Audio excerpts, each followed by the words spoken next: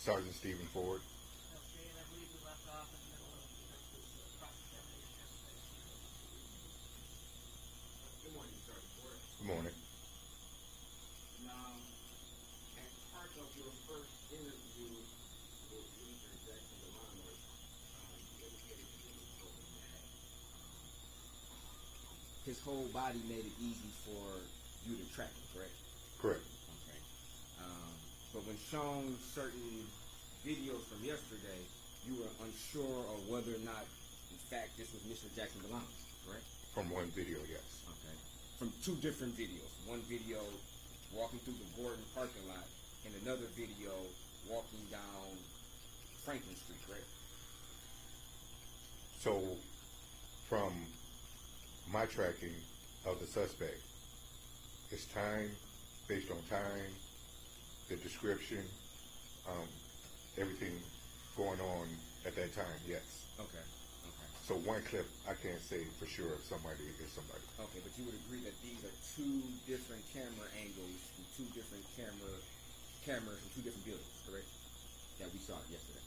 Well, the second view, nobody could identify anyone in that view. Nobody could see, but you would agree that there was a green circle over an individual walking down the street, correct? Yes. So you would agree that somebody identified this individual at some point in time, correct? Correct. Okay. And you're saying that that was not Mr. Jackson-Bolanos, correct? No. Okay. I'm saying that You don't know. I can't say if it is or if it's not him. Okay. So when you said this statement to Mr. Jackson-Bolanos about his whole body was made it easy for the track, were you being deceitful or were you just incorrect? No, it was making it easy because of his body, the clothing he was wearing. It made it easy because I'm tracking him from one location to the next, from one camera to the next. Okay. And did we watch one location to the next, one camera to the next? We saw that, didn't we? One camera that you provided. Okay. That I provided, you saying that I... No, that you made showed this me that I've never seen before. So I can't sit here and tell the jury, say yes. I can't testify and say that's him. Okay. Just a clip you showed. Okay. But you indicated that you watched 600 gigs of video for over a month, correct? From the videos that I pulled, yes. Okay. And so you're saying you did not pull that video from Gordon's parking lot? That's green light, but I did not pull it, no. Okay. Did you review it at any time? I remember seeing another angle from Gordon when we were doing the track, yes. Okay. But not that angle? Correct. Now, when you, at one point in time, frequently, I guess, during the first interview, you kept referring to Samantha Woll's apartment as her. You kept saying her threshold. You appeared on her ADT, her motion. You remember saying that multiple times? Yes. Okay. And you also, at one point in time, you said that moments after Mr. Jackson-Bolanos left, she was found laying outside, correct? You said that, right? Yes. Okay. And you referred to her as a she. You said she, correct? Yes. Pronoun as that would apply to a lady, correct? Correct. Okay. And then later on, maybe 30 seconds later, you said it's a coincidence that she's found dead as you're leaving the particular area. Remember saying that? Probably, yes. Probably? I can't say the exact words. Okay. Maybe this will refresh your memory. I will publish from 2:05 and 15 seconds of Exhibit 107.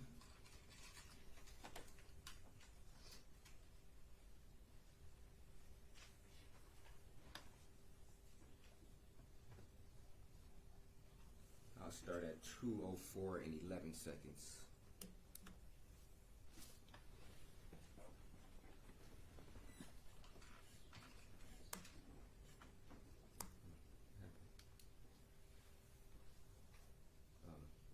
Sorry, I moved it.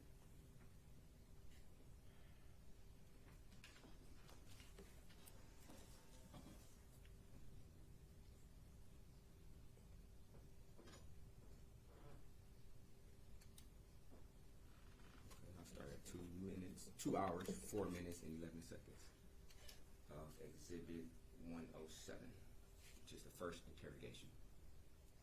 Oh, wait. She's found laying out here, right? I don't know. Yes. I'm not asking.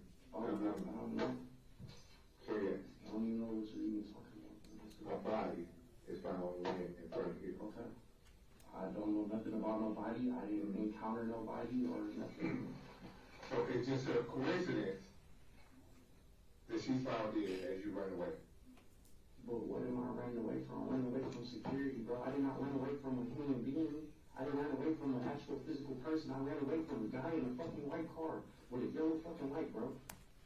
You heard yourself in that particular clip, or segment of the clip, where you indicated to him you felt it's a coincidence that she is found dead as he's leaving, correct? Correct. Okay. And we'll go to 2:05 and 40 seconds.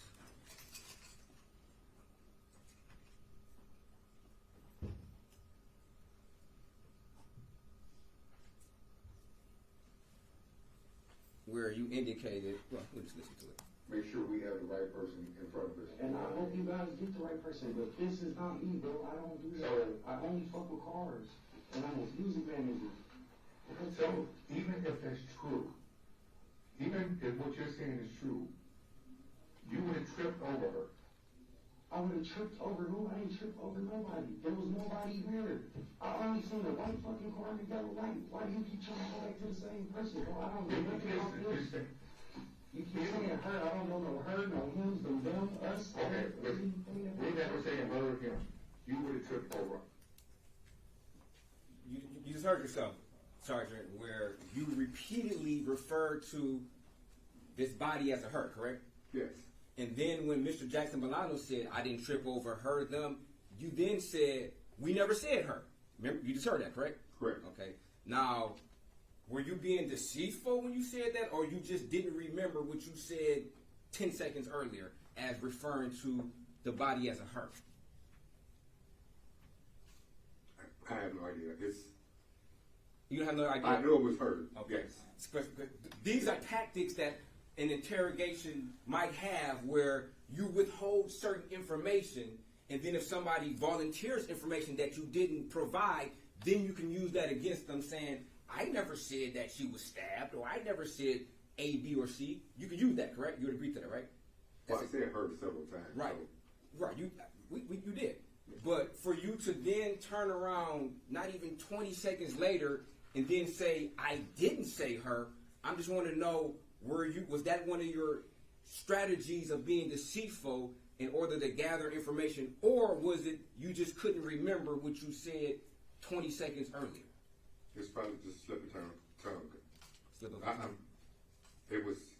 I said her several times. You did. I agree. I agree with that. I'm just trying to figure out why you would then try to act like Mr. Jackson-Bolanos didn't just hear you and repeat what you said and try to use or try to insinuate that he was either being deceitful or he knew too much information. I have no idea. You have no idea? No. Okay. Is that something you frequently do in your interrogations? As far as things like that, where you provide information and then it's repeated back to you, and then you take a position as if you didn't just say what you just said. No. So that's not common? No. Okay. But do you commonly watch your interrogation videos after they're done? No. So I guess you wouldn't be in a position to say whether or not you do them if you don't review your work, right? You asked, was it a tactic? And I said no. No, I said, is it something that's commonly done? And I said no. Okay. But you wouldn't know that for sure because you don't review your work to actually see whether or not you do it, correct? I don't. Okay. And it would be fair to say that had I not provided you that particular segment, you would have probably denied you did it here, correct? No. You wouldn't? Or you would admit it till you did it? It was a conversation.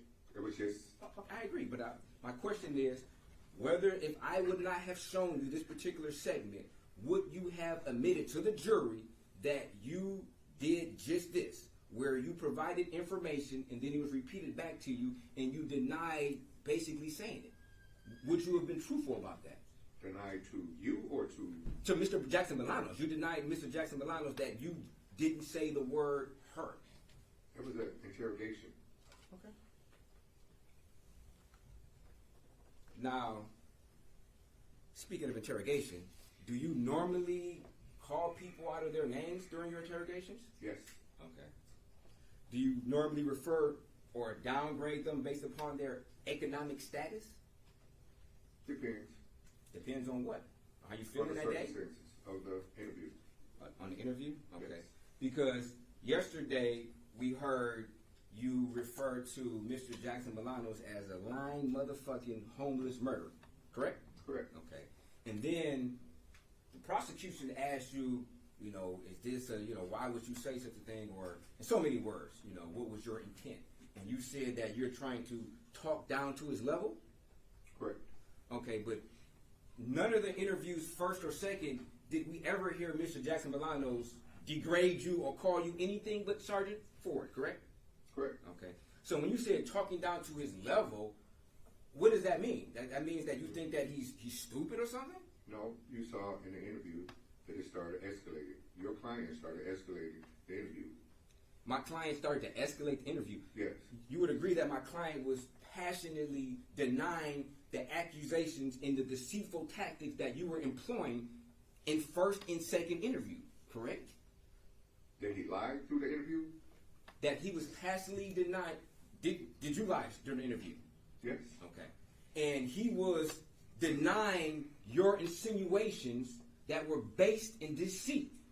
First of all, when you said that you have evidence of him crossing the threshold. Correct? We do have evidence of someone crossing the threshold. You have evidence of somebody crossing. It'd be true that the only evidence you have is there was some type of motion inside her apartment, correct? That's all you know, right? Motion along with him passing the area at the same time as the motion. But as far as activity inside her house, the only evidence that you know is that there was some type of motion inside of her apartment, correct? At the time he's going by the apartment, yes. But as far as the activity inside, you don't know what triggered that. You don't know if that was her getting up off of the floor, triggering that motion, do you? I don't know. Okay. So when you said that you have evidence of him crossing the threshold, you did not, or you do not to this very second in time, have any evidence of Mr. Jackson-Bolanos crossing the threshold of Samantha Woll's apartment, do you? It's all evidence. It's all evidence. Sir. No matter how you flip it, it's all evidence. It's all evidence. Him going that way, the motion detecting at the same time. Okay, that's not my question. That's not my question. My question is very specific to the point of you do not have, at this very moment in time, you don't have any evidence, nor did you ever have in the past, any evidence of Mr. Jackson-Bolanos crossing the threshold. Correct? I'm telling you the same thing over and over again. Yeah. But I'm asking you, you're not answering my question, though. It's a simple yes or no. Well, if you have it, provide it. If you have evidence, let us see it. We've been waiting. The evidence of the ADT, him going that way, the ADT going off at the same time he goes that way. Okay. You don't think that's... No, it could be wrong place at the wrong time. But for you to say that you have evidence of somebody crossing the threshold and all you know is whether that there was motion inside of the apartment, you can't sit here and say that there's evidence of him crossing the threshold just simply because he was in the area. Judge objection asked and answered. Sustained. Move on. Now, isn't your job as a detective is to control the interrogation, correct? Yes. Okay. So, by controlling it, you're supposed to, I guess, cooler heads prevail, correct? That'd be somewhat of the role you should take, correct? At some point. At some points? Okay. So at other points, you get emotionally charged and just start cussing out the person you're interviewing? If need be. If need be? Okay. And I guess that's just depending on the situation, how you're feeling in that particular moment on whether or not you feel the need to cuss somebody out and degrade them. Correct? You're taking bits and pieces, but yes. I need to escalate the interview, I will. Just right after the interview, it was all calm. So, I mean, Okay. that's parts of an interview. It was all calm. So if it was all calm, you would agree that Mr. Jackson-Bolanos was calm, correct? No, not the whole interview. Okay, Some you points, said just after. like me, yes. You said after the interview he was calm. It wasn't you who diffused it, right? You didn't say, hey, calm down, calm down. He diffused it because he just diffused the situation in his own mind, and his actions showed that he diffused it. Not because of you saying, hey, young man, let's talk rationally. Judge, objection. Is this a closing argument or a cross-examination? Surprise, I'm asking a question. Yeah, I mean, that's not a question. That's like 15 questions in one. This is for closing argument. Sustained. One question at a time. Okay. Back it up there. I apologize. You would agree that towards the end of the interview, Mr. Jackson-Bolanos was calm. No. You didn't just say you guys were calm? At some points he was, but he was very agitated during the interview. Okay, but at the end of the interview, there was a calmness between the two of you guys, correct? Correct. Okay. Which would assume that Mr. Jackson-Bolanos himself was calm, correct? You extended it. At some points he was, yes. We're talking about the sergeant. At the end, we're focusing on the end of the interview. At the end of the interview, you just said that there was a calmness between the two of you guys, correct? I don't believe at the end, because at the end he was very agitated. Sergeant, you just said it. Now You could play it. It's simple.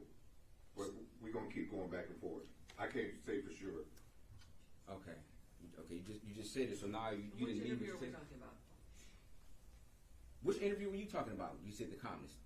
The second interview. Second interview. Second interview, yes. Correct. So at the end of the second interview, there was a calmness at the end, correct? Sergeant, please want the truth. You could play it. I'm not sure, but I know he was very agitated in the second. Okay, but you just testified. So do you But just at some points he was calm. Sir, Sergeant, do you just say things without thinking? Because you Judge, objection, argumentative. I mean, the video speaks for itself. Are we going to spend the next month going through every second of this video from multiple different angles? The jury saw the video yesterday. This is a complete waste of time. I can cross-examine him about parts of the video, whether or not counsel believes that it's a waste of time. And he just testified to something, and now he's recanting of what he just said. The video does speak for itself, and the jury will be able to tell whether he was agitated or what was happening toward the end. Okay, but they didn't see the very end of the second interview. So play it. Okay.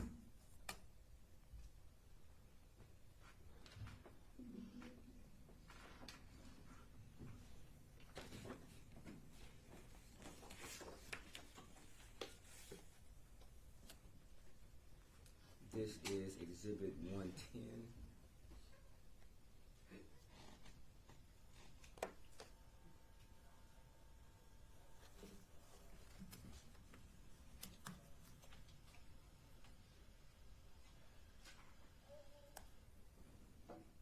Sorry, hold on 1 second. Let me get my audio synced.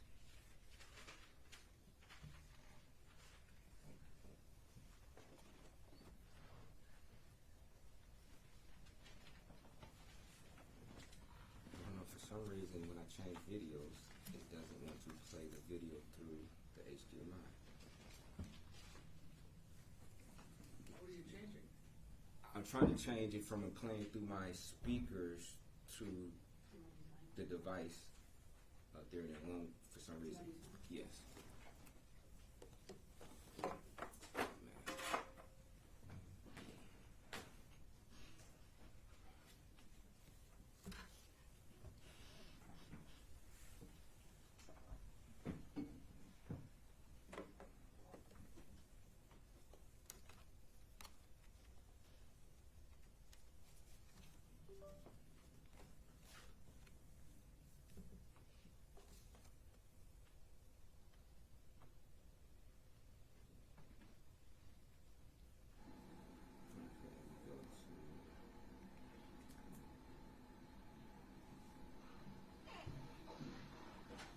Watching the whole thing or just? No, I'm sorry.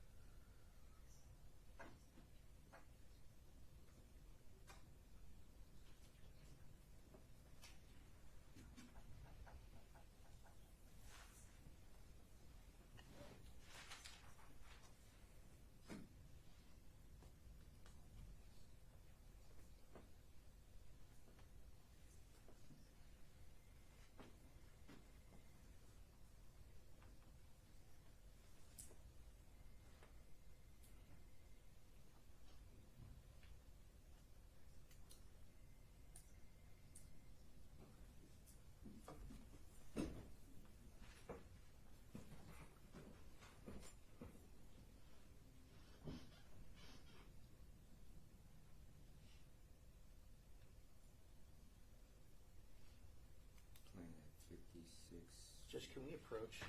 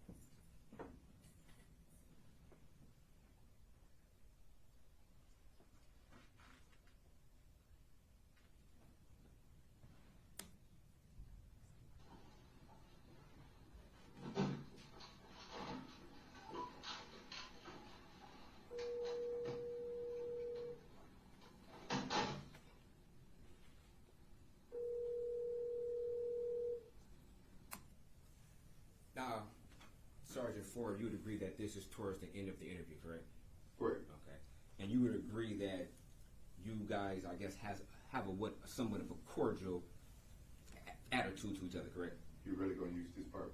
No, I'm just asking you. Would you agree that you guys have a cordial attitude to each other? But this is right after your client acted a fool in there. So Acted a fool.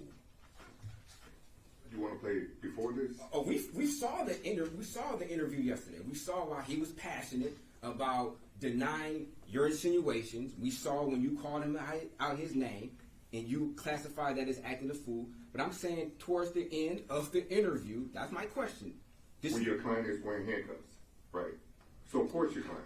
Also, of course. So people in handcuffs don't act up. You picking parts of the interview after. Sorry. Of course he's calm now after the incident right before this. Sergeant, the question is about his attitude towards the end. There's only one end. It can only be one end of an interview, right? Can't be multiple ends of an interview. You'd agree to that, right?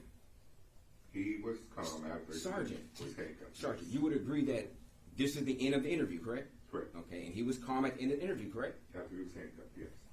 Okay, after he was handcuffed.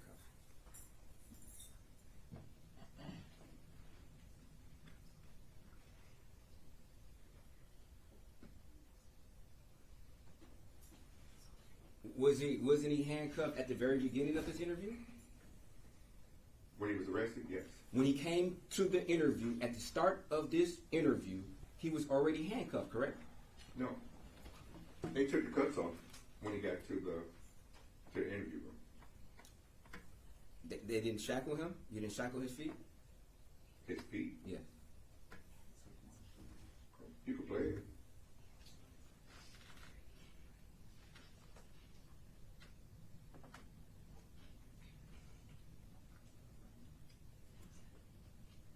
But you would agree that he's handcuffed at this point in time, correct? When he first arrested, yes. When he first gets there.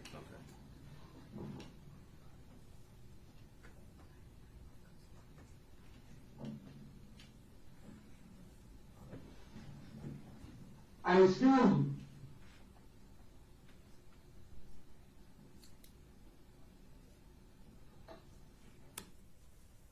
So you're saying, in your opinion, that the reason why he was calm is because with the handcuffs were placed on the front of him opposed to the back of him?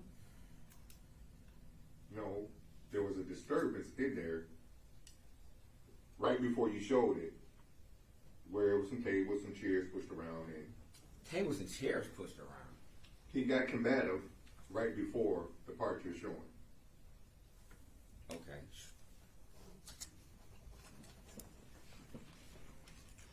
I mean, you can play the video if you. You keep kind of changing what you're saying. First, you said at some point in time it was calmness. Now you're saying that there was. We watched the interrogation yesterday. You're asking for pieces. I'm asking you for what happened at the end. And you're not answering my question, sir. At the end, sir, you're not answering my question. You're dancing around my question. Oh, I'm asking you a question. He was handcuffed at the end because he needed to be handcuffed. That's not my question. Was about him being calm at the end, and then you're dancing around the question, not wanting to answer the question, you want to. He was calm after he was handcuffed. Okay.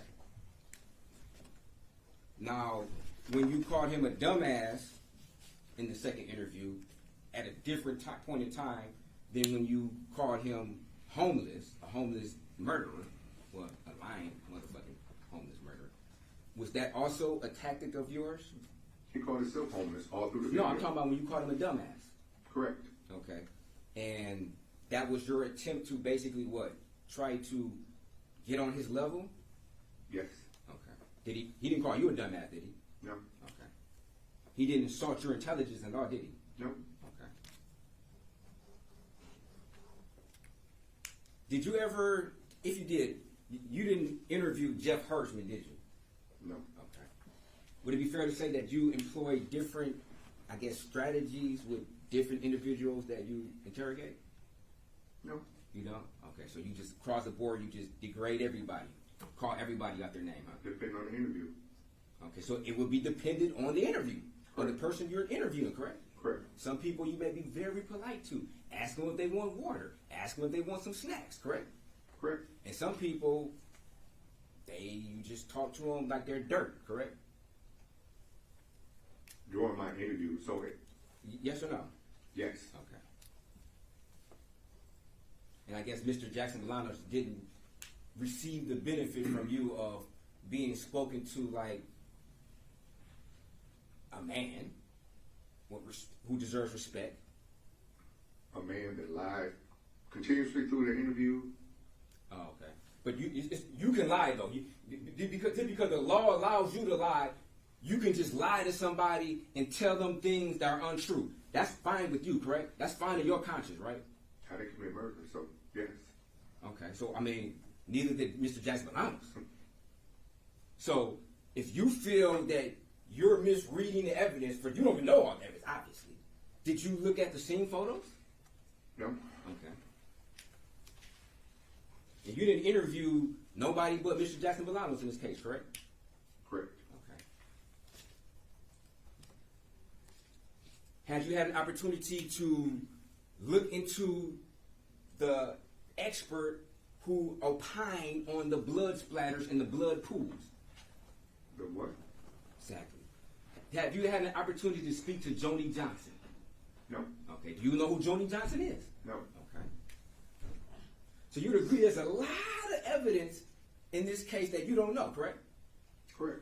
You didn't even know, you mistaken when you said that there was Samantha Woll's blood, her DNA was found on the pocket of the North Face jacket. You were incorrect with that, correct?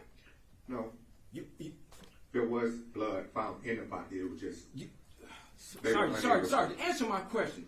Objection. Argumentative. Again, what is one at a time, please. what is the purpose of this other than a closing argument? It's a filibuster. I mean, we went through all of this yesterday, and now he gets a second bite of the apple because we had a break overnight. This about the jacket and the pocket was all we asked to answer. Okay. So we just agree that there is a ton of evidence in this case that you don't know anything about. Correct? Correct. Okay. So you're not in a position to determine whether or not somebody could have done something based upon your limited, super limited knowledge of this case. That'd be fair, right? No. Oh, so you can just opine on, you got a hunch? You go off on your hunches? Is that what it is? No. Oh, okay. So once again, it's okay for you to lie to somebody to insinuate that you have evidence of them committing home invasion, walking into somebody's house where there's no evidence of that exists. That's okay for you to do. Yes. Why? Because the law allows you? to do that? That's the only reason in your mind that it's okay? Or is it okay? Is it morally Yes, okay? yes. It's morally okay in your mind? Judge, objection to relevance. I mean, we really need to go over this. Sustained. Let's move on. We'll be a good voice.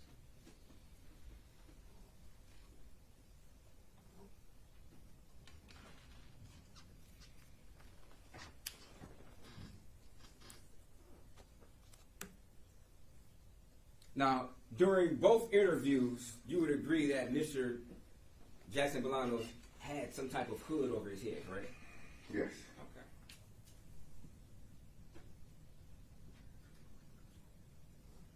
Okay. And he wore this hood for the duration of the interview, correct? Of both interviews, correct?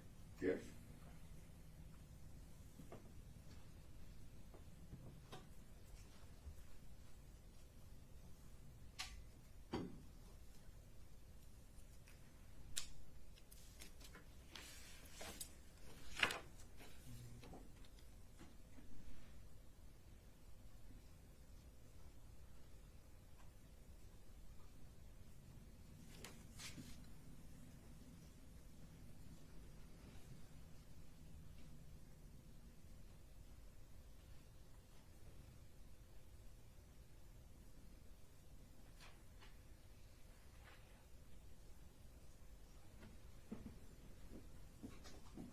Thank you, Sergeant.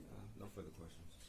Your Direct? Nothing further, Your Honor. Thank you. Questions from the jury? I don't see anything. Mr. Enos, step down. Next witness? The people called Corporal Michael Solberg.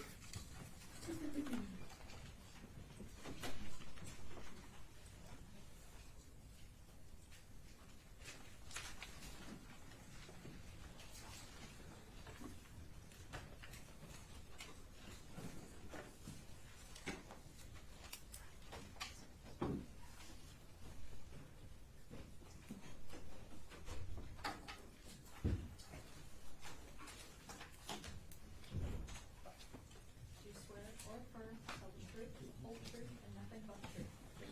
Thank you. You may be seated.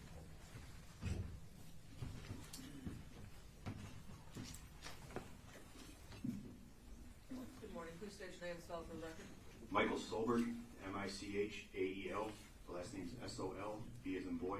ERG. That's a junior if you need it. Thank you. You may proceed. And, Your Honor, just for the record, there's going to be some discussion of a specific telephone number. I'm just wondering if the camera can be perhaps directed not to be focused on the screen. I'm only going to refer to the number by the area code in the last four, but I just don't want the number published. Can you not show the screen, please, for that portion? Thank you. Okay, perfect. Thank you, Your Honor. Sir, could you tell the jury where you currently work? Wayne County Sheriff's Office. And what is your role at the Wayne County Sheriff's Office? Internal Affairs. And what's your rank? Corporal. And how long have you been employed by the Wayne County Sheriff's Office? Going on 18 years. And within your role with internal affairs, what's kind of the basic scope of your duties? The primary responsibility of Internal Affairs is live monitoring jail calls. So if I was in my office right now, I'd be listening to calls going on in real time. Can you pull the mic a little closer? Yes, sir. Then my other responsibility is provide requested jail calls, tablet video visits, or tablet messages to request the police agency or the prosecutor's office. Now, do inmates housed at the Wayne County Jail have the ability to make calls to the outside? Yes, sir. And when an inmate makes a call to the outside, are those calls recorded? Yes, sir. And if an inmate places a call to the outside, do they get notified that the call is recorded? Yes, sir. And are recordings of inmate calls at the Wayne County Jail stored in some way? Yes, sir. And how are those calls stored? So the Telmate, our vendor that Wayne County Sheriff's paid for. Okay, and is there any way to trace a particular call to a particular inmate? Yes, sir. And how is that done? I can either do it by the inmate's name or I can run the phone number through the Okay. system. Does each inmate get some sort of unique identifier number once they're booked in the Wayne County Jail? Yes, sir. And can you describe to the jury how that number works in connection with the Telmate call recording system? Yeah, how it works is all the inmates that are booked in the Wayne County Jail are booked in a chronological order. So no two inmates have the same inmate number. Following that, we give them a 6-digit PIN. After that, we give them a 4-digit PIN, which we set the last 4 digits of their social security number. If the inmate doesn't know his social security number, we reset that 4-digit PIN to all zeros. Then you make a PIN number that he can remember. Now when the inmate sets up his account with Tellmate, he's got to put his inmate number in, followed by a 6-digit PIN, followed by the 4-digit PIN. Then he says his name, which is captured for voice biometrics, and that's prevent theft. And what are voice biometrics? It's an identifier, so it's a speech pattern. So that if it fails, like the worst issue we ever have with it is when people catch colds, the voice won't match up because they got a cold. Their voice is hoarse, or they wake up in the morning and their voice is groggy. They won't be able to make a phone call. It has to match up. Okay. And at various points over the last 7 months or so, were you asked to go into the Tellmate system to pull calls associated with an inmate by the name of Michael Jackson-Bolanos? Yes, sir. And is there a record of calls for that particular inmate? Yes, sir. Is there any other inmate by that name, Michael Jackson-Bolanos, or is there just one? No, just one. Okay. And in preparation for trial today, did I send you a small sampling of calls to be prepared to authenticate? Yes, sir. I'm holding what's been first marked as people's proposed Exhibit 91. Is it your understanding that this disc contains 2 of the calls that you were asked to authenticate? Yes, sir. And do those 2 calls pertain to a number with a 734 area code? Yes, sir. And if you were to go back into the system and pull those calls again today, would they look substantially similar to the files on this disc other than audio redactions that are on this? Yes, sir. Your Honor, I'd move to admit proposed Exhibit 91. If we could just, I guess, hear about what methods or ways that Corporal Sober went to authenticate that these calls are what they purport to be. I log back into Tellmate system. I try to listen to the calls that the prosecutor sends me and make sure the calls match up to the same calls that are in the system. Are you the keeper of the records of the Tellmate calls as far as the database? That's Tellmate. I'm the one that provides the jail calls. Okay, so do you know where the calls are stored as far as their system? The servers? Yes. No. Do you know how they're maintained? No. Have you ever visited the system to visualize how or where the servers are and how they look like? No. Right, I don't believe that this witnesses can authenticate that these are the calls that they purport to be. I think we need somebody from Tellmate to authenticate these particular calls. He doesn't know anything about the servers, how they're maintained, where they're maintained. Can you ask some more questions? The calls on this disc, are they associated with a particular inmate? Yes. And what is the name of that particular inmate? The last name's Jackson. Okay. Is it Michael Jackson-Bolanos? Yes. Is there any other inmate with that name at Wayne County Jail right now? No. And when you went into the Tellmate system and you confirmed that the calls on this disc are in that system, is that correct? I did. And again, other than audio redactions, these are substantially the same calls. Yes, sir, they are. And when you download calls from the system, do you make any modifications to those calls in any way? No. What happens is the system puts them in a download link. It gets sent to the prosecutor's office or requesting agency. They click on the download link. It downloads a zip file to the computer. They extract the calls from that zip file, and then they listen to them at their own leisure. If they find something, then I come here and testify on them. Okay. And you've listened to these calls, correct? Yes, sir. And do they pertain to washing a jacket? Yes, sir. Okay. And Your Honor, I would have that stricken from the record because first of all, these calls haven't been admitted yet. And for That him, would be stricken. I'm sorry, Judge. I'm laying foundation. I mean, he's trying to ask about. That part will be Okay. stricken because the disc has not been admitted yet. And to be clear, Judge, yesterday I asked Detective Lane whether he recognized a voice on these 2 discs, Exhibit 91 and Exhibit 111, and he indicated that he did, and that it's the defendant's voice. That's it. They're admissible. there's not, first of all, Corporal Sober cannot authenticate that these are what they purport to be. He indicated that he doesn't know which server, how they're And how is that stored, relevant? What server they're stored on? how they're stored, because you need, Hold on, let me ask a question. Are you the person or the main contact for the Wayne County Sheriff's Department with Tellmate? Yes, ma'am. And did you get training through Tellmate on how to download these items and send them or send the links? Yes, by a county representative and of the former geocommunication person, Corporal Castle.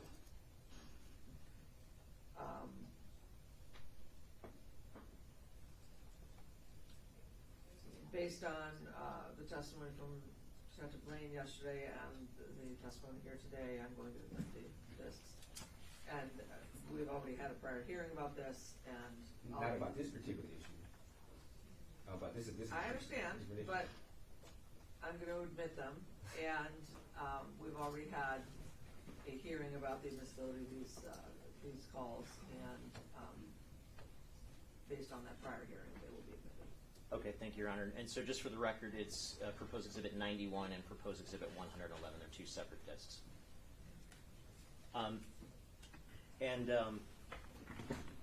May I publish, Your Honor?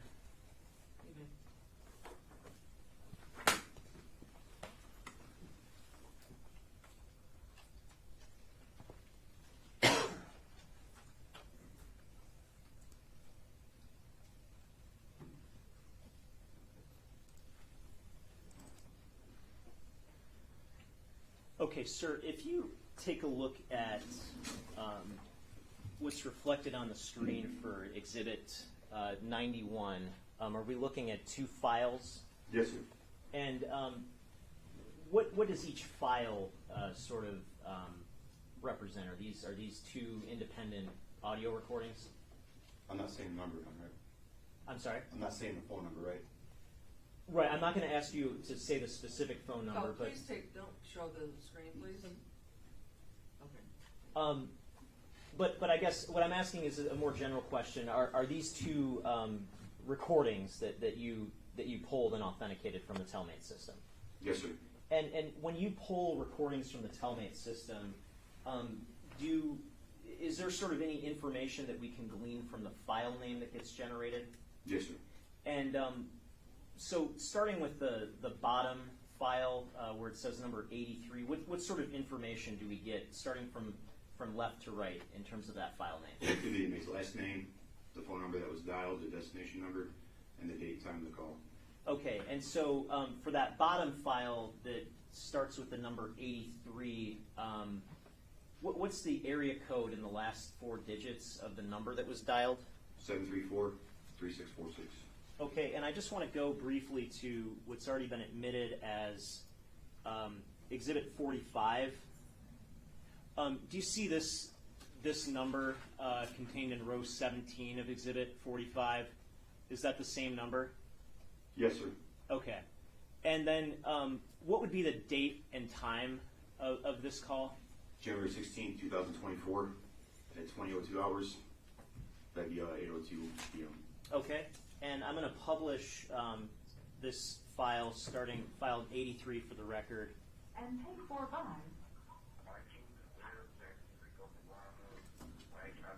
An inmate at Wayne County Jail. This call is subject to recording and monitoring. If you don't wish to call, hang up now.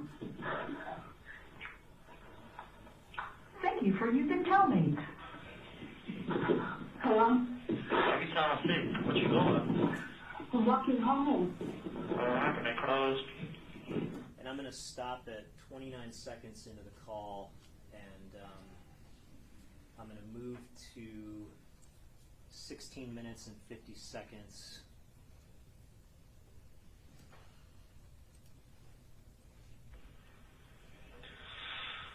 I'm frustrated as fuck, bro. I'm frustrated, bro.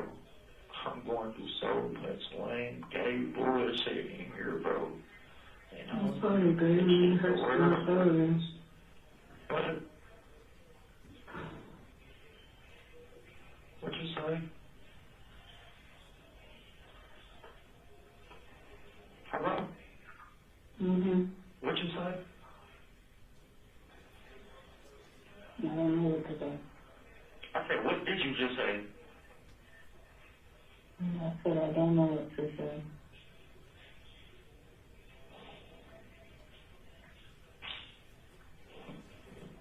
Bro, this shit is not real life, bro.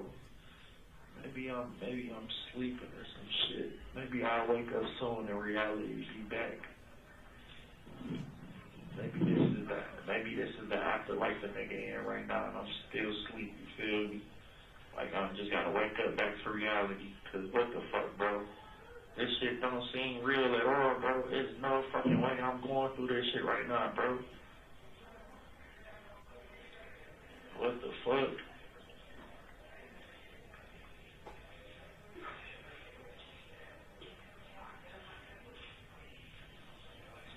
Niggas so fucking innocent, bro. They don't give a fuck about that shit. They don't give a fuck about that. How the fuck is this a court of law, proof of innocence of guilt, and you don't give a fuck about the innocence? Like, y'all trying to just fucking pursue a conviction of somebody that's fucking innocent. Y'all not being realistic and logical, bro. Look at the fucking facts. Where are the fucking facts? Where the fuck is everything? They tell me these people these people doing their job incorrectly, improperly, and rushing shit. Yeah, like, bro, these people are fucking terrible.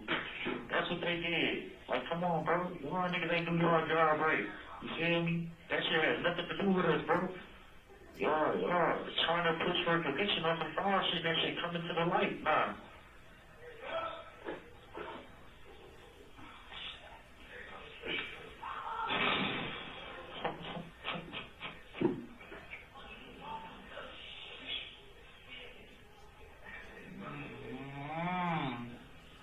I'm sorry, baby. We're gonna get through this.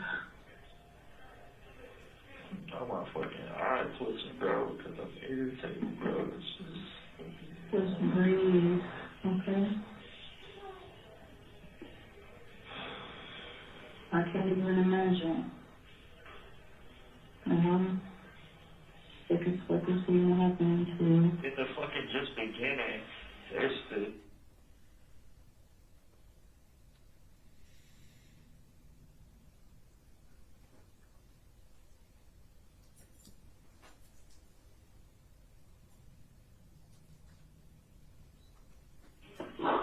That's why I don't get in trouble. That's why I don't catch tickets. That's why I don't get parking tickets. That's why I don't get traffic tickets. That's why I don't do nothing. Okay, but would it help to express this? Like, Huh? do you get to speak? Do you want to speak I don't on get your to do behalf? none of Can that. I have to speak on your behalf? Nobody can. Nobody can. Why? So why do they have themselves fucking witnesses? Nobody can speak. Nobody can do nothing, bro. Nobody can say nothing. Nobody can do nothing, bro. That's not how that shit works, bro.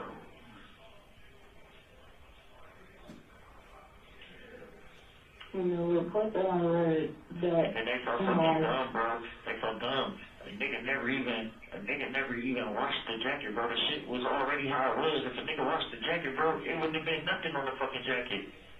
Like, y'all so fucking stupid. That's why it has been watched. It has, and I expressed that. And at that point, the call terminates. Yes, sir. Are you able to say why the call terminated? No. Okay. The system doesn't collect data on that No. as to who hung up the call? No. Okay. Now going to file number 82, is that the same number as the prior call that we just discussed? Yes, sir.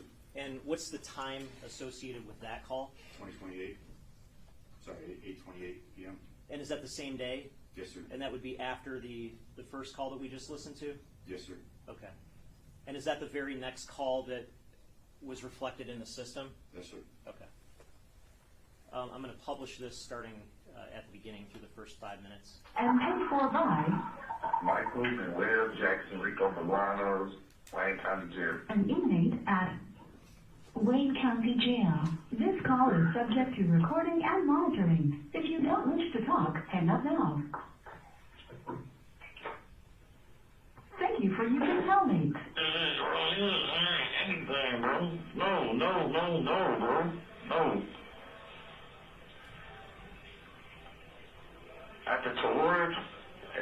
Towards the end of our examination, bro, the nigga was like, the prosecutor asked, did the coat look clean to you? And she said yes. It was not washed, because if it was washed, it wouldn't have nothing on there, bro. Nobody did nothing. Nobody fucked with any evidence. Nobody hid nothing. Nobody did nothing, bro. That's what I'm saying. That's what I have to know, bro.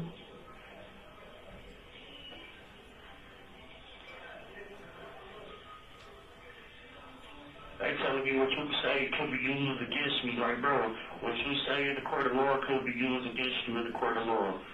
Like, bro, no, nigga, no.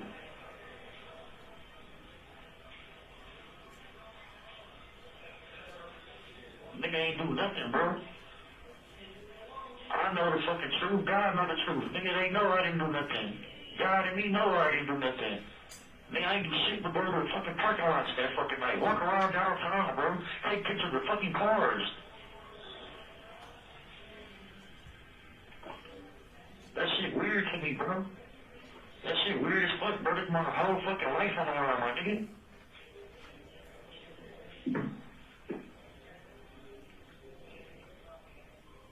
Did you hear me?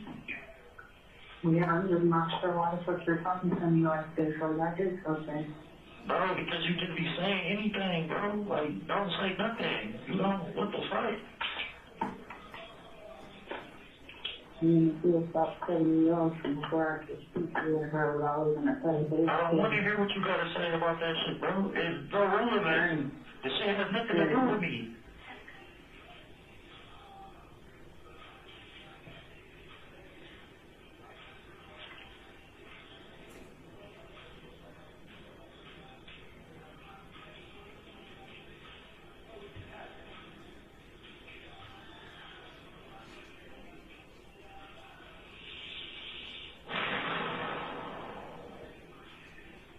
This shit is frustrating, bro. I don't deserve none of this shit, bro. I didn't do nothing to nobody, bro, to be here in this fucking position, bro. To be here going through all the shit that I'm going through, bro, for the last fucking month.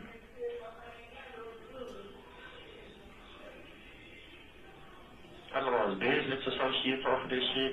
I lost people off this, over this shit. Like, bro, this shit.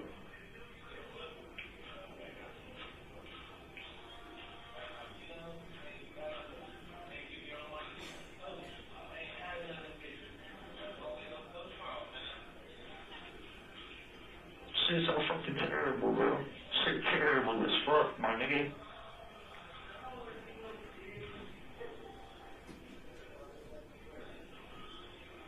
I ain't never been in no fucking situation where I gotta fight for my life to prove my fucking innocence. Nigga, I ain't got shit to prove because it's true, nigga. I'm fucking innocent. I didn't do shit to nobody. Nobody. The only wrong I ever did was fucking go out and go into parking lots that night. That's the only wrong I did, bro. Other than that, I ain't did shit wrong, bro. And this shit is killing me, bro. Because people is not being realistic and fucking logical, bro. They not seeing the fucking truth. They not seeing it because everybody's being persuaded. Everybody's being taking their own narrative. When this should be what the fuck you supposed to do your fucking job, bro. And right and tell right from wrong, bro. Don't be up here lying or trying to divert from what the fuck the question is being asked to say something totally different or phrase it this way. It's a yes or fucking no, bro. Yes or fucking no. We don't need no extra shit, bro.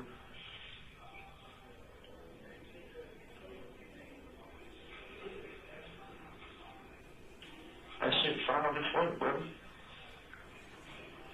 Man, I may possibly never see nobody again. Nobody, bro. Nobody, bro. Nobody, bro. And I'm going to stop at 5 minutes. Moving to Exhibit 111. Again, without saying the full number, what's the area code in the last four for the number on this file? 313-4139. And what's the date of this call? January 23rd, 2024. And what's the time of this call? 20 hours, so 8:20 p.m. And I'm going to start this at the And beginning. paid for by 30 seconds. Mike Luke and Will Jackson-Bolanos, Wayne County Jail. an inmate at Wayne County Jail. This call is subject to recording and monitoring. If you don't wish to talk, thank you for using Telmate. Hello? Okay. Okay.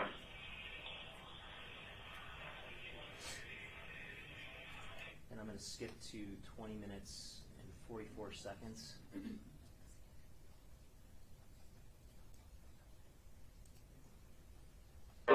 More so on the thing, if this was a poker hand, if this was poker, who's looking good? Well, yeah. And as far as establishing, planting seeds and establishing our theory, I mean, you're looking good. I don't believe that they can't prove beyond a reasonable doubt that you did it. They have no evidence. Even the judge had to say it's very plausible, it's very possible that, being a quote-unquote thief you are, came across the body. He still had to defame a nigga. Still had to. Why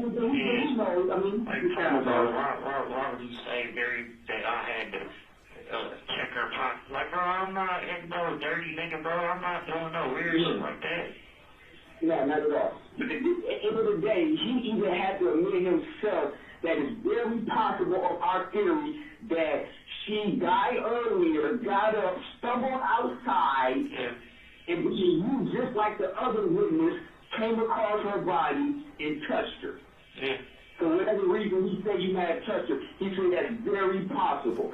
And had the cameras not been there in his face, and all the cameras not been there in his face, he would have dismissed that case. For him saying that is a possibility. But normally he would have jumped away, he would be like, oh yeah, I think he did, I think the client did. But he was like, he said that multiple times that it's a possibility that you came across the body, and that would explain the little bit of blood, because to him it was very peculiar that all that blood in that house, in that apartment, you only had 2 little specks on the back of your sleeve. That don't make sense. Don't let them fabricate nothing, man, and then get to putting more specs everywhere else now. No, I can't be there now. After they already ran everything, after they already ran everything, they say, oh, we get another one, we checked again, now we got this. Like, no, hell no. No, it's too late now. It's way too late for that now. And I'm going to stop at 23 minutes and 3 seconds. I don't have any further questions. Yeah, just a couple questions. Good morning, Corporal. Good morning, sir. Now, you stated that when you, I guess, extract video, you just basically type into Tailmate system? I put the requested information, yes, once I locate the inmate's account. Okay. And do you know who the individual is on the other side who gathers that information and then provides it to you? It's all done by the system. It's all done by the system? Okay. Do you know the Tailmate individual who, I guess, makes sure that the system is running in a correct fashion? No. Okay. Do you know how many times, I guess, per year or month or week that this particular system is checked for accuracy? No.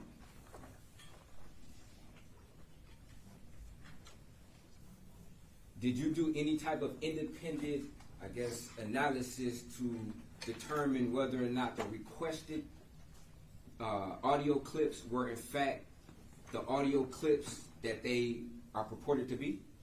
What do you mean? Did you do any type of independent analysis as far as listening to them? I did listen to them. Okay. Did you, I guess, call somebody from Tailmate to say, okay, I got these particular files here that I received from you. Can you independently verify whether or not these are the correct files? No.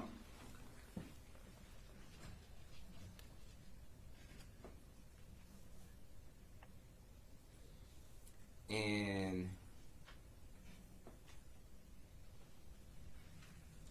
you said you don't know if these files are stored locally in the United States or if they're stored in another country? No, sir. Okay. Do you know what Tailmate's data retention policies are as far as how long they keep files? Once we don't have a contract with them, I'm not sure. But I know why we got a contract with them. We can get the jail calls and the messages for as long as we got the contract, and the videos for up to 5 years. 5 years. But after our contract, I don't know what this law is as far as them holding on to the calls. Okay. Now, how long can a person talk per phone call? 30 minutes. 30 minutes? Okay.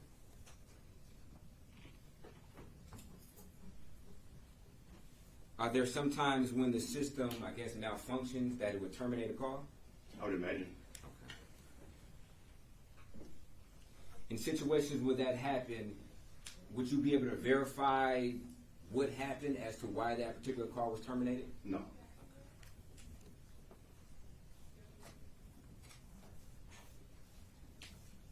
And do you know what type of, I guess, connection Telmed uses? Is it like a voice over internet protocol? Is it? What do you mean? As far as, I guess, it being a landline, as far as the Wayne County Jail, is that a landline? Is it internet based? Is it how? It's internet. It's internet based, so is it voice over internet protocol? I don't know.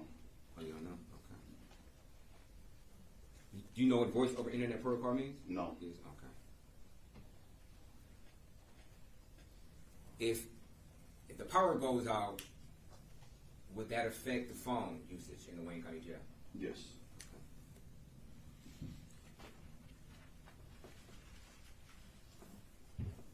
Now, do you remember the date of the first phone call you listened to? If you have any For records. which one? For which exhibit? Exhibit. Which exhibit was that?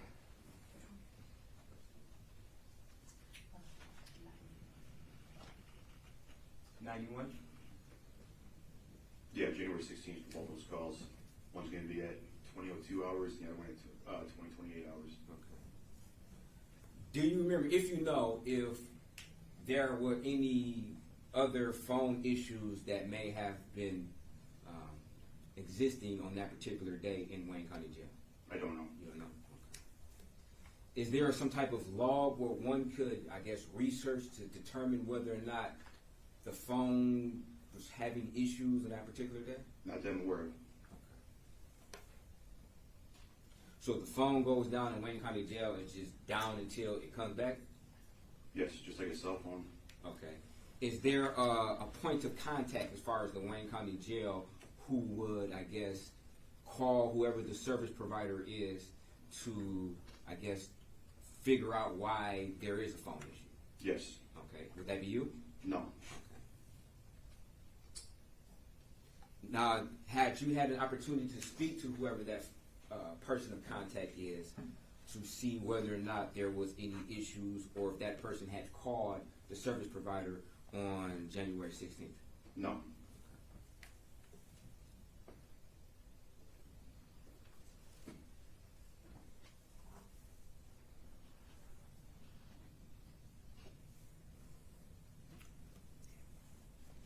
right, thank you, Corporal. No further questions.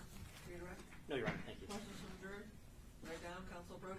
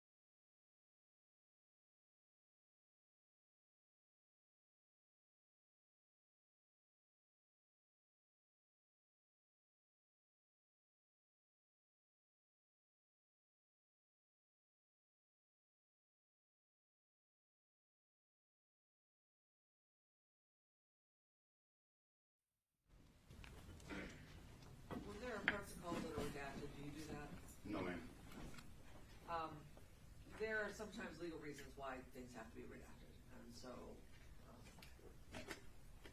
the attorneys are responsible for that. Anything further based on that question? No, Your Honor. No question. Any other questions from the jury? Thank you. You may step down. Thank you, ma'am. Do we need a quick morning break, or are we good to keep going? Judge, would it be possible to take a quick bathroom break? But we have one last witness. He might be a longer witness. 'Cause it's Okay, the why don't we officer take a judge. 10-minute recess then to use the restrooms before we go into the next one?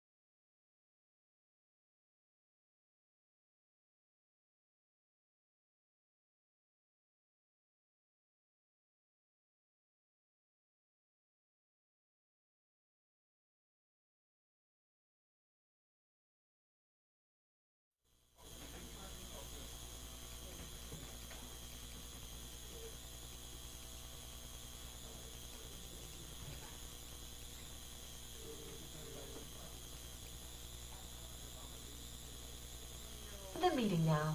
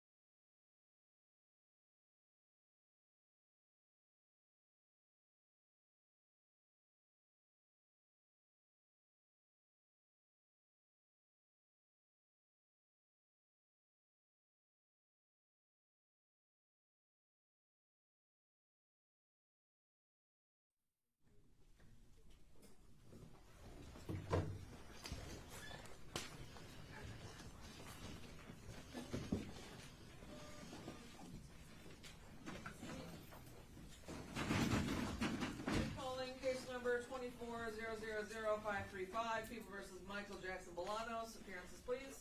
Good morning, Your Honor. Ryan Elsey for the people. Dominic DeGrazia on behalf of the people. And Brian Brown on behalf of Mr. Jackson-Bolanos. Good morning, Your Honor. Front Official Murphy hearing is co-counsel on behalf of Mr. Jackson-Bolanos, who appears to my immediate right. And I know for the record, Mr. Jackson-Bolanos is present. All of our 14 jurors have returned to the courtroom, and all counsel are present as well. We're ready to proceed with the people's next witness. You may proceed. Who is it? People call Lieutenant Richard Sanchez. Do you swear or affirm to tell the truth, the whole truth, and nothing but the truth? Thank you. Please.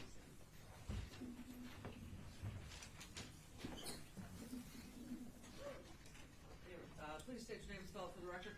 Richard Sanchez, RICHARD, SANCHEZ. Thank you. You may proceed. Good morning, sir. Where do you work? I'm Executive Lieutenant of the Michigan State Police, assigned to our Special Investigative Section, and I've been assigned out to the Detroit Homicide Task Force in 2014. And how long have you been a police officer for generally throughout your life? Approximately 29 years. And you said you've been a member of the Homicide Task Force since how long? 2014. And what type of investigations or work does the Homicide Task Force do?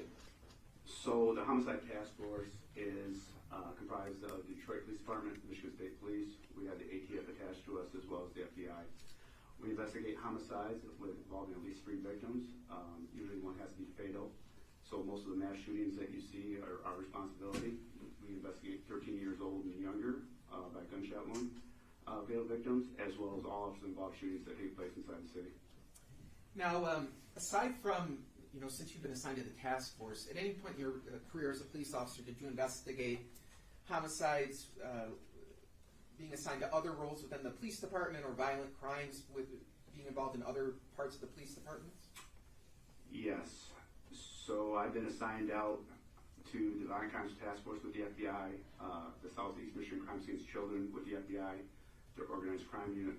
Was assigned out to them with the Detroit Police Department. I worked non-fatal shootings on the northwest side of Detroit. I worked cold case sex crimes.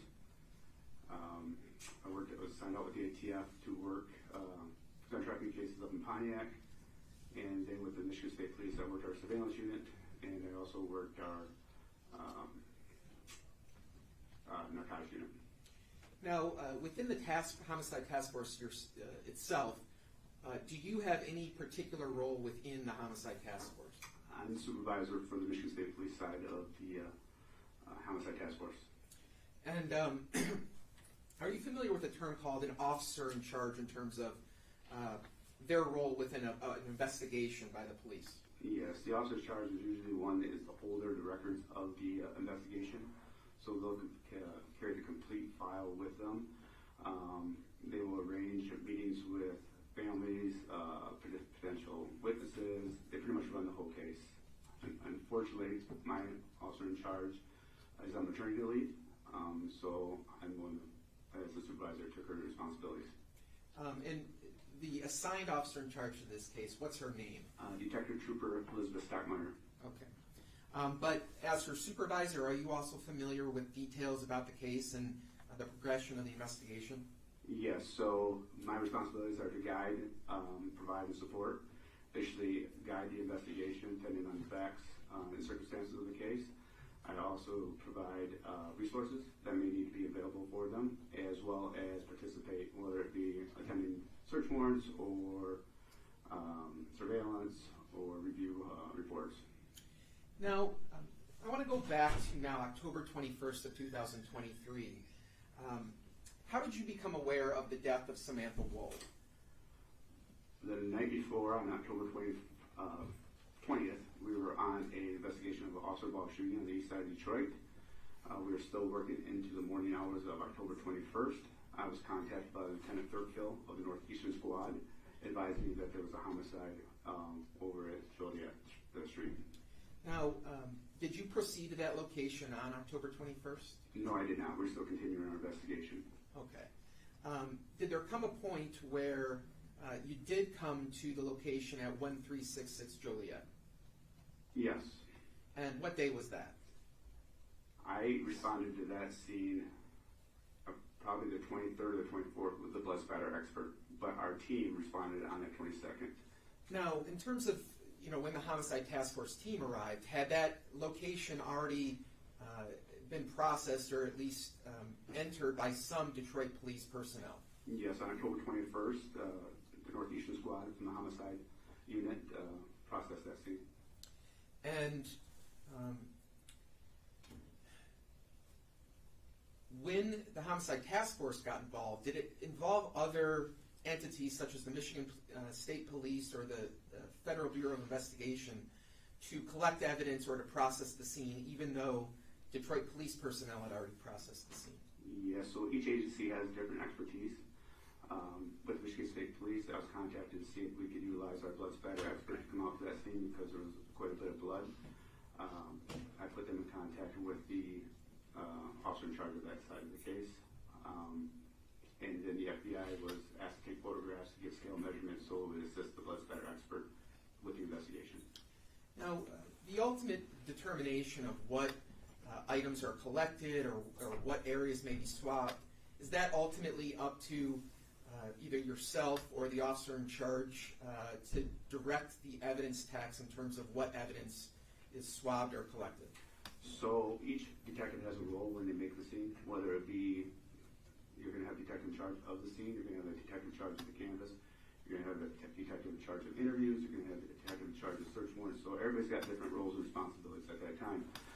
So the on-scene detective is the one who would direct the forensic techs that are out there, as well as the forensic techs will look for evidence themselves and bring it to the attention of the detective that's handling that scene. Now, in this case, did anyone from, for example, the Michigan State Police, from the forensic technicians, actually go along and make determinations about which items were going to be swabbed or collected? Yes. Sometime I can't recall correctly, it was 23rd, 24th, a week into the investigation, a few days. One of the forensic techs from the Michigan State Police was Guy Nutter. He came out to the scene and was able to evaluate the scene. So even if you as a non-forensic technician were to ignore something or miss something, did you actually have somebody who's trained in that sort of thing come with you and go through the scene again? Yes, I rely on the experts.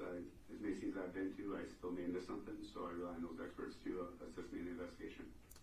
So there's been discussion about the basement, the upstairs area, and the main floor of the condo located at 1366 Joliet. Is that fair to say? Yes. Now, where would you describe the bulk of the relevant evidence located in the condo to be located in? What floor would you describe it in? In the main floor. All right. Now, did you yourself ever go into the condo and look through the condo to look at relevant items of evidence? Yes. Now, in terms of the basement area, did you ever proceed down into the basement? Yes. One of the things that caught our attention with the ADT alarm is that there's a access to the community hallway that leads out of the complex that all the townhouses have access to. I want to make sure that was secured and locked. There was blood that was dripping down to the last step of the basement, which seemed odd that there was no other blood around it. So we continued to canvass that area of the basement to see if there's any other type of evidence that would catch our attention. So when you went down to the basement area, now I'm describing now past the stairs down into the actual basement floor, or generally the basement, did you notice areas, large areas, or notable areas of suspected blood in the basement? No, and obviously listening to the testimony, one of the main things that we look at is obviously the sinks. There may people wash up in sinks and try to defer before they get detected by law enforcement, as well as washers and dryers to make sure there's no clothing that's either being washed or hidden inside, as well as some certain areas behind the washer and dryer and other areas that we would be able to detect it. Now, you referred to a door that's in the basement. That basement door, does it latch from the inside? Yes.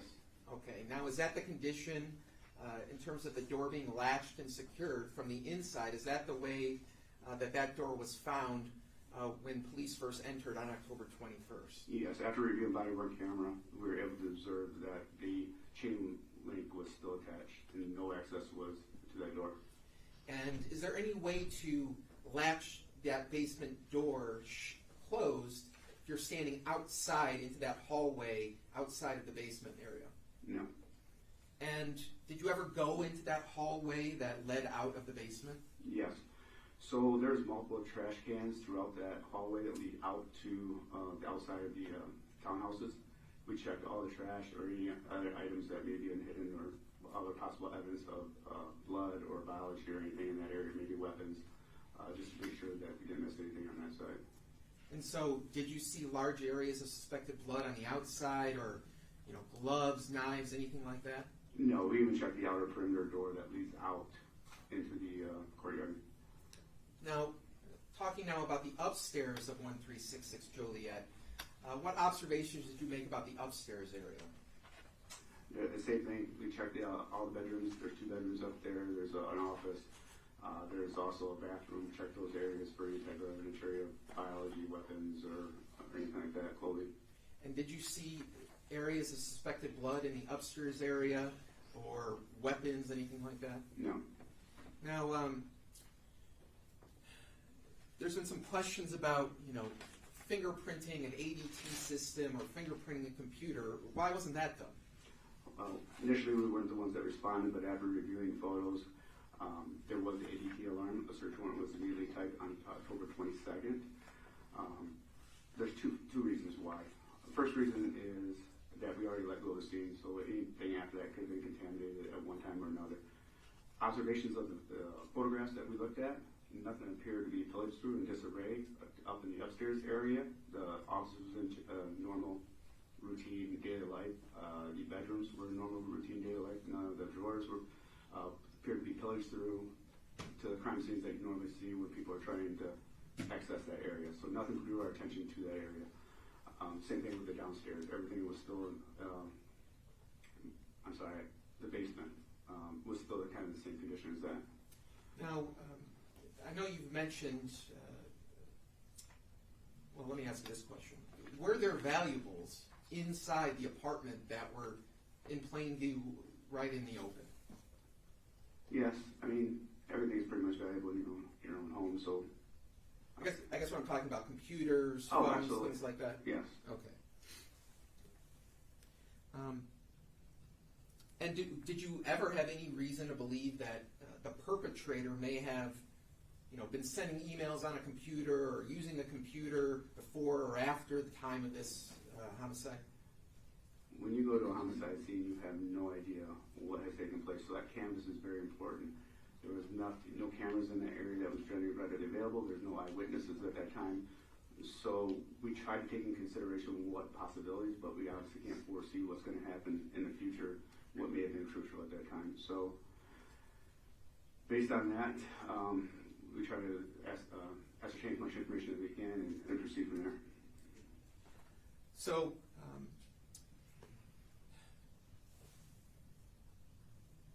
you ultimately, at this case, you obtained some phone records that were associated with Samantha Woll. Yes. And based on the phone records, did you get an idea of when she may have returned to her home after she left the wedding? Yes. And did you ever review video taken from the Chrysler school that around the time that the phone records indicated that she may have arrived? Correct, yes. And when reviewing that video from that time, did you see anything on the video that may have been consistent with her returning at the time that's being indicated in the phone records? So you see the vehicle coming eastbound on Joliet Street and then make the southbound turn into the little apartment parking spaces over in that area, and the phone was consistent with that time frame as well. And did you ever search that vehicle or process that vehicle to see if there was any relevant evidence from inside the vehicle? I know forensic techs searched that vehicle, yes. Okay, and was there any relevant evidence located from her car? No. Okay. Now, in terms of, at least initially, back on October 21st, when this crime was first being investigated, were there any perpetrators who were standing around at the crime scene that were there to take responsibility for stabbing and killing Samantha Woll? No. So, did you make any efforts to canvass the area to determine if there were any eyewitnesses who might have seen the stabbing or the homicide? Yes. So, on October 22nd, the Homicide Task Force team, as well as some members of the Violent Crimes Task Force, conducted a canvass from working this way from the inside out, meaning starting from the scene and extending the perimeter of that search for any type of witnesses or potential video. And at least in terms of potential eyewitnesses, were you ever able to locate anyone who claimed to have seen Ms. Woll being stabbed or seen anyone leaving her condo? No, sir. Even to this day, have you ever become aware of anyone who claims to have seen Ms. Woll being stabbed? No, sir. Now, in terms of a canvas of the video, are you aware of any video that has a clear view of Ms. Woll's condo door from the night of October 21st, or morning of October 21st, 2023? No, sir. Now, what type of efforts did you make in terms of the immediate area to see if there was any ring cameras or doorbell cameras that may have captured her doorway? So there was multiple ring cameras in the general area. One was across the next condos from her, which would be on the east side, and then one over by the corner of Lafayette and Rivard on one of the condo units that is be on the west side. Both of those didn't depict anything. One was just focused on the porch, and the other one kind of focused off into that parking area. There was Nest cameras in the area. We've requested search warrants, but didn't receive any information from those surveillance videos. And now, fast forwarding now 8 months later from last October, since then, do you know, are there cameras in that location now that were not present back when this occurred last October? Yes, they're increasing, obviously, since the incident. There was concerns of safety in that neighborhood, and they've increased putting in ring cameras and other types of cameras. But at least any of these cameras that you become aware of, are you aware of anyone who's claimed to have footage from October 21st that focuses on Ms. Woll's door? No, sir. Okay. Now, did you conduct any interviews of civilian witnesses in this case? I've had contact with them, but didn't do a formal interview with them. I guess I should ask more generally. Are you aware of whether it's yourself or other members of the task force conducting interviews of civilian witnesses in this Yes. case? Right. Approximately, do you know how many civilian witness interviews there have been in this case? Approximately over 100. And is that a usual amount for a homicide investigation? Is it a large amount? No. It's a larger amount. Okay. And what was the purpose of interviewing all of these witnesses? So the reason it came over to the Homicide Task Force, there was concerns that Samantha was targeted based on her position with being the president of the synagogue. There was tensions between Israel and Palestine. So that was one facet of the investigation that they wanted us to take a deeper look into. All right. And so in terms of the decision to interview certain people, how was it decided which people to interview, or was there a general idea about who to interview in terms of civilian witnesses? Anybody close to her at that time. She was participating in fundraisers. She was in political arena. She had numerous friends and relationships that we wanted to reach out and kind of give an idea of what her daily life and daily routines were, or whether maybe she had some issues with somebody that maybe wanted to hurt her. Okay. Now, I want to discuss for a moment this video taken from the Chrysler School at approximately 1:20 to 1:24 in the morning. Are you familiar with that video? Yes, ma'am. And was there a video of an individual running from that parking lot into a park area that's adjacent to that parking lot? Yes. So, have you been aware of this video existing? Yes. And what efforts did you make to identify or investigate who that individual was running in the car. So obviously that brought our attention to that person that's running. It makes sense to us at first when we saw the video as well.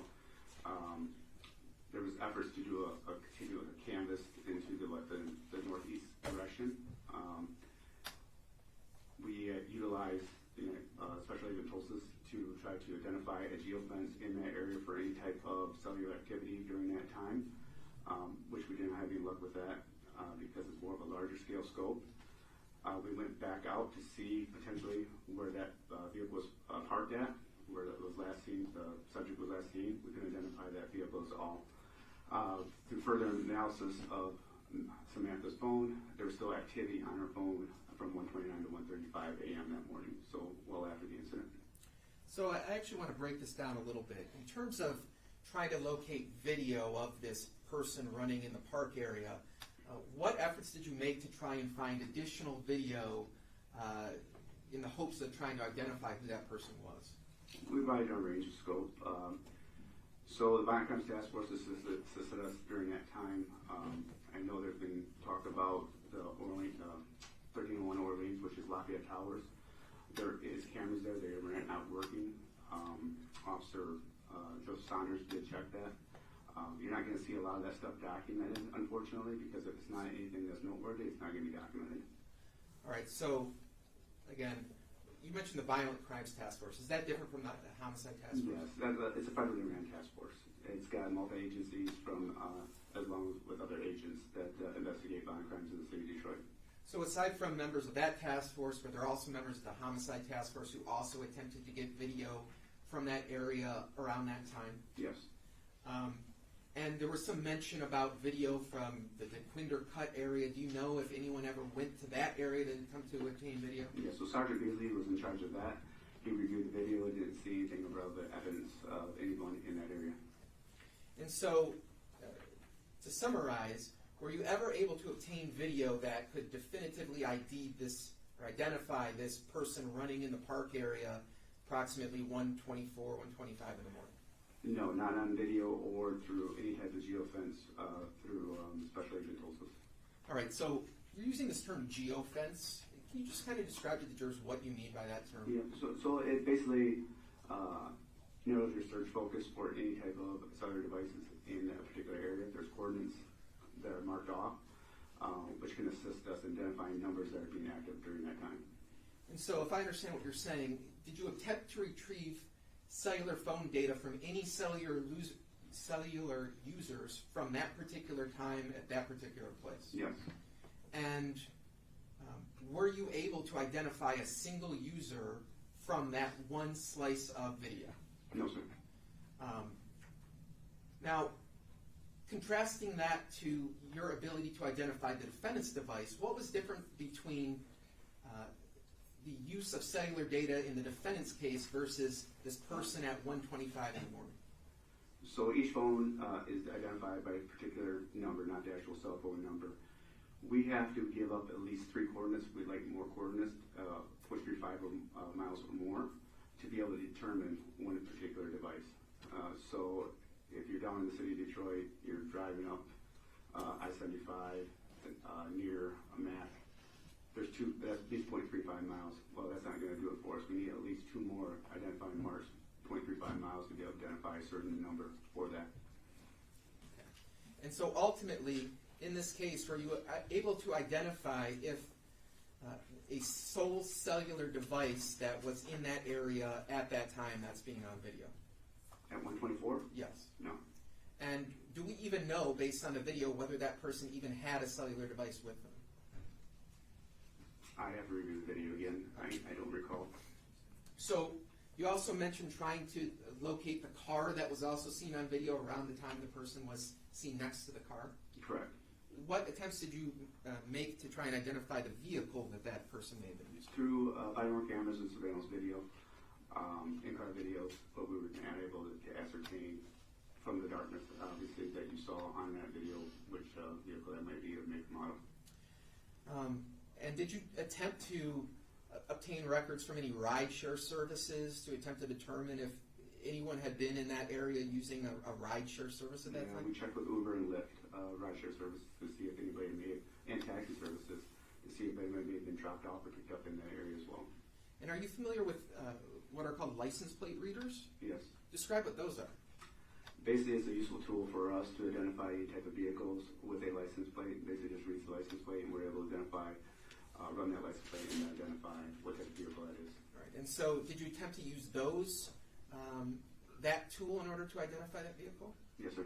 And did you have any success? No. What about physically going out to the scene in the days afterwards, after October 21st? Did you ever try and do that to see if maybe you saw somebody engaged in similar type of behaviors? So, investigative technique that we use is to revisit the crime scene a week later during the times of the incident that took place. So at that time, we believe the incident took place between obviously 12:30 and 6:30 time frame. So plainclothes detectives in unmarked vehicles, as well as uniform officers in marked vehicles, saturated that area to locate any type of witnesses who may be on a routine. They work at night, or they're going from the movies or anything like that with normalcy, to hopefully identify anybody that would be in that area. And so, when you had people out there to do surveillance in the area, did you see anyone engaged in similar type of behaviors, or did you see anything that would help you identify that person afterwards? So, if I'm understanding correctly, yeah, there was people out there. There was normal activity in that area. People were walking around. There was homeless people in that area lying down in different areas as well. But ultimately, have you ever been able to identify who that individual running away at 1:24 in the morning is? So that night, we probably interviewed or made contact with at least 14 people, and nobody was able to help us identify anybody that was in the area at the time of what we believe is homicide. But was there any other evidence that was gathered that led you to believe that that 1:20 time frame was not the time that Samantha Woll was killed? Yes, that could be on her phone. Okay. Was there any indication in the ADT records that she may have been killed at a different time? Yes. So when we got the ADT records, going back to the day of where she left the residence, it was consistent with her leaving. All the doors were never open or closed until she returned back home around 12:31 a.m. in the morning. The activity that shows her walking around her residence until about, I'll go back. At 1:01, she gets a notification saying her front door is open. So at about 30 minutes, she'll get a notification letting her know that her front door is open. At about 1:24 is when the system goes idle. But then there's activity on her device after 1:24? Correct, at 1:29. So, I want to talk now about Jeff Herbstman. Was he ever a suspect in this investigation? So yes, Jeff Herbstman started out as just a point of interest, person of interest. As we were gathering information from family and friends, they said that he was an ex-boyfriend. Obviously, we wanted to speak to him. So he did come in. We did have a conversation with him. He provided his cellular device, provided a photo swab. He allowed us to search his vehicle at that time as well. And so, during this initial process, was he fully cooperative with you? Yes. And did he give you an alibi as to his whereabouts on the night Miss Woll was killed? Yeah, he said he was home. And we were able to alibi that out based on the phone being in his home. All right. Now, when you say phone being at his home, are you talking just like the device was at his home, or were there records that corroborated that the device was likely at his home? Especially the closest, obviously, expert in that field was able to tell us that his device was in the area of his home. Did you ever search his home or his car or any other piece of his property to see if there was any incriminating evidence that linked him to the murder inside those areas? Not at that time. Okay. Did there come a point when you did that? Yes, on November 7th. Okay, and what triggered those searches? We received a call from the lieutenant from the Detroit Police Department side advising that Mr. Herbstman was in Kalamazoo and made some comments about hurting Samantha. And so, was he held in custody? Yes. Is that, during that time where he's held in custody, is that when you conducted these searches? So I had other members of the task force go ahead and type a search warrant for his residence based on the information that we received, and they executed the search warrant at his residence while we were in Kalamazoo. And there's been some discussion about, a fire pit, whether anyone ever searched a fire pit. Do you know whether that fire pit was ever searched? Yes. Sergeant Jones from the missing persons units called me and advised me that that was the situation, that she had checked the fire pit in that area. Objection. Hearsay. There's been no testimony. That's hearsay, Your Honor. I had that straight for the record. It is hearsay. Well, let me ask you this. Was there any evidence recovered from the fire pit that was deemed irrelevant to this investigation? No, sir. Okay. Did you ever do any warrants, search warrants, to find out whether Mr. Herbstman used any rideshare services, scooter rideshare services, anything like that, to see if maybe he used a vehicle other than his own car? Absolutely. So when Mr. Herbstman made those statements in Kalamazoo, obviously raised our red flags on potentially what he may be involved in.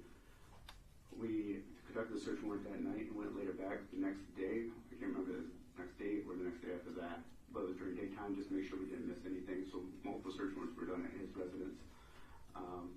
We executed a search warrant on his vehicle in his infotainment center. Infotainment center is tied into the vehicle to kind of give you an idea of maybe some who's been connected to their devices, or it may be giving breadcrumbs of their direction of travels, any type of location services or anything like that. That it wasn't compatible for that. We weren't able to get anything from it. But the sergeant that attempted the infotainment center was able to take pictures of different GPS, not GPS locations, but different addresses that was inside his vehicle. Along with that, we did Uber search warrants, we did Lyft search warrants, we did the scooter search warrants. I think one is Lime and one is Bird. We checked the areas.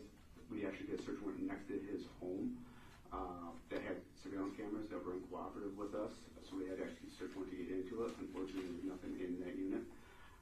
We checked green cameras up and down West Grand Boulevard, and we checked all green light locations and LPR readers and flocks in that general area. And slocks? Flocks, FLOCKS. It's just a software program for license plate readers. All right, so to break this down a little bit, these search warrants that you served on these rideshare services like Uber or Lyft, was there any indication in those records that Mr. Herbstman had used those services that night or morning? Scooter services, any indication that he had used any of those services that morning? No. When we're talking about video of the area, was there any video that indicated that Mr. Herbstman left his home that night? No. Did you ever see any video of Mr. Herbstman riding a bicycle leaving his house that night? No. When you reviewed any of the available video from in and around Ms. Woll's condo on Joliet, did you see any individuals around that time in the early morning hours riding bicycles? At 420, no.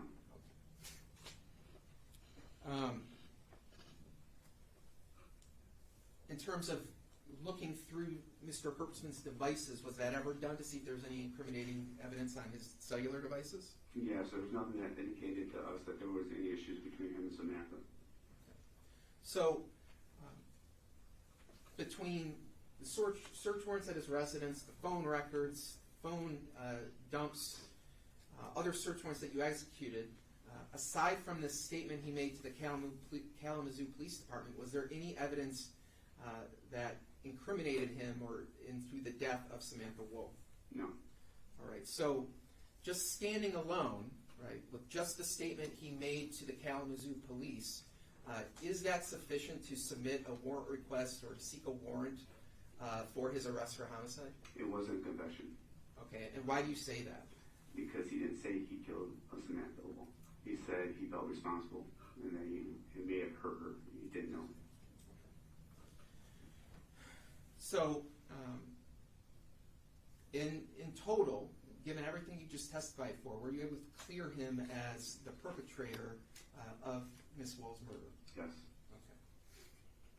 Now I want to talk about Aaron Pergament. Why was this individual investigated or spoken to? He was brought up through interviews with family and friends. All right. So what efforts were ever made to try and determine if he was responsible for the death of Miss Woll? We initially tried to contact him and interview him. He was able to give up his cellular device as well and provided buccal swabs. There was no indication that he was involved based on his device, text messages back and forth with Samantha, as well as his device was in his area of his home during the times between 12 and 6 o'clock. Now, is there a single text message that references a key in Mr. Pergament's text messages? Yes. So did you ever come to the belief that he actually possessed the key to Miss Woll's apartment? He told us he did not have the key. Okay. Did you ever discover that he had a key to Miss Woll's apartment? No. And in reading the text messages before and after this text message about a key, is it clear to you that he actually possessed the key to Miss Woll's apartment based on the full context of these text messages? No. Okay, and why do you say that? It was just basically flirting back and forth. They'd been talking for a couple of days, and he had been at the house, so it was kind of banter back and forth. Now, I'm going to ask you about some other names that we've mentioned here that may appear on some of these lab reports. A person by the name of Benjamin Sofrin, why was he spoken with? He was the last person that spoke to her at the wedding. And was there anything he ever did or any evidence that you ever uncovered that would have linked him to her murder? No. So we checked his cellular records as well. We checked his license plate to see if it was in the area at that time, and there was no indication of him being in the area at the time. A person by the name of Joshua Goldberg, why was he ever looked at?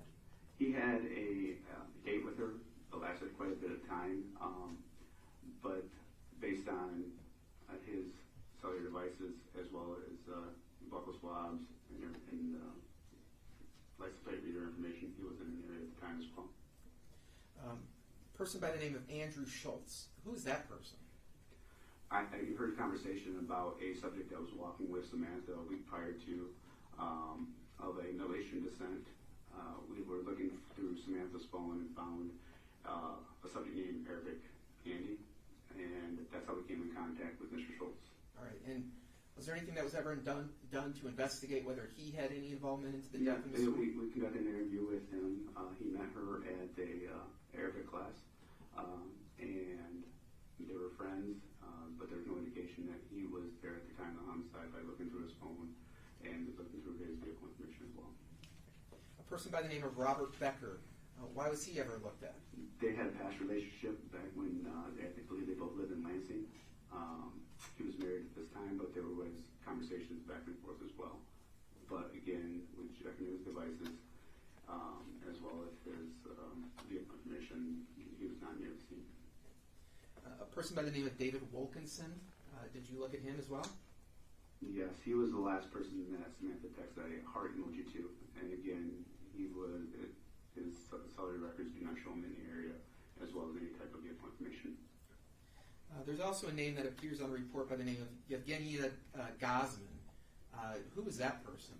She's a friend of Samantha's. There was a Facebook posting that raised concerns that we received. So we just wanted to make sure that she had nothing to do with the interaction with Samantha at that time. So it became a person of interest, obviously. But she was vetted out the same way. Her device was not in the area and through vehicle records. What was the nature of this Facebook post? It was along the lines of when I asked you out, where were we? And then if we were both into women, I choose you. Something along those lines, not verbatim. Nothing to do with, I killed Samantha Woll back on October 21st. No. Okay. Person by the name of Roy Ball.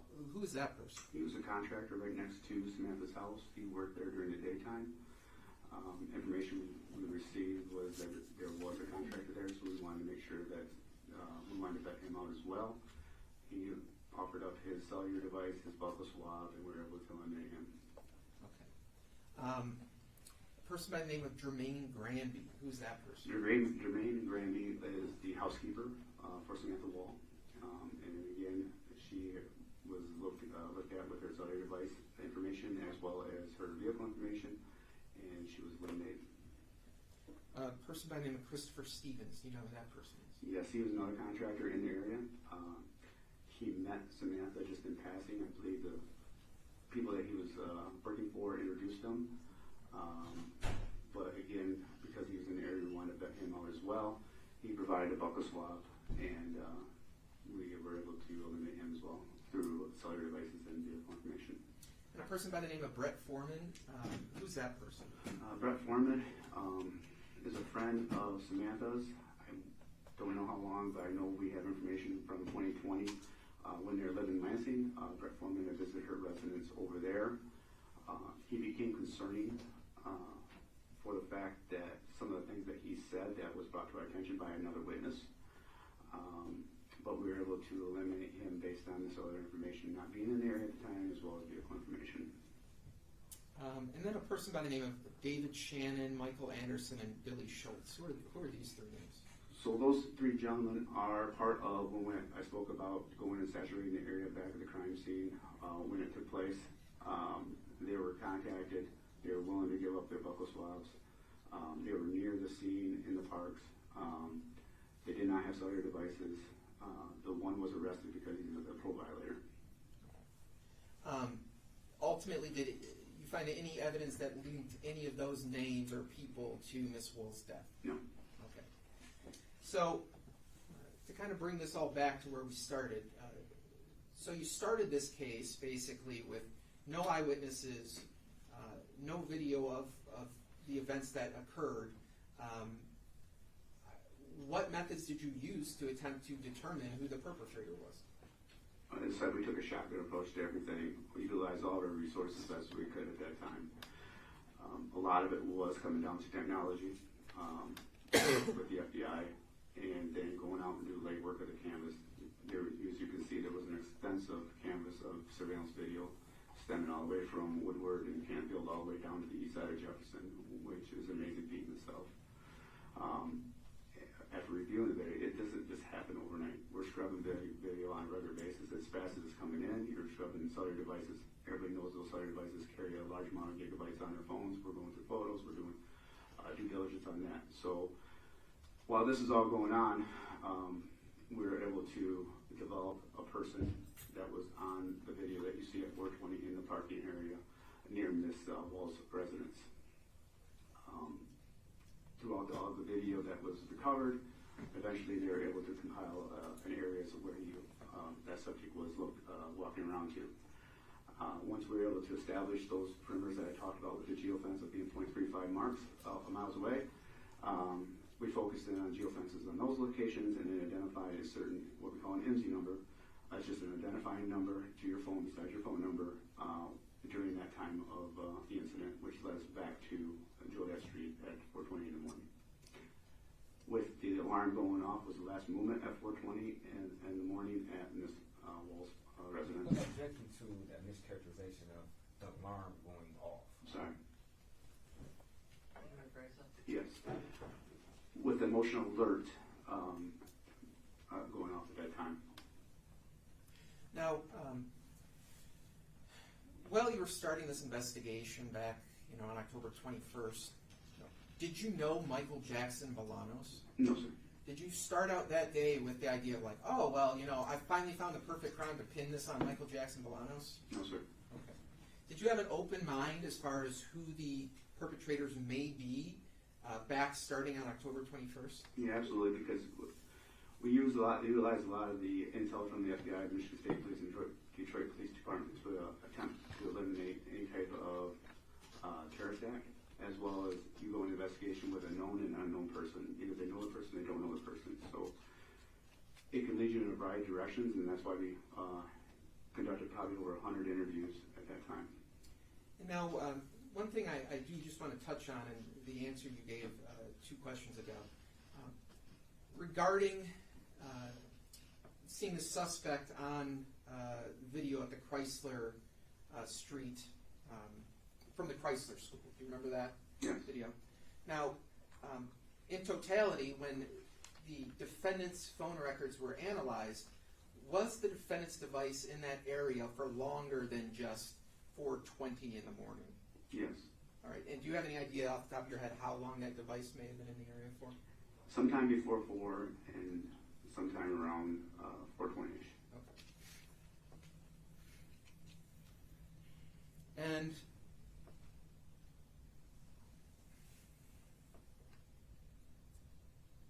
have you ever developed in the course of this investigation any information that led you to believe that Mr. Jackson-Bolanos, the defendant, and Ms. Woll ever knew each other, had any contact with each other, or anything like that? No. Okay. So I want to ask you a few questions now about the lab work that was done in this case. And by lab work, I mean items that were sent to the lab or testing that was done. Did you submit a number of different items to the state police laboratory? Yes. And what was the purpose for doing all that? In attempts to identify anybody related to the DNA that was inside Ms. Woll's residence. There was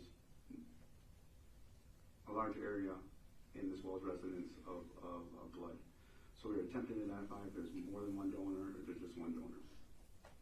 And so ultimately, when we're talking about the interior of Ms. Woll's apartment, was there ever any source of DNA other than Ms. Woll located in the interior of her apartment? No.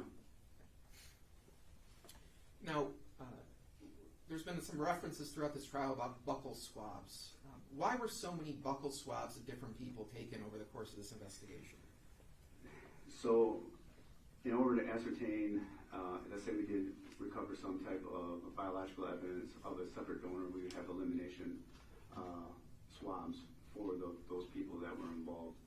We go with the mindset that we're only going to get one shot at that person if they can give us consent. Other than that, we're going to have to build probable cause to get a search warrant or try to track them down later and find them, which it can be very challenging. So we took the proactive approach to see who would consent to provide buccal swabs during that time.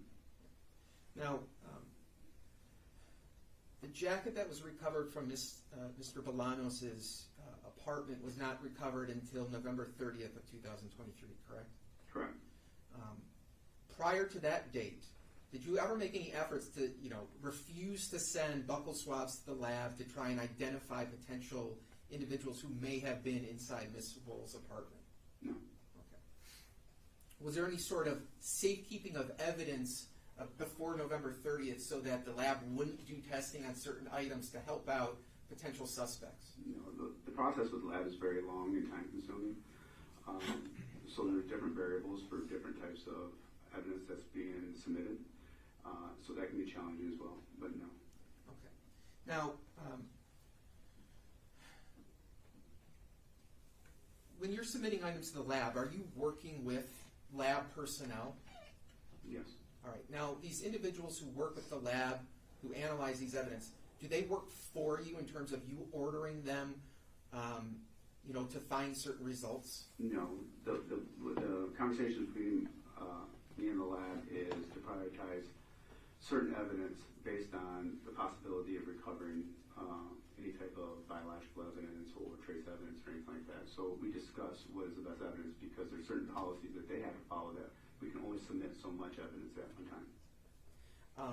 Now, there's been some discussion in this case about potential fibers that may have been found on knives associated with Jeff Herbstman. Why were those fibers never sent to the lab for further analysis? Okay. So all the knives were obviously checked for any type of DNA or biology evidence, and they didn't show no results on any of the knives that were sent that were even found on Mr. Jackson-Bolanos as well as Mr. Herbstman. The hair fibers, the lab doesn't do comparisons on hair fibers. The only thing that they're able to tell you on hair fibers is whether it's canine or animal or human. With fibers, there is discussions about whether it's going to be contaminated or not contaminated, what is the best evidence. And with Mr. Herbstman's, unfortunately, at that time, that hadn't been tested yet. Now, after after some point in December, when you got the DNA results back from Mr. Jackson-Bolanos' jacket, Was testing those potential fibers from Mr. Herbstman's knife a priority? No.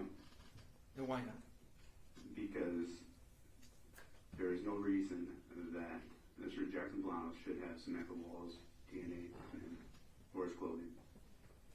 Now, there's also been some question or some discussion about a neighbor by the name of Kevin Moll who discovered Miss Woll's body. Do you recall that? Yes. Now, why wasn't any of his clothing ever sent to the lab to see if he had any of her blood on him? It's not a common practice for us to take clothing from a 911 caller. One. Two, if there was evidence of either blood smears or spatter, obviously we would take that. There was no denial that he touched the body, so it wouldn't surprise anyone or be uncommon for him to have Samantha's blood on him. Is there any reason, have you ever developed any information or any evidence that Kevin Moll had anything to do with Samantha Woll's death? No, sir. Likewise, there was some discussion about confiscating the shoes of some responding officers to see if they had blood on their shoes. Was that ever done? No. And why not? There was no evidence of... And I object to that characterization if there was questions of confiscating any shoes. I don't believe that was ever asked of any particular witness whether or not their shoes were confiscated for testing. I think that's a mischaracterization of testimony and questions. I don't know how you can test the shoes without confiscating them, but I can rephrase. Could you rephrase?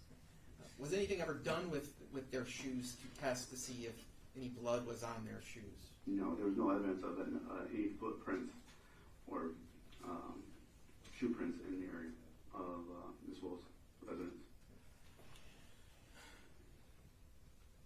Now, in terms of doing a search warrant, when you did the search warrant at Jeff Herbstman's house in early November, why wasn't every article of clothing that he had confiscated and tested for the presence of blood? So on any homicide investigation that we do not have any type of physical description of the clothing or anything like that, makes it very challenging and difficult to determine what's got blood on it, what doesn't have blood on it, and we're not going to be able to confiscate all of those pieces of clothing and send those to the lab. Is it feasible, does the lab have the resources to go through every article of clothing a person may have just to see if they potentially have blood on them? No. Okay. Now, contrasting that answer with Mr. Jackson-Bolanos, why was the North Face jacket picked? As you saw in the video, that a similar description of what we saw in the video, so that's the reason we seized that. Okay. Now, in your experience, do defense attorneys have the ability to request lab testing? Yes. Has that ever been done before? Yes, I helped them facilitate that. In this case, has any defense attorney ever requested that you do certain testing on different items? No.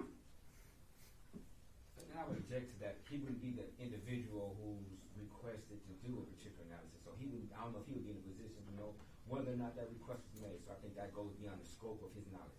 Well, he oversees the scope of the investigation. He would be aware if some testing was done at the request of the defense He attorneys. also testified that he wasn't the original OIC. The original OIC was on maternity leave, and then he became that Well, OIC. to his knowledge. To your knowledge. No.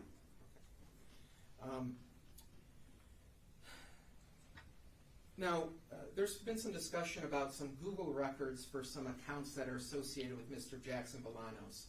Were any search warrants ever done to obtain any Google records associated with Mr. Jackson-Bolanos? Yes, sir. And what were the results of that search warrant? The only thing we got back from Google is a no record, and there's multiple lines saying no record, and it dates back to September 2nd of 23.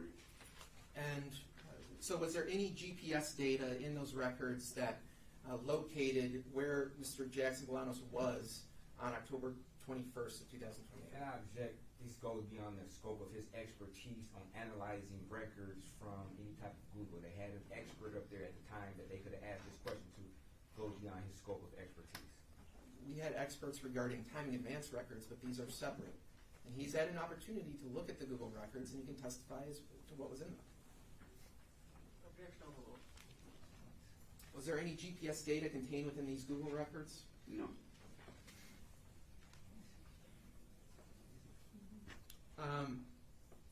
And In the course of your job, have you ever investigated any stabbing cases? Yes. Have you ever investigated any stabbing cases where the stabbing occurred on video? Yes. Is it possible to stab someone 8 times? This is speculation. I mean, I can get where he's coming from. He's asking him, is it possible to stab somebody? He's not in a position to answer any type of hypothetical question about stabbing. That would call for speculation. Well, if I may, Your Honor. No. He raised this argument that this would have been simply impossible to do. Excuse me. It doesn't matter Hold the on. argument that's Let raised. him finish his response to your objection. He's raised this argument that this time frame was simply impossible, and that this couldn't have been done in the time frame that we have proposed. And so, if he's had an opportunity to actually view stabbings that occurred within this time frame, I think it's relevant. That's speculation. Every situation is totally different. It would have to be the exact same situation as far as where she got stabbed at, whether or not she got punched, whether or not it was a tussle inside the apartment. So for him to speculate and say it's possible for my client to have done in that time frame, first of all, it's speculative, and it's also very misleading, and it's also highly prejudiced opposed to the public value. I'm still sustaining the objection. Pause for speculation.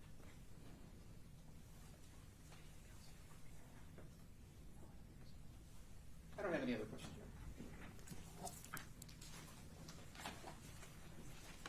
Good morning, Detective Lieutenant. Good morning, sir.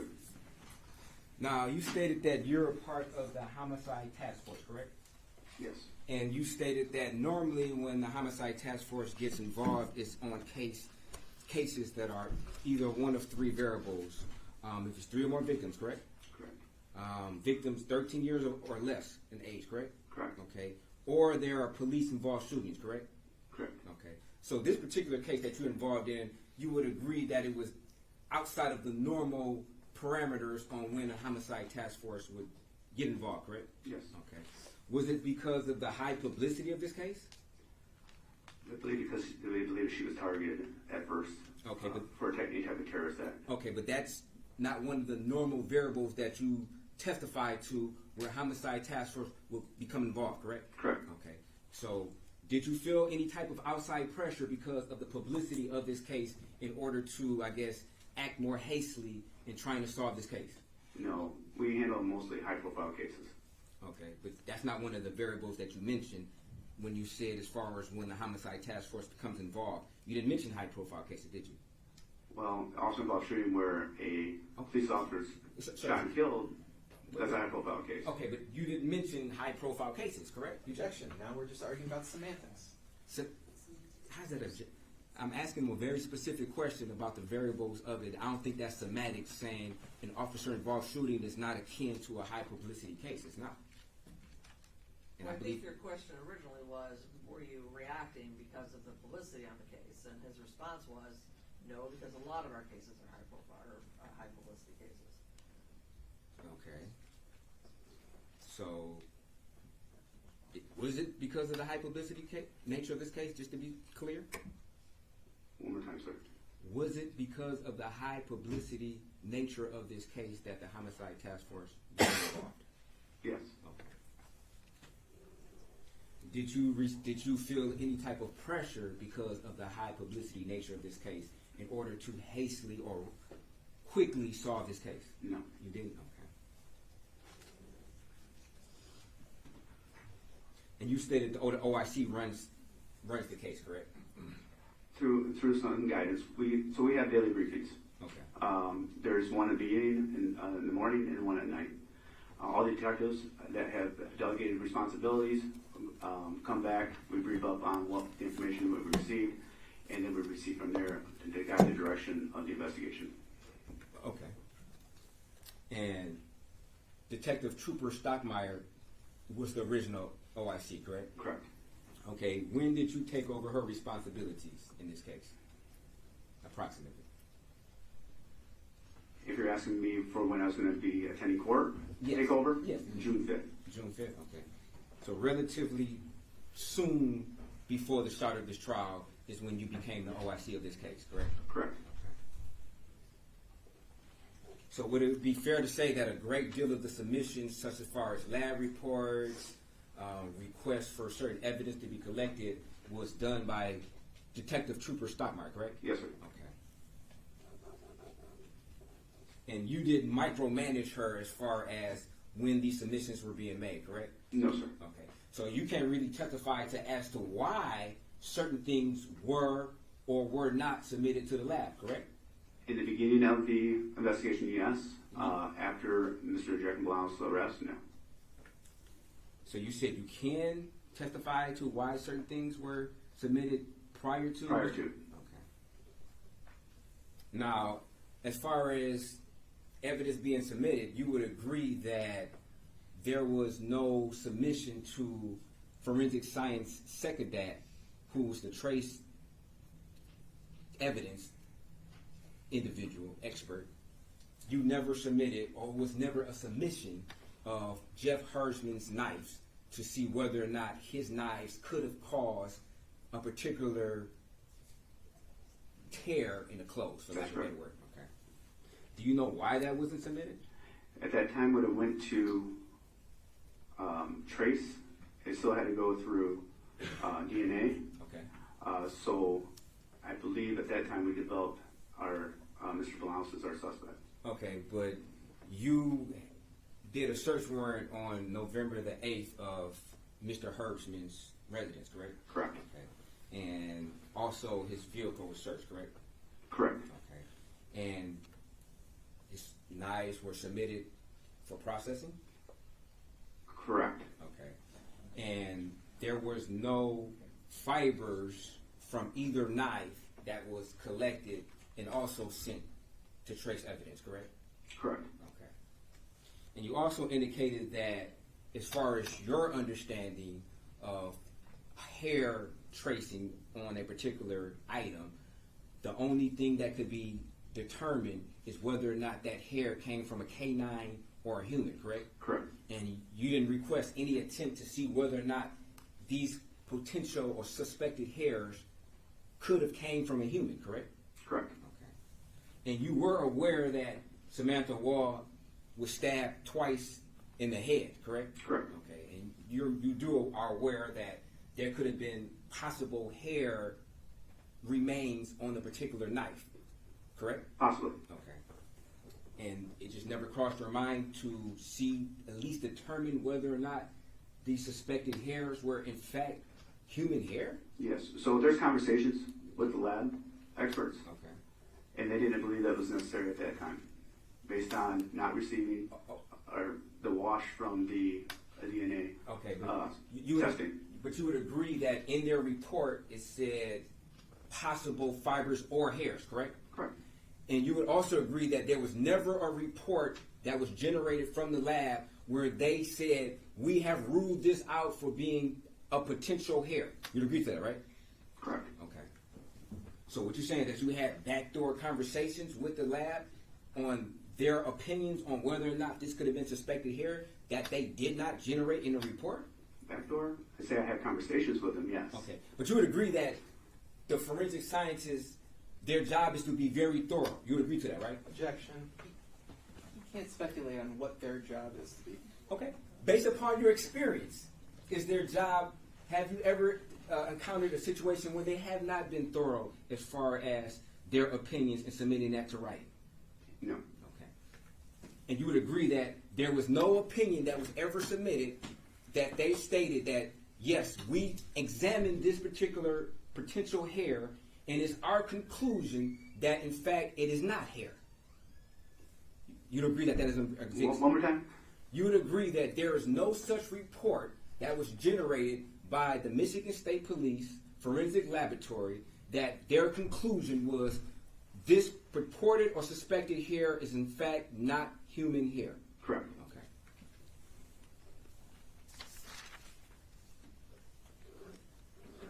Did you have an opportunity to review some of the warrants? Or the warrants? Some, yes. Okay. And, of course, you had the benefit of sitting here during the whole trial, so you were able to listen to everything everybody said, correct? Yes, sir. Okay. And you were able to, I guess, maybe possibly think about how you might answer that question, correct? If you were on the stand.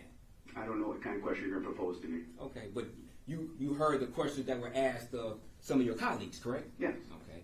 And just as a natural reaction, you probably started to think about, okay, if I was that particular person in that chair being asked that particular question, this is how I may answer that question. Sure, that came to your mind once or twice, correct? One more time, how many questions? Excuse me? Can you repeat that question one more time? Okay. You're asking multiple questions. Okay. I'll break it down for you. Okay.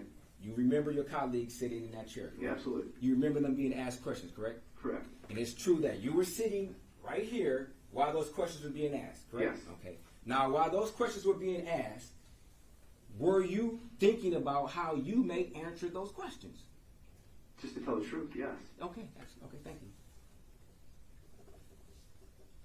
And prior to you testifying today, you met with the prosecutor multiple times about how you may answer certain questions or certain areas that were elicited from your colleagues, correct?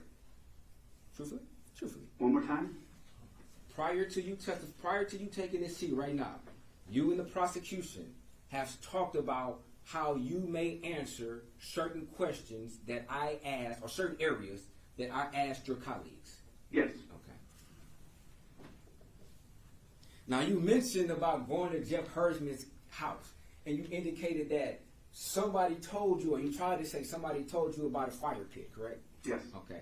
Now, you would agree that there's no police report that's contained in discovery or that you have that would indicate that anybody checked a fire pit for any remains of clothes, correct? Correct. Okay. You'd agree that there's nowhere in discovery that you have or anybody else has that would indicate that somebody took a picture of a fire pit, correct? Correct. And you also heard your colleagues who was called on behalf of the prosecution who testified about searching his house, correct? One more time? You also heard from witnesses who testified that they searched Hersman's house, correct? Yes. Okay. And you would agree that nobody who testified indicated that they thoroughly searched this fire pit, correct? Correct. Okay. Were you aware of this fire pit prior to defense counsel even asking about it? Yes. Okay. Did you personally take a picture of this fire pit? I wasn't there. I was in Kalamazoo. Okay. So you weren't there during the execution of the search warrant? Correct. Did you ever instruct anybody to go and take a picture of this fire pit? No. Okay. When did you find out that Jeff Hersman had a habit of using this fire pit?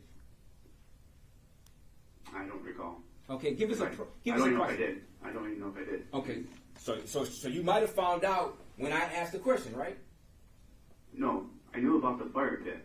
I don't know when it was actually known to have a party or anything like that. I remember it was a party. Okay, so I don't remember the date on that. Okay, fair enough. So you didn't know anything about this bonfire that Hersman and Paul Spurgeon testified to. You didn't know anything about that, correct? I knew there was a party. I don't know the date. Did you know that they used a fire pit? He said there was a party at the fire pit. Yeah, but prior to me asking that question, did you know about it as a detective? Yes. Okay. And when did you find out about it? That night, when we did the search warrant. Were you there? The task force. Okay. But yet you knew about it, but yet you as detective lieutenant didn't direct them to say, hey, go to this fire pit and examine it. It was brought to my attention that they did do that. It was brought to your attention? Yes. Okay. But you didn't hear anybody testify to that they did it, did you? Objection. Asked and answered. Sustained. Did you know that Jeff Hersman was an avid bicyclist? No. Okay. You found that out during the trial, correct? No. There was information. That he, I don't know, avid of a bicycle, but there was information that he rode his bicycle. Okay. But you heard the question asked by defense counsel to the individual, Jeff Hersman, on whether he was an avid bicyclist. He responded yes. You heard that, correct? Yes. Okay. Did you or anybody from your colleagues ever ask Jeff Hersman if he was an avid bicyclist? I don't believe so. Okay. Did anybody from your team ever ask Jeff Hersman on whether or not he rode his bike long distances, at least 2 or 3 miles? I don't believe so. Okay. Did you ever ask Jeff Hirschman whether or not he likes to run? I don't recall that. Okay, Yeah. okay. Did you request anybody from the task force, when they performed this search on Jeff Hirschman's house, to examine the bicycle that was in his garage? That was the second search warrant we went out to, yes. So you told somebody to analyze his bicycle? No, there was information that believed that he rides his bicycle and nobody checked the bicycle for any type of evidence or value. So just to be clear, as of now, this moment in time, nobody has ever checked this bike for any type of evidence, correct? Well, yes, that on November 8th or 9th, I don't remember, this during the daylight hours we did the secondary search warrant. Somebody checked the bike? Yes, because there was information that he may be riding that or not. We don't know. Okay. How was the bike photographed? I have to check the photographs. I didn't see anything that showed indications of the bicycle itself. Okay. You're the OIC as of right now, correct? Yes. Okay. And the question was posed during this trial of this bike, correct? Yes. So what you're saying is, and you were going over what questions may be asked or what issues that were brought up. One of those issues was the bike, correct? That Jeff Hirschman rode, correct? No, not necessarily with that testimony. No. Okay. So what you're saying is you never went back to verify whether or not there are any close-up pictures of this bike? Yes, but I didn't see any photos in there on the secondary because there's information that he had got his bike fixed at one of the shops. When? When did he get his bike fixed? It would have been just around that time because he had bought a new bicycle as well. Oh, he bought a new bicycle. He got his bike fixed. Did that strike you as possibly odd at this avid bicyclist who rides his bike distances got a new bike? Absolutely. Okay. Do you know when he purchased this new bike? It was around that time frame. Around this time frame of Samantha Woll's murder, correct? I think after the time we arrested him in Kalamazoo. Okay. Did you ever try to go through his records to see possibly what his previous bike was? It was there during the search warrant, but he had taken it to get it fixed during that time where he was looking to purchase a new bicycle. Were the tires ever examined on this bike, on either bike, to see whether or not it was recently written? I don't know. You didn't have any type of report that would indicate that it was, correct? Correct. Okay. And you heard from your fellow colleagues who testified that, in fact, the tires were not examined, correct? You heard that, right? Right? I don't remember. Yeah. You don't I don't remember. You're right here. I got other things I'm doing too, trying to run another investigation. Okay. But is one of your jobs to pay attention during this trial, or you just sitting here just looking pretty? Doing the best I can. Okay. Thank you for the compliment. No problem. And credit with credit due. Now, in regards to Samantha Woll's basement, you stated that you canvassed the basement, correct? Absolutely. Okay. Would it be a fair statement that you didn't take photographs of just the floor? You didn't take closer photographs of the entire basement floor, correct? Correct. Okay. And the question was asked of you. It was a very specific question. I saw how it was worded. It was worded in such a fashion as, was there any notable areas of blood in the basement? No. Okay. But you did hear, if I can, I guess, see that. Extra mic work, please. Thank you.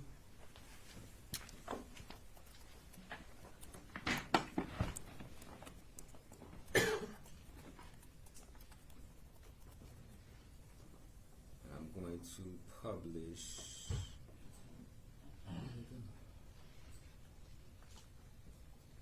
I guess we'll get to that. I got this other exhibit up in a second. Now, you stated that you met with the blood splatter expert at the scene, correct? Yeah, no. Would that be okay? And you were present during the testimony of Joni Johnson, correct? Yes. Okay. Who analyzed the different areas of blood in the apartment, correct? Correct. Okay. Now, this was classified pattern V, which is in the hallway, as an altered pool of blood, correct? You would agree to that, right? Yes. Okay. And there was some testimony about whether or not if a body was laying in this position, moving around, whether or not it could cause that alteration in the pool, correct? Correct. Okay. Now, when you went to the scene as a detective lieutenant in the task force of homicides, did you ever suspect that the high concentration of blood in the hallway could mean that a body was laying in this particular area for an extended period of time? That I don't know. Did that ever cross your mind? It was a concern, obviously, where the incident may have taken place, but I don't know how long it would actually be there. Okay. And you also saw evidence of a blood-soaked jogging pants, correct? Correct. And you also know from your knowledge of the case that Samantha Woll was never stabbed in her legs, correct? Correct. Okay.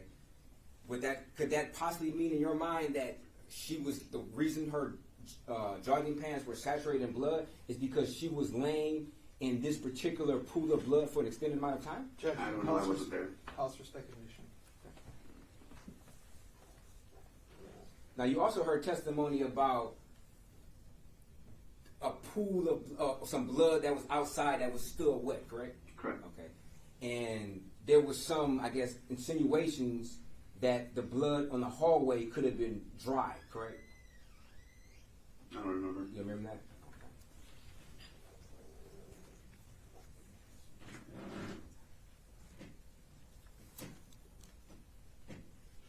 Now, you also stated that from your observation of Samantha Woll's apartment, that you didn't believe it to be any type of, I guess, tampering with the drawers on the top level of the condo, correct? Out of the ordinary. Out of the ordinary. Correct. And as far as the basement also, correct? Correct. Okay. But you do know that there was a DNA analysis that was done from one of the drawers upstairs? I know there were swabs taken, yes. Swabs taken, okay. And you heard some testimony about some drawers being pulled out from the top level, correct? So you had the nightstand, and then you had a drawer in the other bedroom. Okay. But from your observation, there was nothing that seemed like somebody was trying to ransack the apartment, correct? Correct. Okay. Now, as far as the main floor, you would agree that there were drawers to shelves on the main level where the blood was located, correct? There was a cabinet against the wall. What area specifically? Okay, we'll go to that. That's Exhibit 10, I believe.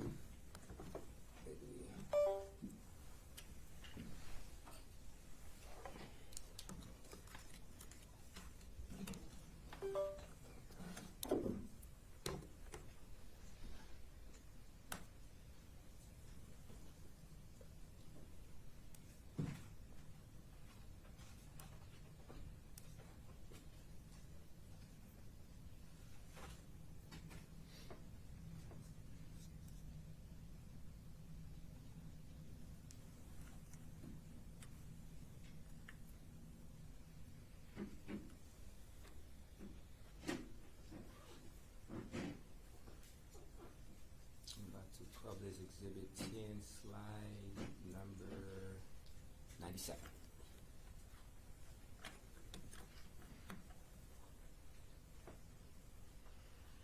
Now, this particular cabinet, you would agree that the drawers are closed on there, correct? Yes, sir. Okay. And the question was asked during direct. There were valuables such as purse, car keys that were visible inside the apartment, correct? Correct. Okay. And a laptop, some money, credit cards, and other items of value, correct? Correct. Okay. And they were still there, obviously, because they were photographed, correct? Yes. Okay. When you looked at the scene as a lieutenant detective, it didn't appear that somebody was ransacking this front of this top floor to look for valuables, correct? Correct. Okay. And as far as your understanding, you have no reason to believe that anything of value or not was taken from this particular apartment, correct? Objection calls for speculation. And you can know, if he's a detective. You can know whether or not something was removed. You can't know what was in the apartment before this all happened.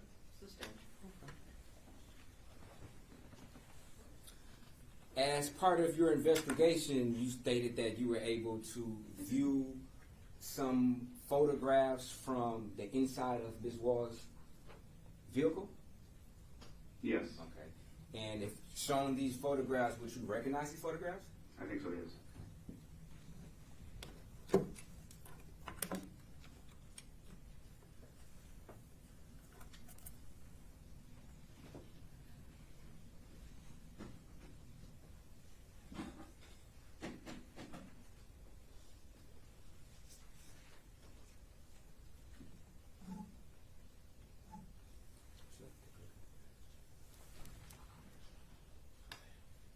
And we're going to show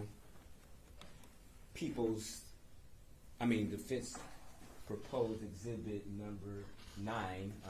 If there's no objection. No objection. We would like to publish.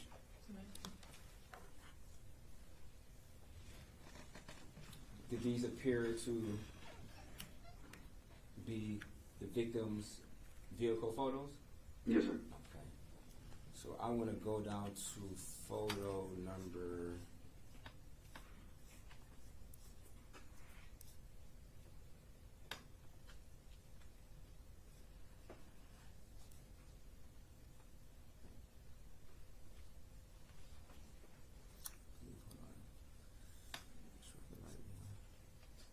'Cause you saw these pictures of these cups, correct? Yes, sir. Okay.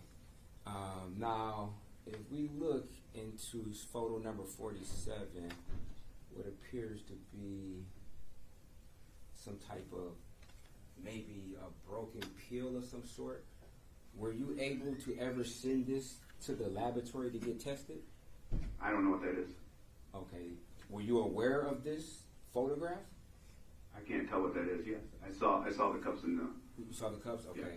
Were you aware that one of the cups had this particular substance inside of it? I have no idea what that is. Okay. So, but did you ever inquire to find out what this substance could be? No. Okay. Were any of these cups swabbed for DNA to see who may have contributed to it? I don't remember. You don't remember? Okay. Now, if we look on this seat, what appears to be, I don't know, something red, was this particular seat ever swabbed to see if it was potential blood? I don't know. I didn't check the vehicle.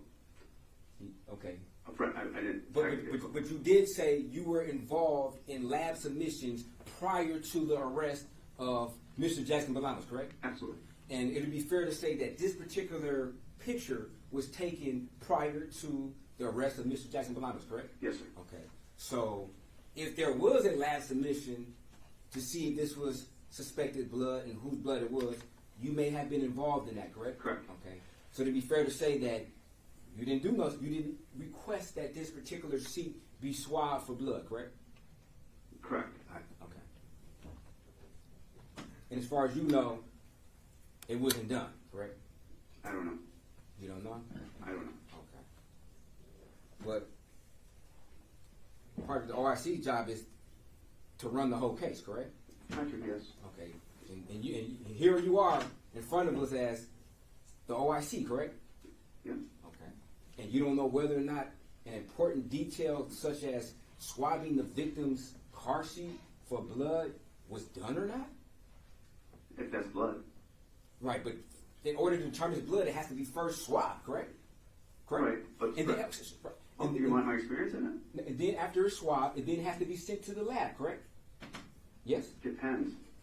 Sir, in order to determine somebody whose DNA it is, you would first have to swab it, correct? Correct. And then you would have to then send it off to the lab for analysis, correct? Correct. Because it'd be fair to say that you cannot do an on-the-spot analysis to determine whose DNA it could or could not be, correct? You can determine if it's blood. Okay. Was that done here? I don't know. Forensic techs would have told me that. Forensic, what? If it was blood, they would have told me that. Okay. They will normally scrape Okay. for any spots or anything that appears to be blood. Okay. To determine if it's blood. Okay.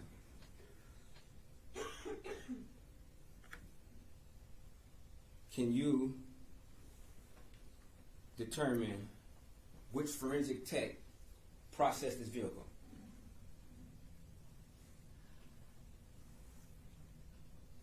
I can't read that name. Okay. From your experience in this trial, does any name fitting or similar to this forensic tech, were they called to testify at this trial? I don't know. I can't read that name. Okay. But you said forensic techs would have told you. So if you don't even know who processed the vehicle, how are you in a position to say whether or not they would have told you? If you don't know that forensic tech, how can you say that? Because they would have tested that for blood and they would have took buccal swabs. How do you know, though? If you don't know who even did it, so how do you know whether or not what they would have done? Maybe they should have, but how can you say they would have done it or did it? Correct. Because you never followed up. You never followed up to see what forensic tech even processed the car, correct? Correct. And you never specifically went and asked them whether or not they tested this particular seat for the presence of blood, correct? Correct. Okay.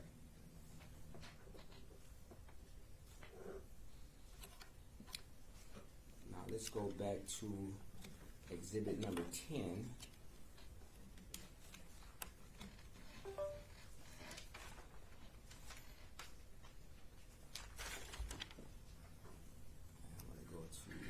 Photograph 304.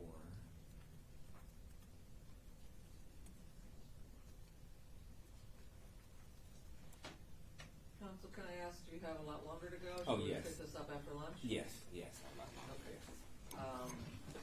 So, it's already 5 minutes after 12. We have a few matters scheduled at 12 that we can consider before we break for lunch. Come back at 1:30 and continue with yours.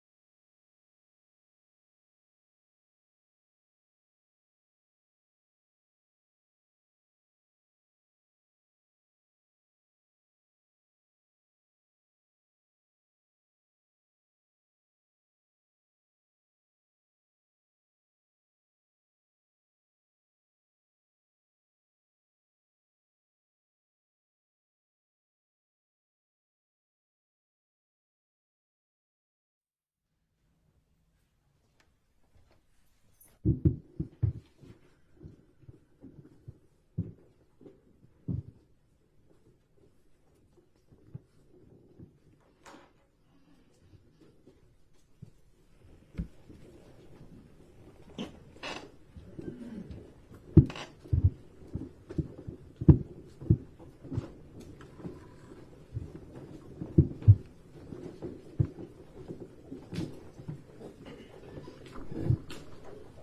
may be seated. Recalling case number 24-000535, People versus Michael Jackson-Bolanos. Yes, please. Good afternoon, Your Honor. Ryan Elsey for the People. Dominic DeGrazia on behalf of the people. Ryan Brown on behalf of Mr. Jackson-Bolanos. Good afternoon, Judge Turner Clifton with the co-counsel on behalf of Mr. Jackson-Bolanos, who appears to be in the today. I know for the record, Mr. Jackson-Bolanos is present as our counsel, and our 14 jurors have returned to the courtroom. Before we get back into this witness's cross-examination, I just wanted to address something with the jury. I know that we are fast approaching tomorrow, which was the only day, the last day we asked you about your availability for. Even if we're able to manage to get our closings and instructions done tomorrow, I don't think that there would be enough time for you to deliberate after 3.5 weeks of testimony to go through everything. I need to, and I don't expect that 12 of you would be able to come in on Friday. It's the holiday weekend. I assume a lot of you have plans for the holiday weekend.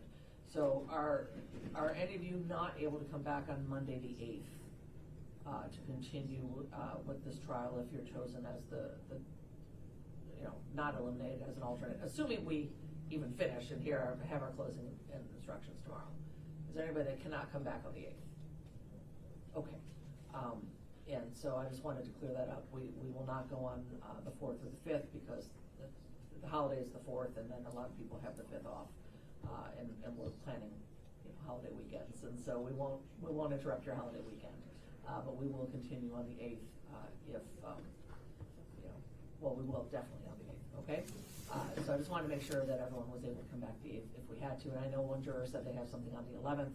I also have something on the 11th, so we'll see how things go, but hopefully the jury would have a verdict by then, but if not, we'll have to deal with it and just adjust scheduling accordingly if that person is part of the 12. Okay? So I just wanted to address that so you're not concerned about that, but you might want to let your employers know that this trial will be continuing on Monday. Okay? Thank you. You may proceed. We have the witness still on the stand. You may proceed with your cross-examination of the current acting officer. All right, thank you. Good afternoon. Good afternoon, sir. So I'm going to publish Exhibit 10, page 89. This particular knife that was found in Samantha Woll's apartment, correct? Yes, sir. Do you know if this knife was submitted to Ms. Sekadet for trace analysis? No. And I'm going to go to pic 304 of the same exhibit. And you were present when a forensic tech indicated that this could be suspected blood, correct? You heard that testimony, correct? I don't remember that. You don't remember that? I don't. Okay. Did you get any close-up photographs of this particular spot on the floor that's near the sink? No, sir. Okay. You stated that you were able to look in the sink yourself? Correct. Okay. You didn't direct any forensic techs to take any pictures of inside of the sink, correct? Correct. Okay. And you would agree that this sink looks rather clean, correct? Correct. Okay. And you don't know, of course, you don't know when it was clean, if it was cleaned recently, correct? Correct. Okay. Now, in regards to multiple people you said that were around the scene, I guess, as far as homeless people, correct? Established homeless people? Correct. Did anybody get any statements from these homeless people? There was attempts to, I believe Billy Schultz, there was a statement from. The other 10 to 14 did not wish to come to back because we're having them bring them back to headquarters to be able to be interviewed on the recording, and none of them were consenting to come back to talk to us. No, consented, okay. And I guess they would have the ability to deny coming back to speak to you, correct? Correct. No probable cause to bring them in. Now, in regards to this individual who was seen running away at 124, Yes, sir. we can agree that when this person was first seen, they were in the parking lot, correct, of this apartment complex, correct? What part of the complex? Of the the same parking lot that we took a field trip to. How about that? I would agree with that near the vehicle that pulled up, yes. Okay. So you would classify this as a parking lot, correct? Yes, as you move closer to the east, there's more of a park. Well, there's the street parking and then there's the parking lot. Okay, but so I would say it was right at the meet spot between the street and the parking spot. Okay. Now, this person who ran, you indicated that you made some attempts to, I guess, do a geofence to see whether or not this person had a phone or whether or not it can be located, correct? That's correct. Okay. Would it be fair statement to say if this person, say, would have left their phone at home, then it would have stopped the ability to be able to detect whether or not they had a phone through the geofence, correct? Absolutely. Okay.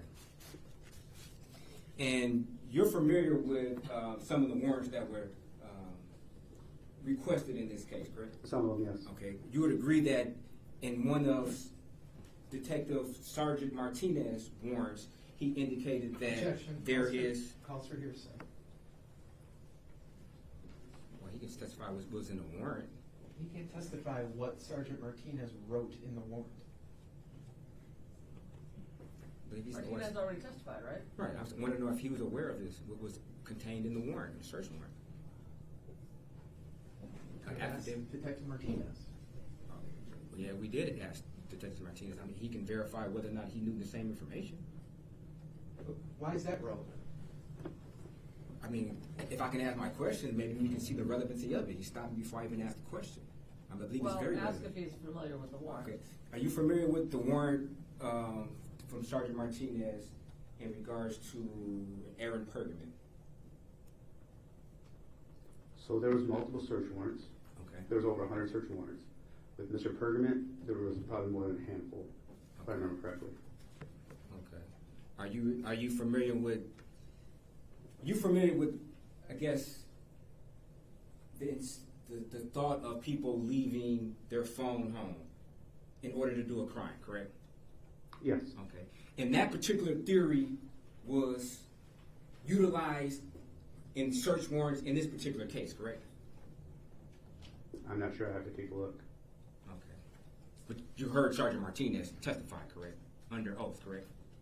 I don't recall the exact verbiage what he said, no. Something to the effect of, in the warrant, there was that he requested, that he indicated that some people, when they do a crime, they leave their phone at home. You heard that testimony, correct?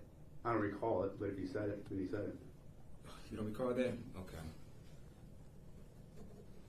And a question was asked of you of whether or not you knew for a fact of whether or not Aaron Pergament had Samantha Woll's key. Remember that question? Correct. Okay. You would agree that there was some testimony and there's some evidence that would suggest that in fact Aaron Pergament had a key to Samantha Woll's residence. You would agree to that, right? It would suggest in the text messages. Okay. And other officers, your colleagues, made reference to that they felt that Aaron Pergament was lying in their request for a search warrant, correct? One more time. Your colleagues made reference to the fact that they felt that Aaron Pergament was lying when he told Officer Crenshaw that he did not have a key. Yes, sir. Okay. And that was utilized in the search warrant, correct? I don't remember the search warrant verbiage. Okay.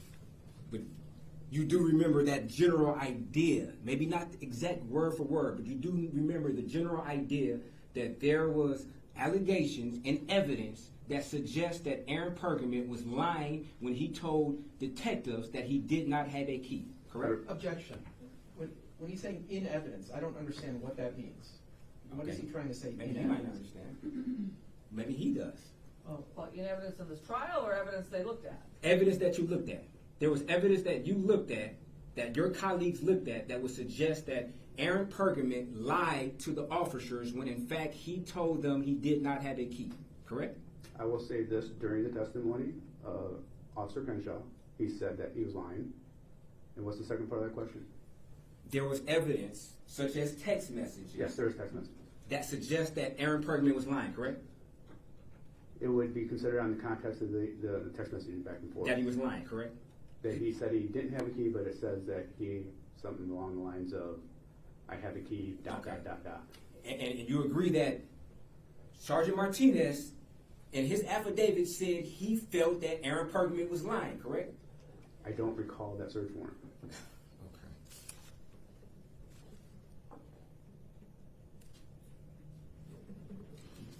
Did you look at different search warrants? If you were to see this search warrant, would it possibly refresh your memory? Yes. Okay. Thank you.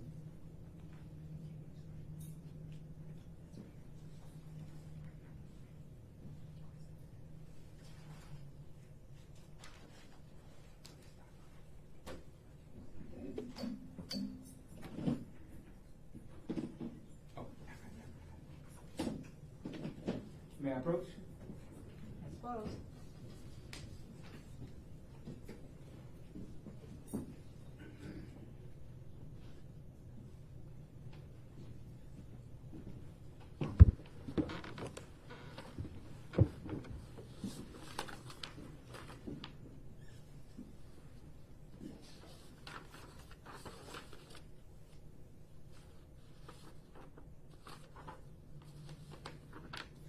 I don't believe we ever executed the search warrant, so I don't remember seeing the search warrant.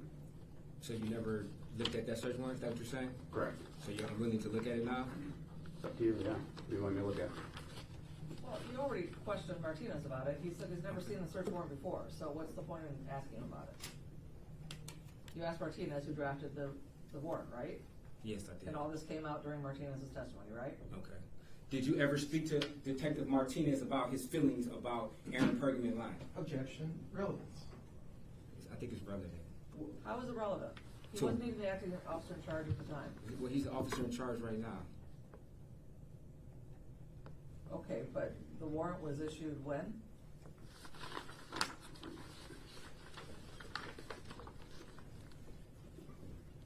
October 25th, 2023. And he testified that he himself played a role in the submissions of evidence and warrants prior to Mr. Jackson-Bolanos being arrested, which was November the 30th. So therefore, he has a frame of reference on what I'm talking about. But Detective Martinez's feelings about whether somebody was telling the truth or not, it's not relevant.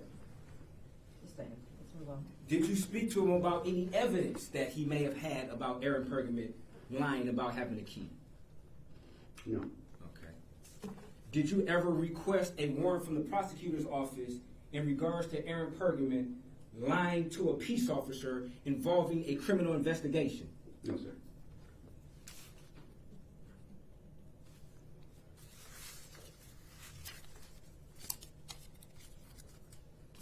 Now,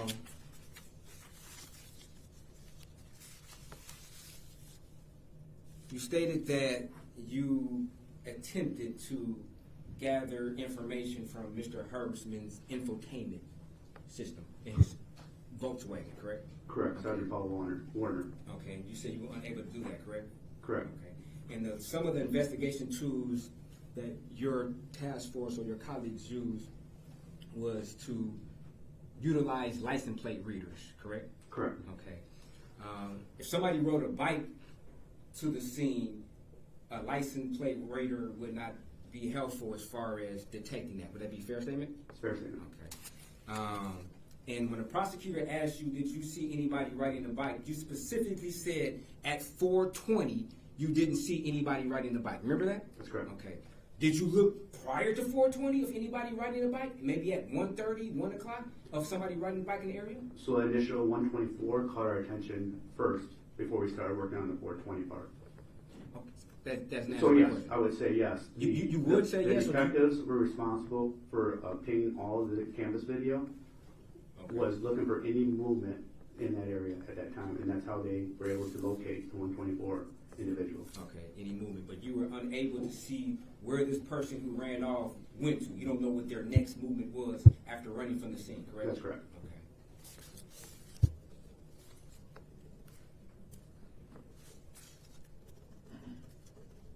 Now, you also said you were able to rule out Mr. Herbstman based upon, I guess, the location of his phone, correct? Those are one of the reasons, yes. That's one of the reasons? Okay.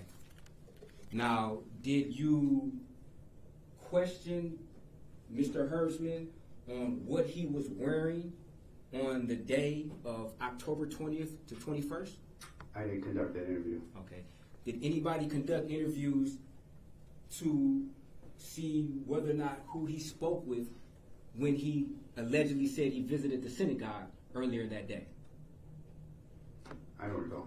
Did anybody try to extract any video footage from the synagogue that would indicate what Herbstman would had on that particular day? I don't recall seeing any synagogue video. You don't recall, but you don't know for sure. I don't know for sure, no. Okay, so there very well could be video footage inside of the synagogue that you just didn't obtain, correct? Correct. Okay. Now, had you figured out what Herbstman was wearing, either from video footage and or witness testimony, you would have been able to look in his house to see those particular clothes and seize those clothes, correct? That would have been a huge assistance. Okay, and you would have been able to process those clothes to see whether or not they had any blood or DNA on there, correct? Correct. Okay, but that was not done, correct? No, sir. Okay. Now, in regards to Kevin Moore, it was a question on whether or not you obtained his clothes and analyzed it, and you stated no, correct? Correct. You do remember Officer Dow indicating in his police report that it was his understanding that Kevin Moore stated that he did not touch the body, correct? Objection. Again, calls for hearsay.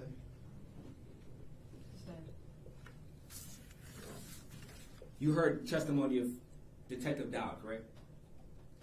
Yes. In relation to Officer Dow. Officer Dow, I'm sorry, Officer Dow.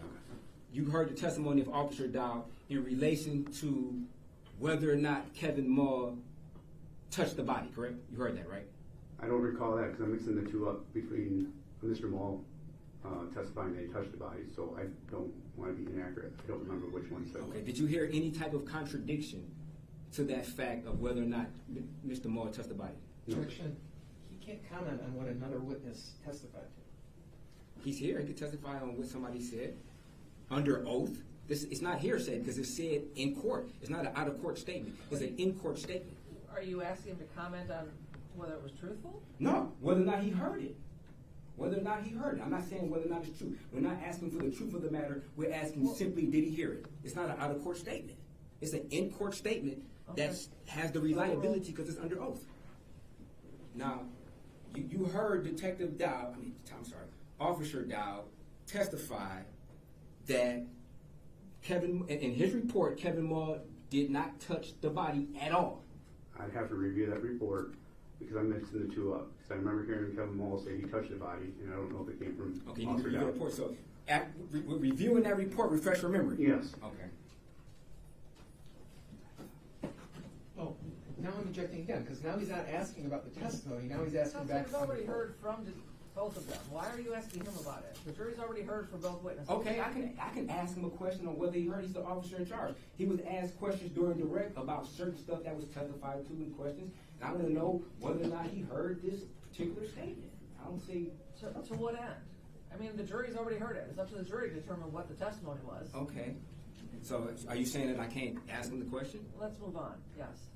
Yes as what? I can ask him, or yes and I cannot ask I'm telling you, you can't ask the question. Let's move on. I just It's not wonder what relevant. grounds. The jury's heard from both those witnesses. I believe it's very relevant because the question during direct was asked why you did not grab or analyze clothes from Kevin Moore because he's... So ask him why.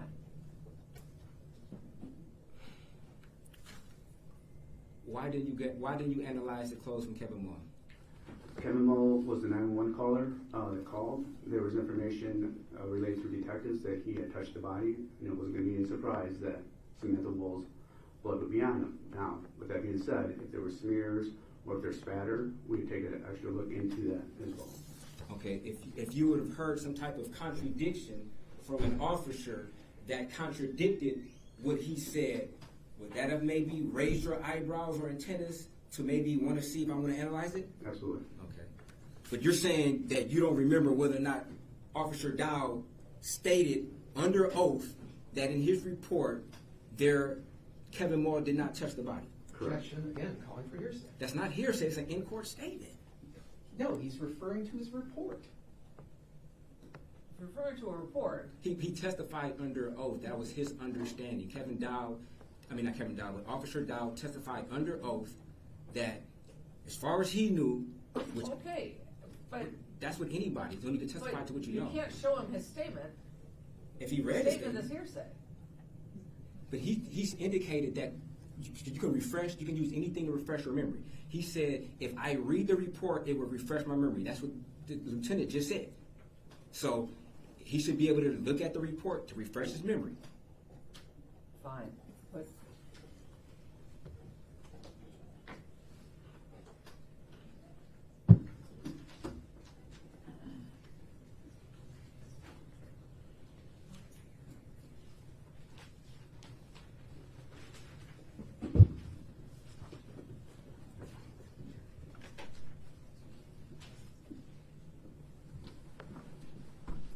Any particular page?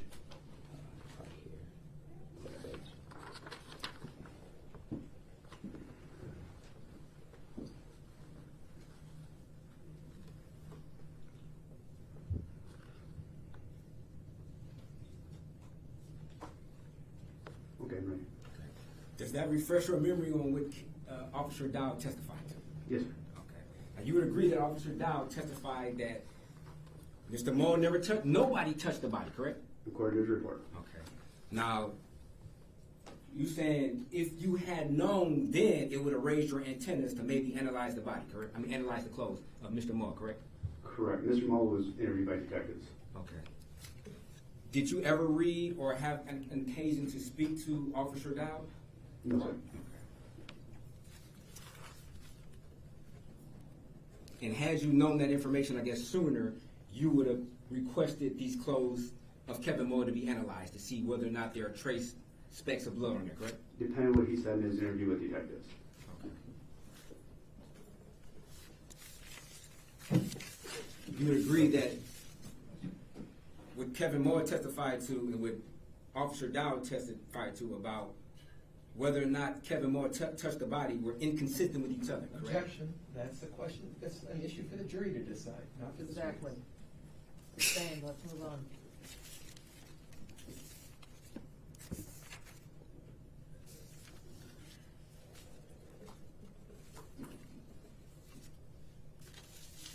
Now, you testified about, I guess, Brett Foreman stating that, to your understanding, there were some comments. I'm not going to ask what the comments were, but there were some comments that were made that, I guess, put him on your radar, correct? Yes, sir. Okay. And in regards to Hirschman, you also said there were comments about him hurting Samantha, correct? That's what you stated. You said hurting. I believe that was the Kalamazoo video. If I remember correctly, I don't know verbatim what it said, but that's what drew our attention. Okay, but you would agree that his words were more than just hurting Samantha Woll. His words were about killing Samantha Woll. You'd agree to that, right? He said he didn't know what he did. Okay.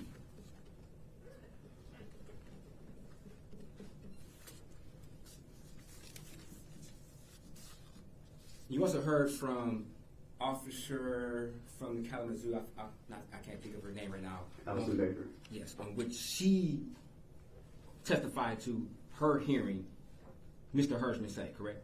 Yes. Which was, I killed her, correct? Not I think I killed her, but I killed her. Remember that's the testimony, correct? Okay.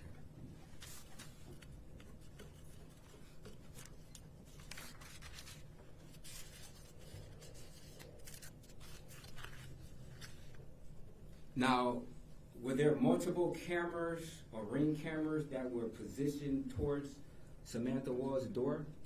No, there wasn't any position towards her door. Okay.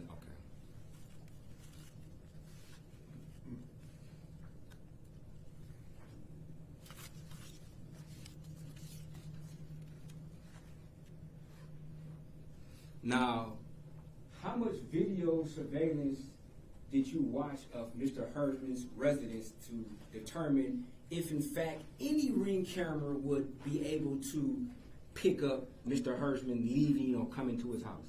I didn't personally look at it, but we focused on the hours between 12 and 7, just to kind of give it a brief time. Okay. Whether he went on foot, how long it would take him to get back, all those type of things. Okay. And you're not even certain whether or not the cameras you looked at are even such in a position that they would be able to detect Mr. Hersman coming or leaving his residence, correct? You didn't look at it yourself, correct? Based on what the detectives explained to me, it was down the street. Okay, down the street, but you don't know how far down the street, correct? No. And you don't know whether or not those cameras would be in a position to detect if he left that street or if he went another alternate route, correct? Correct.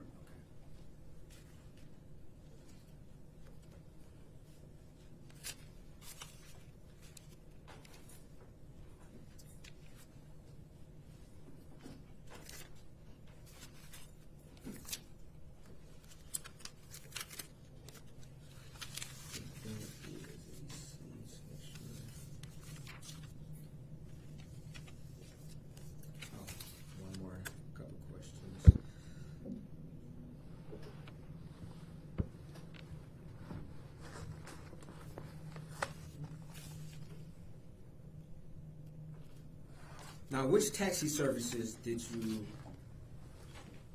request information from? They changed names, I'm not real sure. The Checker Cab or the one downtown? Checker Cab or the one downtown? It's the one downtown. I'm not sure what the name of it is. Okay. Did you submit that to some type of report? I did not know. Okay. Did you personally check? No, one of the detectives was responsible for that. And throughout this trial, you've heard that other detectives stated that other detectives were required to do certain things, correct? So every detective, every detective has different responsibilities. Okay. But you've heard certain detectives say that I know that this other detective was supposed to do this particular task, correct? Depending on what the responsibility was, yes. In regards to, you've heard Sullivan testify that Sergeant Ford was supposed to extract the video evidence from 1301 Orleans, a.k.a. Lafayette Towers. You heard Sullivan testify to that, correct? Correct. And you also heard Sergeant Ford come in and say, no, I was not tasked to do that. He's mistaken, correct? Correct. It was Officer Saunders. Okay. Officer Saunders. Mm-hmm. Okay. Yes, sir. Was that a person who was called to testify? No.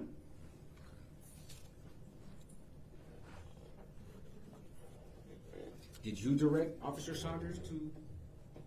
No. Okay. Did you speak to Officer Saunders? Yes. Okay. About that very specific task?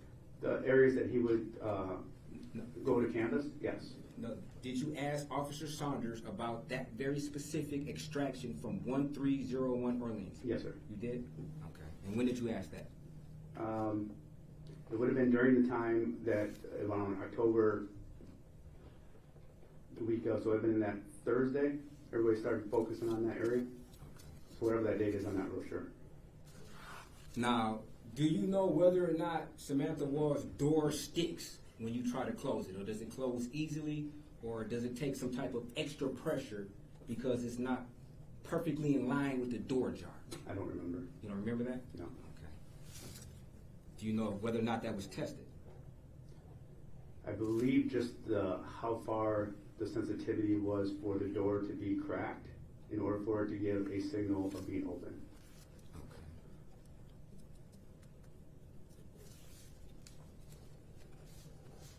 So you don't know whether or not if somebody went to try to close the door to get stuck so far because maybe some of the door needs to be sanded down for it. No, I wouldn't know that.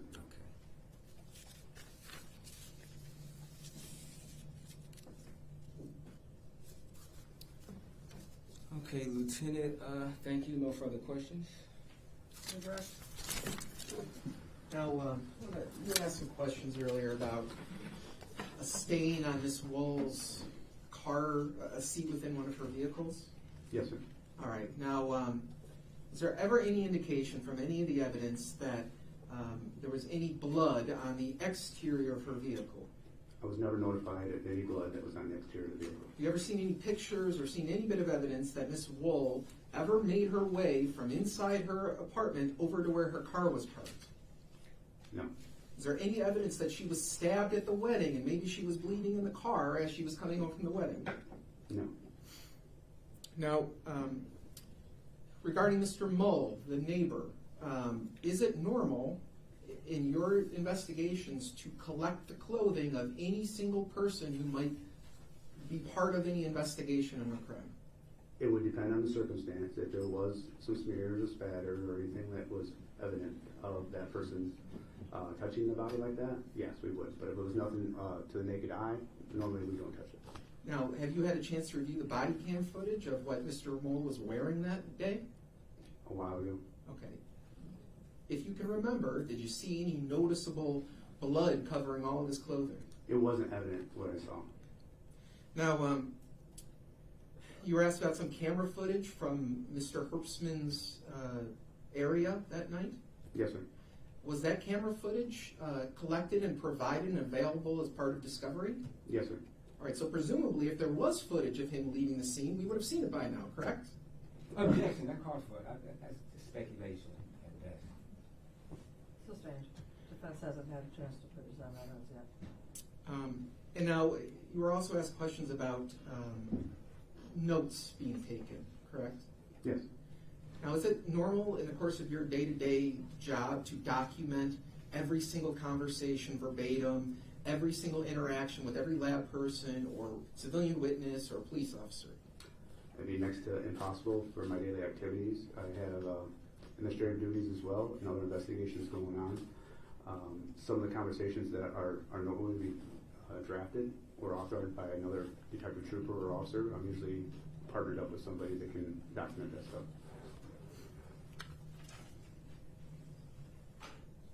I don't have any other questions. Just briefly. You stated there are circumstances where you would, I guess, recover and analyze clothes from a particular witness, correct? Yes, sometimes. Okay. And you also, during cross, indicated one of those circumstances would be if there's a contradiction to what they said versus what an officer said, or whether or not they touched the body, correct? If there was a contradiction, okay. Yes. And in this case, there was a contradiction, correct? To me, it would be more evident for me if... Sure. I'm letting you know. If the officer said that they didn't touch the body if the officer said he touched the body and the witness said they didn't touch the body, that would raise suspicion as well. Okay, but if the officer's saying that they didn't touch the body, and then the witness is now saying that they did, that's a contradiction, correct? I would have to review the initial statement from the detective that was taken against Mr. Mull, but that would have been brought to my attention that there was a contradiction. Lieutenant, you would agree that the testimony you heard on the stand between Kevin Mull and Officer Dow was a contradiction on whether or not the body was touched, yes or no? I will say the report, not his testimony, because I don't remember the testimony. Yeah. And you also stated that you didn't see any noticeable blood from the body cam that you said you watched some time ago of... It's been a while. Okay, of Kevin Mull. No noticeable blood, correct? Nothing that was stood out. Okay, and you would agree that on Mr. Jackson-Bolanos' North Face jacket, the pictures that were shown in court today, there was no, well not today, but the other day, there was no noticeable blood that could be seen, correct? That's correct. You also heard that it was testimony from forensic scientists that said it was unseeable to the naked eye, correct? Correct. Okay. Thank you. No further questions. I don't have any questions. Questions from the jury? Thank you. I'm going to step down. Oh. Yeah, give them that report back. With that, do the people have any further witnesses or exhibits? No, Your Honor. At this time, on behalf of the people of the state of Michigan, we rest our case. Do you have a minute, or do you want to proceed? I'm ready to proceed. Okay. Call your first witness. We would like to call Detective Trooper Elizabeth Stockmeyer.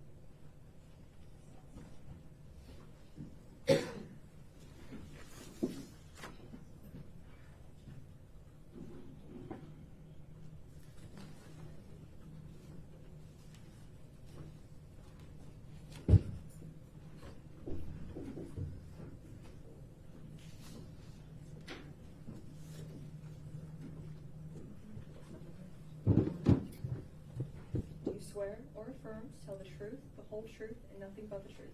Yes. Thank you. You may be seated.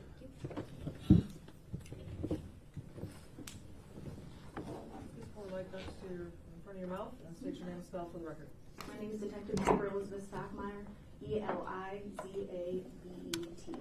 Stockmeyer. You may proceed. Good afternoon, Detective Trooper Stockmeyer. Good afternoon. Now, you were the original OIC on this case, correct? I was assigned the case a day after. The day after, okay. And you were the officer in charge up until roughly around June 5th? I'm still officer in charge, yes. Okay. So it'd be fair to say that for the bulk of this investigation, you were the officer in charge, correct? Yes, sir. Okay. Now, in reference to the original, I guess some of the initial labs that were submitted to Michigan State Police for analysis, did you personally have those submitted? Not all of them, no. You haven't? Okay. Some of them, correct? Some of them. Okay. Was it your decision as far as what was submitted to Michigan State Police? Yes, sir. Okay. And also, it was your decision as to what was submitted to forensic scientist Secadat as far as the trace analysis? Yes. Okay. You did not have the knives that were recovered from Jeff Herbstman ever submitted to the forensic tech, correct? They were submitted, yes. I'm sorry, the forensic tech Secadat for trace analysis or matching of potential fibers. I'm not sure the specific forensic tech. There are several forensic techs in the unit, and they could be submitted to any of them and assigned to any of them, I guess. Okay. And would it be fair to say that you specifically requested forensic tech Secadat to do a trace analysis on some knives that belong to Mr. Jackson-Bolanos? Yes, sir. Okay. And in that particular analysis, you were looking to see whether or not potential fibers that were found on the knives could match fibers that were removed from Samantha Woll's clothes, correct? Yes, sir. Okay. And you also, another analysis you requested to be completed is to see whether or not a particular knife could have caused the puncture hole inside of the clothing, correct? Yes, sir. Okay. Now, it'd be fair to say that those particular analysis, you did not request for the knives that were recovered from Jeff Herbstman, correct? No, sir. Those knives were submitted as well. Hold on. You're saying that the knives from Jeff Herbstman were submitted to forensic tech Secadat for those same analysis that I just mentioned? Again, I don't know the specific forensic tech they were assigned to. Okay, but your name is on the top of that report in regards to forensic tech Secadat, correct? And requesting that the analysis be completed, correct? I don't have the report in front of me, sir. I couldn't tell you whose name is on the report. If reviewing that report, would it refresh your memory? Yes, sir.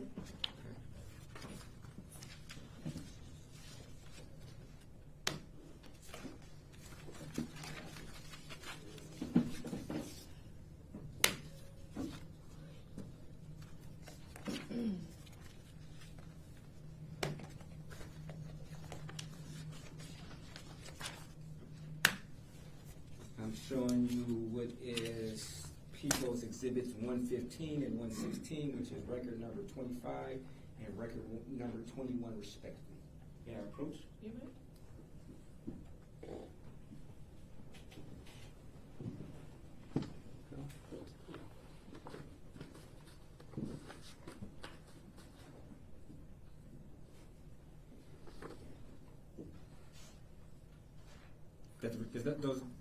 Does those reports refresh your memory?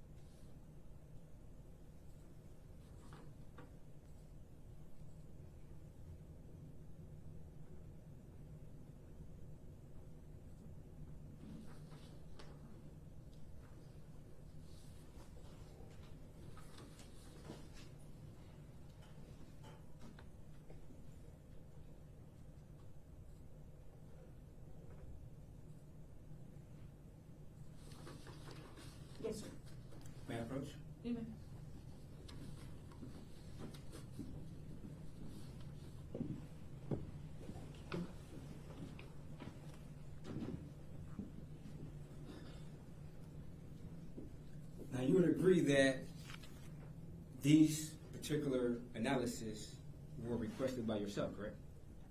The lab submission was made by me. Yes. Okay. And these were lab reports that contain information about an analysis of determining whether or not certain fibers that were contained in, or potential fibers that were contained in Mr. Jackson-Bolanos' knives matched fibers that were removed from the clothing of Samantha Woll, correct? I'm sorry, could you repeat the question? You would agree that this report contains an analysis of whether or not certain potential fibers that were removed from a knife belonging to Mr. Jackson-Bolanos matched fibers that were removed from clothing of Samantha Woll. Yes. Okay. And you also agree that there's another report that contains information on an analysis of whether or not a particular knife could have caused or contributed to some of the cuts that were contained in the clothing of Samantha Woll, correct? Yes. Okay. And you would agree that you did not request the same type of analysis on the knives that were recovered from Mr. Herbstman? No, sir. They were not requested. Okay, thanks. Okay, thank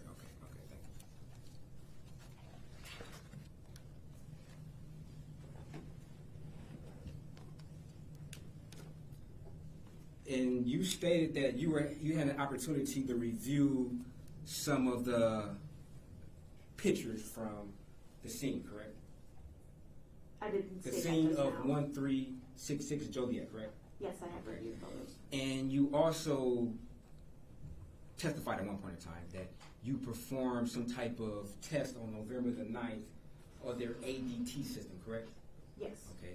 And the purpose of doing that particular test is to see how far one would have to be inside of the apartment in order to, I guess, trigger the motion sensor of the ADT system, correct? Yes.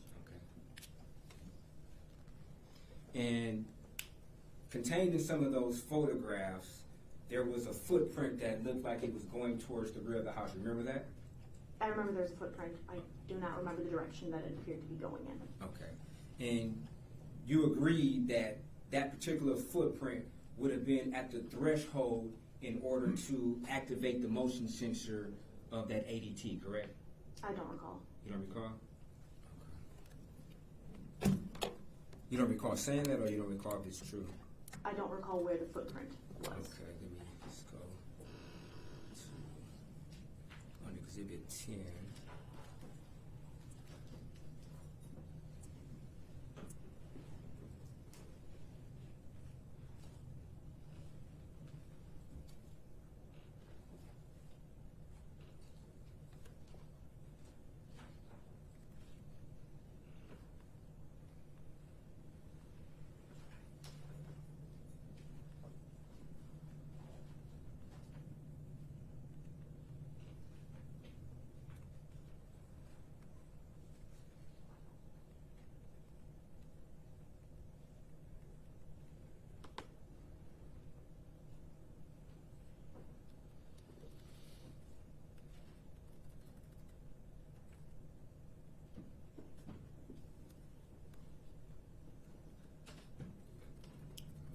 I'm sorry.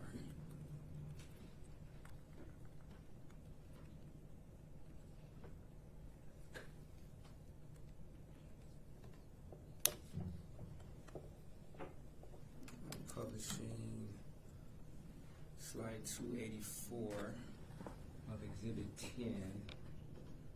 This area right here, where my cursor is circling, you would agree that in the house, this particular area would have set off the motion detector, correct? Could you zoom out a little bit?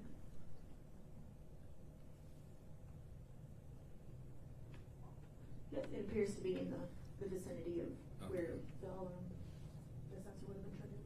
Okay. And would you agree that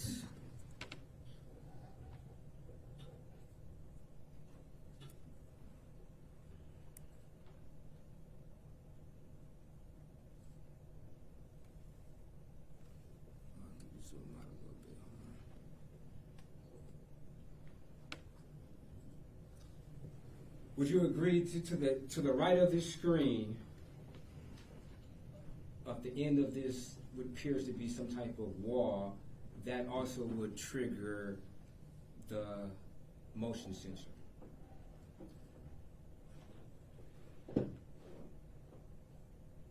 I would not agree that. You wouldn't Based on our testing, I believe it was a little bit farther past that. Just a little bit farther past. Like how far? Maybe a couple inches? Couple feet. Couple feet? Okay, so just beyond it. Just beyond that. Okay, fair enough. Okay. And you also know from your investigation that Samantha Woll's personal keys were found inside of her purse, correct? Yes, sir. Okay. And there was a spare key that was found on the ground, correct? Yes. Okay. And let's go to that just to make sure we have right. Wow. Plug that from now.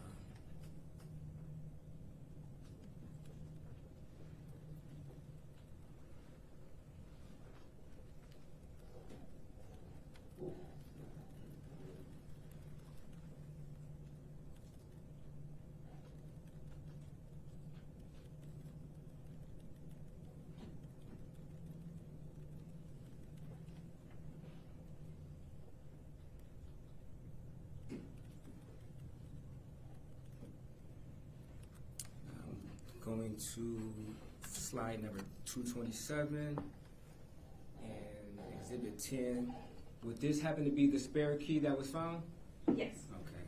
And you would also agree that there was a lockbox outside, correct?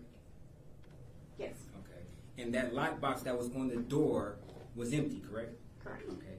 And in fact, the lockbox already had the passcode pushed in, so when responding officers pushed the latch, it came right open without having to enter a code, correct? I don't recall if what number or what passcode was on there, but it was unlocked. Okay.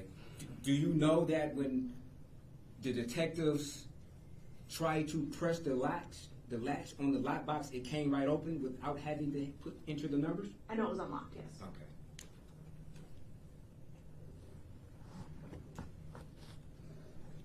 Did you review search warrants in this particular case?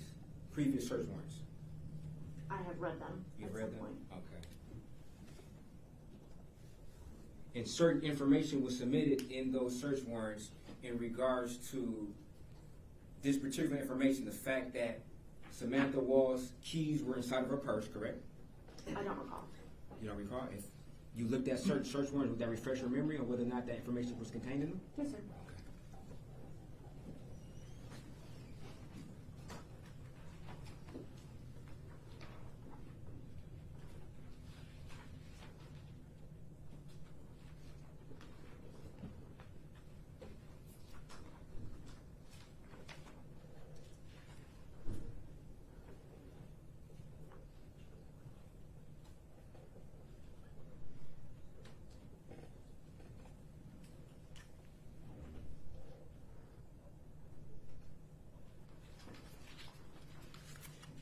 May I approach?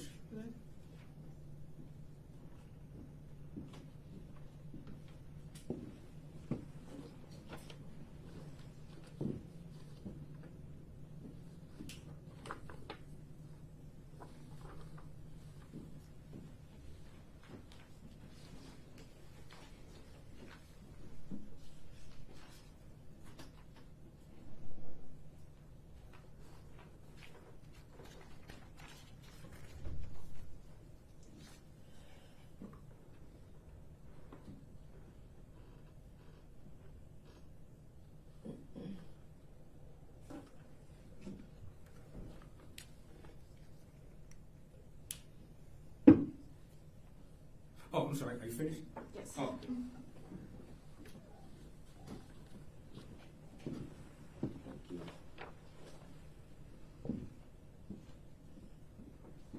So, Detective Trooper, you would agree that there was information contained in the affidavit for search warrant that was referencing the fact that, for one, that Samantha Woll's keys were found in her purse, correct? Yes. Okay.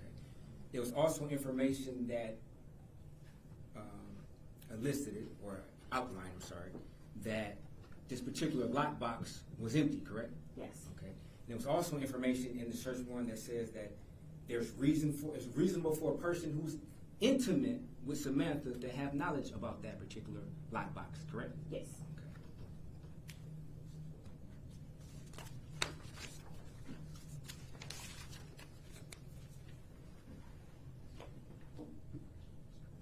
Oh, I'm sorry.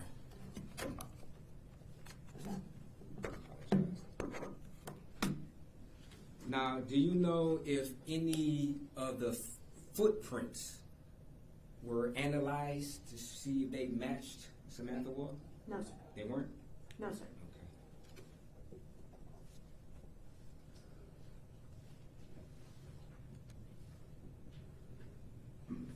Okay. And another, when you performed your ADT test on November the 9th, you never tried to figure out how long it would take for the system to go into idle mode after there was motion, correct?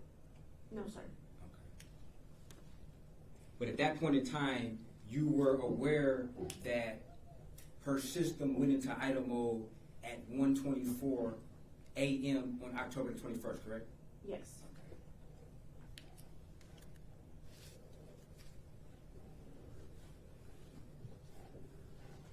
Now, at the preliminary examination, I guess we never really got to the conclusion of this. You testified that there were some settings that you changed in order to try to perform this test on November the 9th. Remember that? Yes. Okay. Do you remember now what settings did you change on her system in order to test, to do your diagnostics test or performance test on November the 9th? Yes. Okay, which settings would you change? Armed away to armed stay. Okay.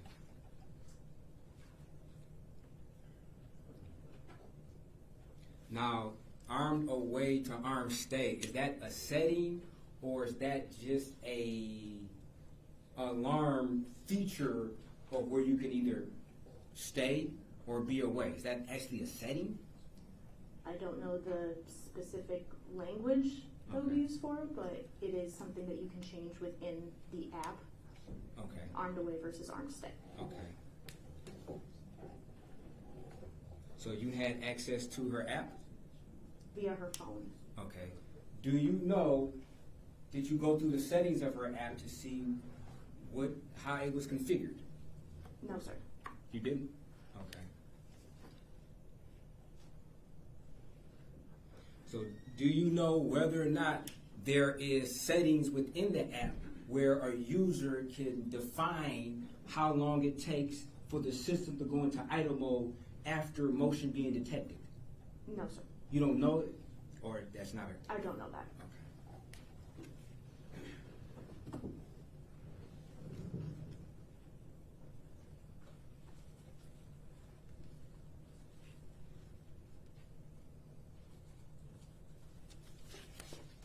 Now, you were able to personally interview Jeff Hertzman twice, correct?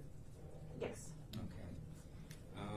And you went up to Kalamazoo to interview him after you heard of some type of admission through the 911 call, correct? Yes, sir. Okay. And when he was there, you personally called his parents, correct? Yes. Okay. And you allowed him to talk to his parents on speakerphone, correct? Yes. Okay. And there was, he didn't, at that point in time, he didn't even know who his lawyer was, correct? I don't recall. Okay. There was conversation with him and his parents about him getting, or for them to contact the lawyer that they got for him, correct? I don't remember the specific conversation. You don't remember the specific conversation? Okay. Did you write any notes down? I wrote a report, sir. Okay. And looking at your report, refresh your memory of what was said, possibly? Yes, sir. Okay. Do you have a copy of your report? Not with me right now. Did you review your report prior to coming to testify today? Yes, sir. Okay. But you didn't review that portion? I don't recall. Okay. Did you have an opportunity to watch this interview video of him being in Kalamazoo after the interview? After the interview, yes. Okay. And you would agree at some point in time he removed his shoelaces because he made some type of comment about him having bad thoughts about maybe harming himself while being in the police station. You remember that though, right? No, I don't. You don't remember that? I don't remember specific statements, no. Okay. If you saw that portion again, would it refresh your memory? Yes, sir. Okay.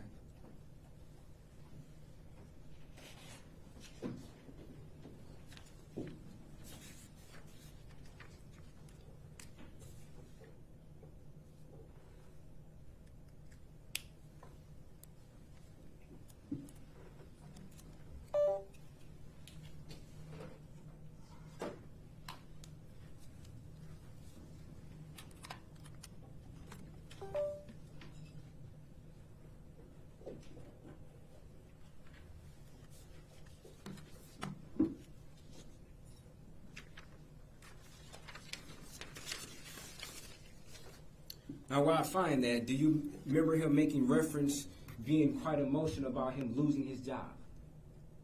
About him thinking he's going to lose his job? Yes. Okay.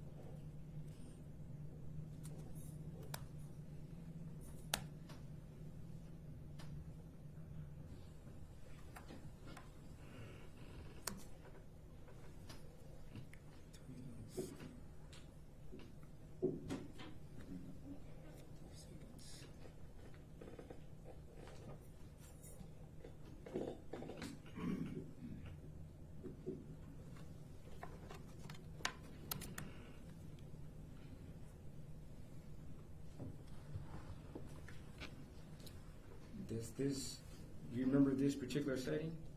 Yes. Okay, and this is the interview of Mr. Hirschman? Yes. Okay. I'd like to publish defense proposed exhibit number, portions of it. Was this admitted previously?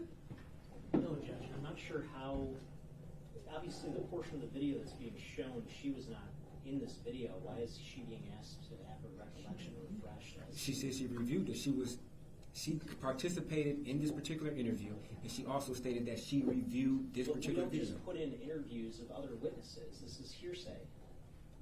Was this shown during I don't recall this portion being shown during Not this portion of it, but certain portions were shown to Mr. Hirschman. Is she in the room there? Did you watch this portion? I can't say what portion it is. I mean, I can show her out the presence of the jury. That would help her refresh her memory. Well, this should have been done with Jeff Hirschman. It's not admissible at this point. Anything can be used to refresh her memory.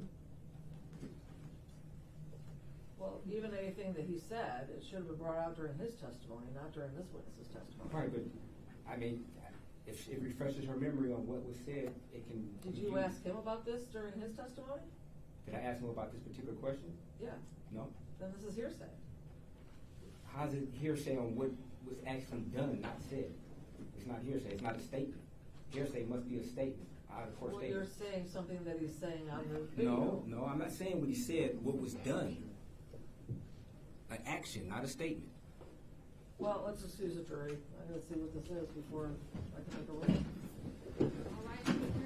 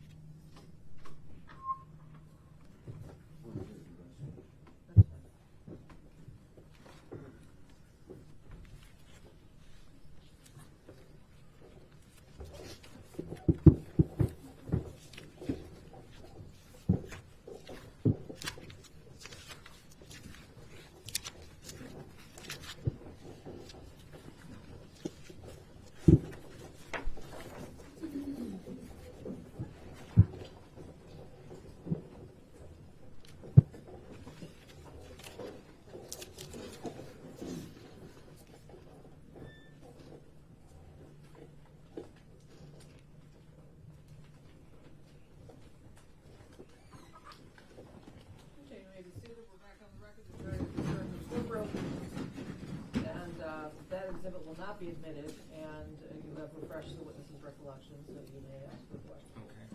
Now, Detective Trooper, did that refresh your memory on whether or not Mr. Hirschman removed his shoelaces at the end of this particular interview in Kalamazoo? Yes. Okay. Did that strike you as odd that he was removing his shoelaces? I don't recall my specific thoughts at that time. Okay. After reviewing this now, does it strike you as odd? I couldn't say, sir. You can't say, or you won't say? I said. I answered the question. Now, as part of your investigation, you had certain phones analyzed, and you were to, I guess, get some type of information on the contents of these phones, correct? Yes. Okay. And one of the phones that was analyzed was a Robert Becker? Yes, sir. Okay. And you were aware that this device was factory reset on October the 19th of 2023? I don't recall. You don't recall?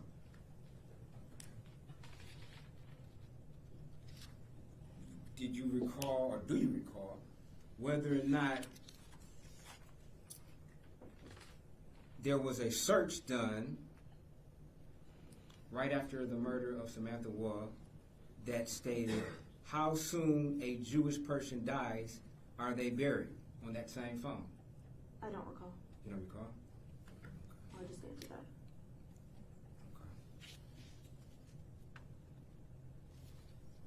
And you don't recall that this was done on October 21st, 7:30 p.m.? I don't recall.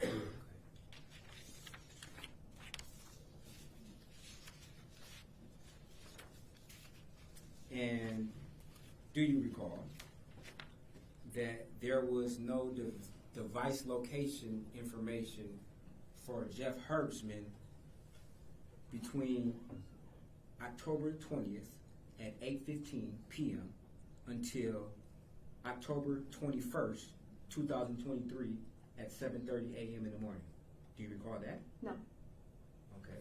Did you care to analyze these phones, the information that was given to you? They were analyzed. Okay.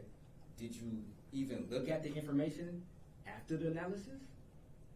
I don't recall if it was me or somebody else on my team. Okay, wait. You would have been the OIC, correct? Correct. Okay, and one of your duties of the OIC is to oversee the case, correct? True. Okay, and you would say as the OIC, you would know the case or should know the case better than anybody else being the OIC, correct? Yes, sir. Okay. So if certain things are done on certain suspects,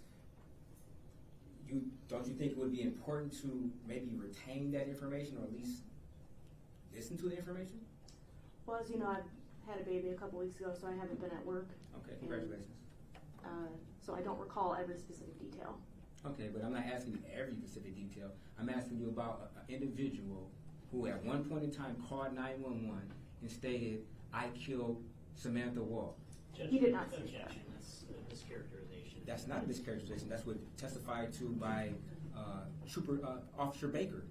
That is not what was testified to. The 911 call says absolutely nothing about Samantha Woll. That was admitted as an exhibit. We listened to it in its entirety. And It's up to the jury to determine what was said on that. So do you think that it was important to gather or remember certain location information from a suspect who called 911 making admissions about killing somebody? I don't recall. You don't recall if that's important? I'm asking you, do you think it's important, not whether or not you remember. Do you think it's important? I couldn't say. You can't say? Okay. As part of your testimony today, prior to it, were you instructed to just say, I can't recall? Did somebody instruct you to say these things? No, sir. Okay. Because you're seeming kind of robotic when I asked the question if it's important. You just didn't listen to the question. You just automatically said, I can't recall. Well, when you keep repeating the question, I have to repeat my answer. Okay. But you would agree that I don't recall is not an appropriate answer to whether or not you believe something's important. I believe that's subjective. Okay.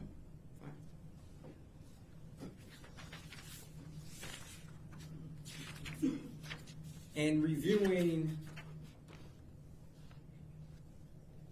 Aaron Pergament's phone, do you recall that there is no geolocation information that was captured from August 20th, 2023 at 8 p.m. until August 21st at 1 p.m. No, I don't recall. You don't recall that? Okay. Do you recall knowing that certain websites were visited, such as Sugar Babies and SugarDaddy.com? I don't see the relevance. I'm not asking you to see the relevance. I'm asking you, did you know it? I don't recall that, no. Okay. Did you know that Aaron Pergament was in a relationship with Samantha Woll at one point in time? Yes, sir. Okay. Did you know that Aaron Pergament was substantially older? I don't know what you mean by substantially. That he was older than Samantha Woll?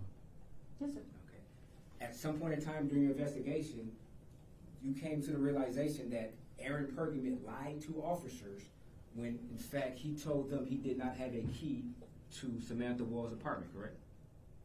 No, sir. No, sir, what? No, sir, I don't remember him lying. Okay. Do you remember that there was a warrant that was requested from Aaron Pergament, and the language in that warrant Judge, had... Objection, again, we went through this with another witness. I'm not sure how he is impeaching her with a search warrant that she had nothing to do with drafting. Whether or not she knows. I'm not impeaching her. I'm asking her if she knows about it. It's a question.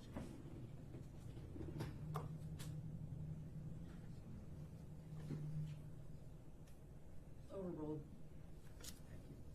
Were you aware of a search warrant that was drafted that contained information stating that there was evidence outside of court that would substantiate or at least suggest that Aaron Pergament lied to officers when he said that he did not have a key to Samantha Woll's apartment?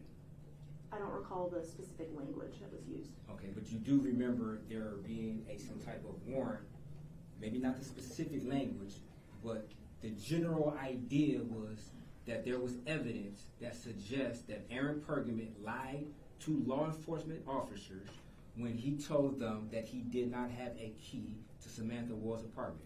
You're aware of that, correct?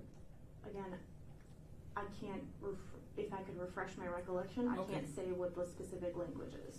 Okay.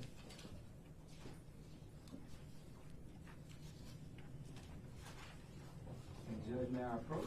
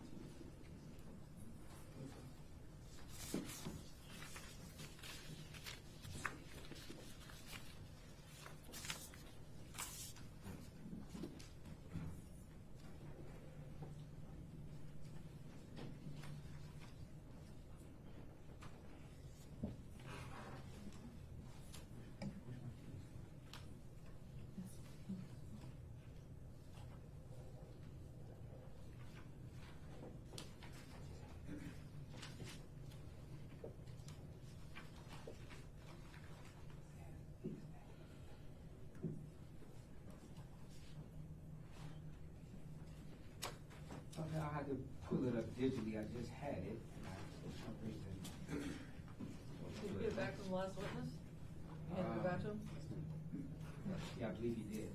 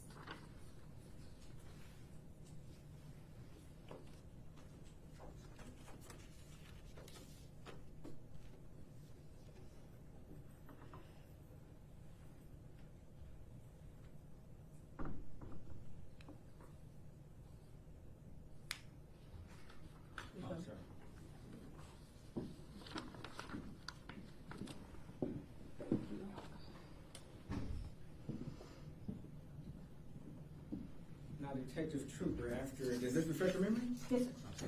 Okay. You would agree that there is language in this search warrant affidavit that would suggest that there was evidence that would substantiate that Aaron Pergament lied to officers when in fact he said that he did not have a key to Samantha Woll's house, correct? No. The text message reads, I have a key. It does not say what the key is to. Okay. Doesn't say, okay. You would agree that in this particular search warrant affidavit, there are accusations that Aaron Pergament lied from a trained officer, correct? You would agree to that, right? That an officer is saying that they have evidence that Aaron Pergament lied to Officer Crenshaw, correct? I'd say evidence and probable cause are not the same thing. I'm not, okay. You would, Probable cause is what's in a search warrant. okay. You would agree that this officer stating that he has probable cause that Aaron Pergament in fact lied to officers about having a key. You'd agree to that, right? No. That's not contained in this affidavit? You didn't just read that, you didn't just not read that language in this search warrant affidavit, that the affiant feels that they believe they have probable cause to believe that Aaron Pergament lied to Officer Crenshaw when in fact he said he did not have a key to the residence. You would agree that that's contained in this affidavit, correct? We have probable cause early on in the Detective investigation Trooper. that could be different. Detective Trooper, we want the truth. No, sir.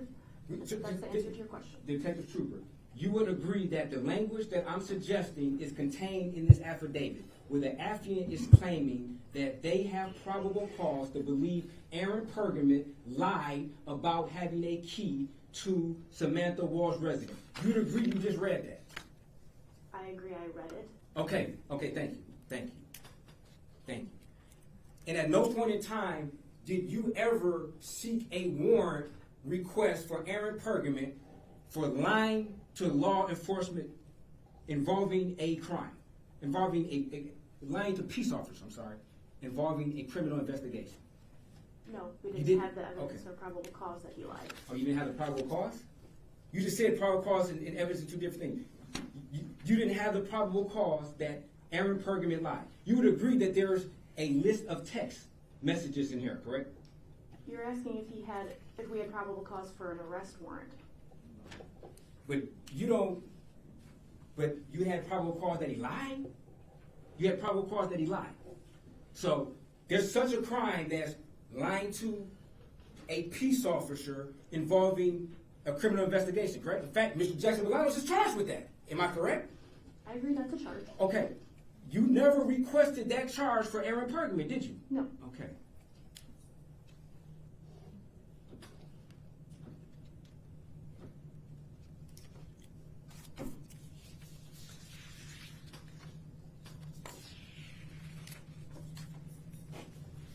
Now, did you look at the analysis of Aaron Pergament's phone? I did not personally review it. Did you ever have a conversation with Sergeant Martinez about the contents of the search warrant in regards to Aaron Pergament lying about having a key to Samantha Woll's apartment? We had many conversations. I don't recall the specifics about that search warrant you're talking about. Don't you think that would have been something important if somebody in a criminal investigation lies about having the key to a murder victim's house and you find out later he lied about it? That's not something you would remember? Again, it does not say I have a key to your house. We don't know what the key is for. Oh, you don't know what the key is for? Isn't he stating that I'll be there in 15 minutes, I have a key? Didn't you just read that? Yes. So to you, that doesn't mean he has a key to the house when he says, I'm on my way to your house. Oh, he doesn't say I'm on my way to your house. That's not what the text message is saying. I think, why don't we just admit the text messages instead of talking about this in a vacuum? Okay. If there's no objection, we can admit the text message. Why not admit the whole search warrant? Why not? Search warrants are admissible, but the text message maybe. Okay, I'll publish the portion of the search warrant affidavit that contains those. No. But, I mean, I can get the text. I mean, I can publish those portions of it. I don't have to. No, that's the search warrant affidavit is not admissible. If he wants to admit the text messages, those are in his possession, and you can admit the text messages. I have no objection to that. Okay, can I have the witness read the portion of just the text messages from this particular document? Nothing else. She can read just the text messages. Any objection to that? No, Your Honor. Okay.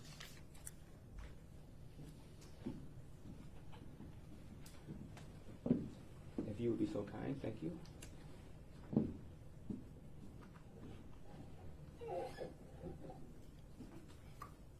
Where would you like me to read? At the beginning. At the beginning? Yes. 8/3/2023, 12:03 a.m. Wall texted Aaron P. her address. 4:12 a.m. Aaron P. texted Wall, home in bed, thanks for a nice evening. I had a great time. You are a good kisser, followed by 2 heart face emojis. 10:31 a.m. Wall loved Aaron P.'s message.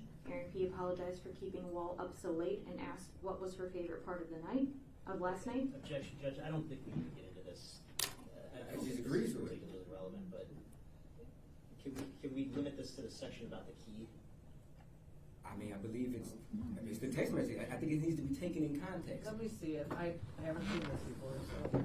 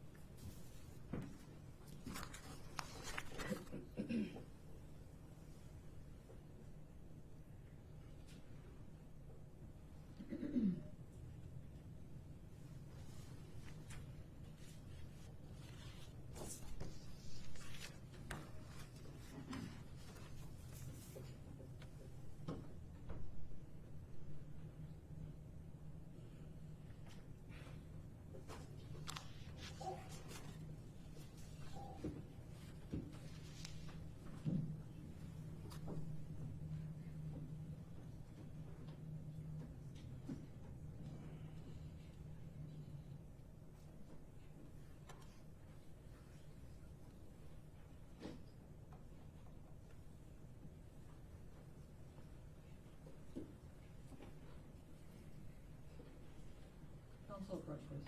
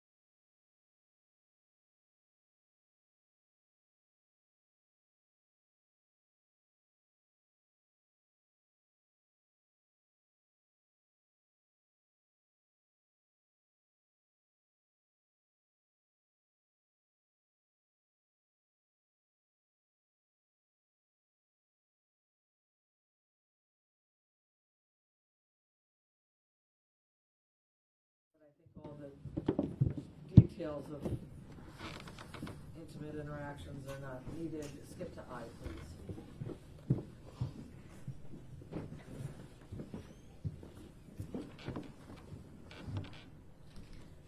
"11:13 a.m. Aaron P. texted Woll, okay, I will be there in 15 minutes. I have a key."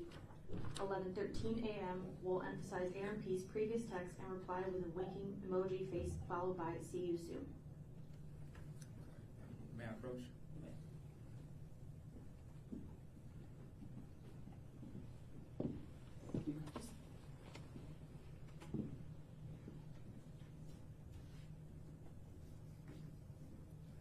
So, Detective Trooper, you're stating that you had no knowledge that Aaron Pergamon could have had a key to Samantha Woll's apartment. Could have and did are different things. Did you follow up? Did you ever follow up to see whether or not that was in fact true? Define follow-up. Did you ever question Aaron Pergamon about these inconsistent statements? I believe he was asked. You believe. Did you ask? No, I did not. Do you know who did? No, I did not. So you just speculate on whether or not he was asked, correct? You don't know for sure. We were speculating if that was a key to her house. It's not. Detective Trooper, please. So you're speculating on whether or not he was asked, correct? I don't recall. You don't recall if you're speculating? I don't recall. Hold on. You don't recall if you're speculating. Is that what you're saying in front of the jury? You don't recall whether or not you're speculating? I answered the question. So you don't know if you're speculating or not? Okay. So you're refusing to answer the question? No, sir. I answered. Okay. So just to be clear, you don't know if somebody actually spoke to Aaron Pergamon. You stated that, correct? Again, I answered that question. Okay. And when I asked, are you speculating if it happened, you said you don't recall. Are you guessing that somebody talked to him, or you don't? Do you know or do you not? You said you don't recall. Like you know how you feel. Huh? I answered this, sir. No, you didn't. Do you not recall whether someone followed up? Yes. Or you don't recall if you're speculating? No, I don't recall the follow-up. Thank you. Let's move on. Thank you, Judge.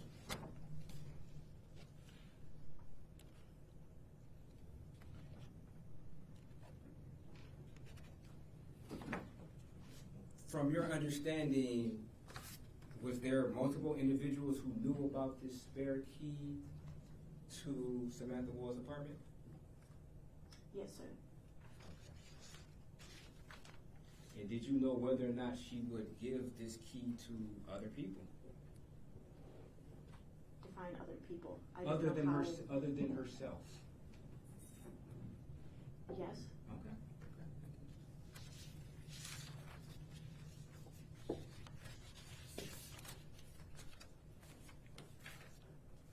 Did it ever come to your understanding that Aaron Pergamon was possibly stalking Samantha Woll? Did you ever hear that? Yes, sir. Okay. And after hearing that Aaron Pergamon was stalking Samantha Woll, you don't know whether or not you followed up to see if Aaron Pergamon actually had a key to her apartment? Again, I answered that before.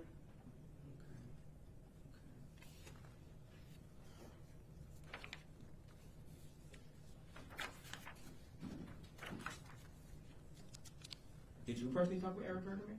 No. Did you watch any of his interviews? I believe I did at the time. Yes. Okay. So you do remember what he told Officer Crenshaw during his interview, correct? No, I don't recall specific statements. Okay. Do you remember whether or not there was mention of a key? I don't recall that.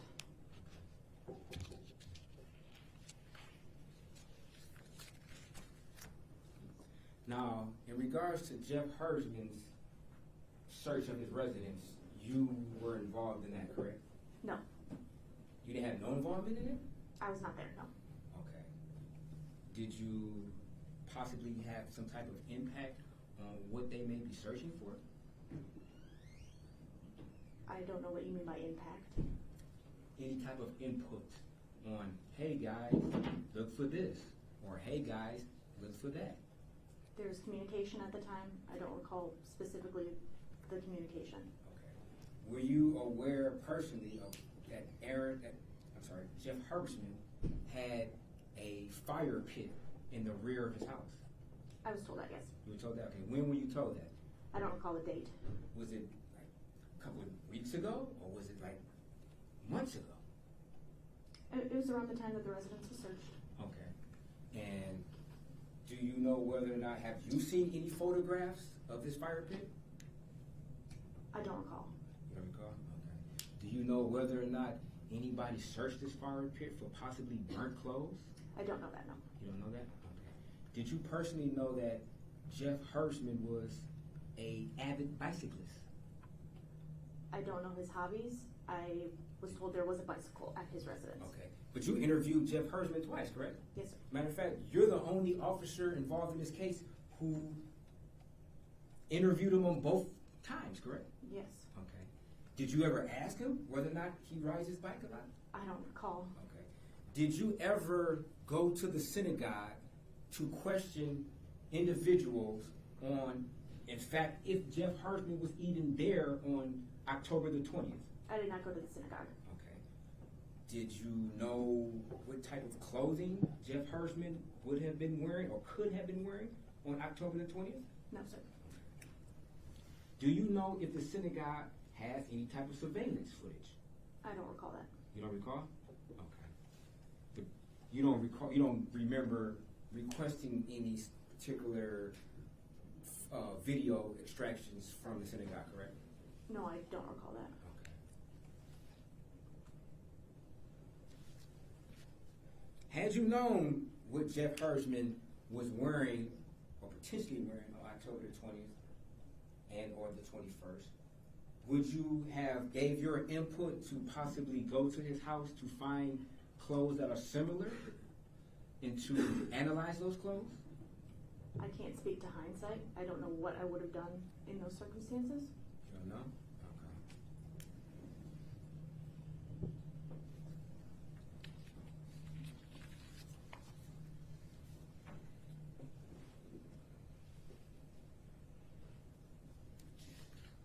Is there a particular reason why you did not have his knife, Jeff Herbstman's knife, submitted to forensic scientist Sekadat in order to match the particular knife with potentially being the weapon that could have been used in reference to the fibers associated with Samantha Woll's clothes? No, I don't recall. No, I said, is there a reason why you didn't? I don't recall the reason. You don't recall that?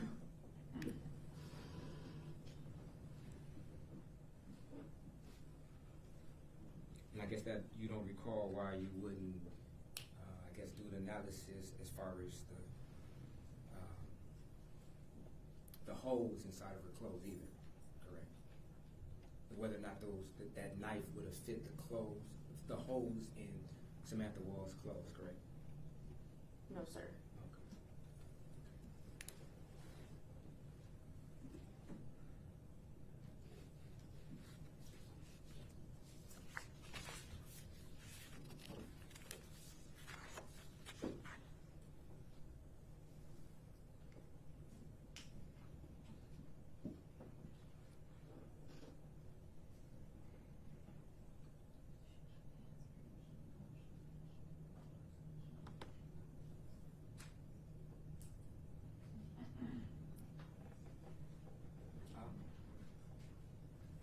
As far as being the OIC, what do you think is important as your role as the OIC?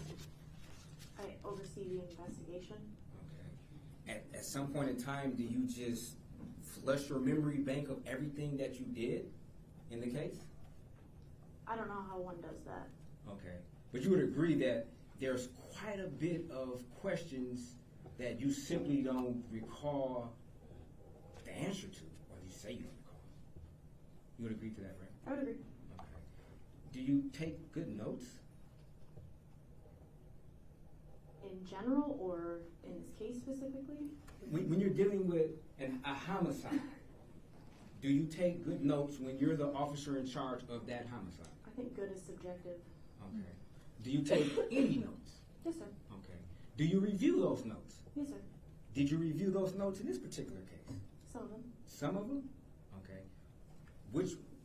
When you decide which ones to review and which ones not to review, how do you come to that conclusion or that decision-making process? The ones I have access to. Okay, you don't have access to the entire file as the OIC? Well, like I said, I haven't been to work in several weeks. Okay, several weeks, I understand, but you were the OIC for months prior to you being off for 3 weeks. You would agree to that, right? I can't remember every single little thing. Okay, we're not asking you to remember, we're talking about notes. When you decide what notes to review, how do you come to that decision?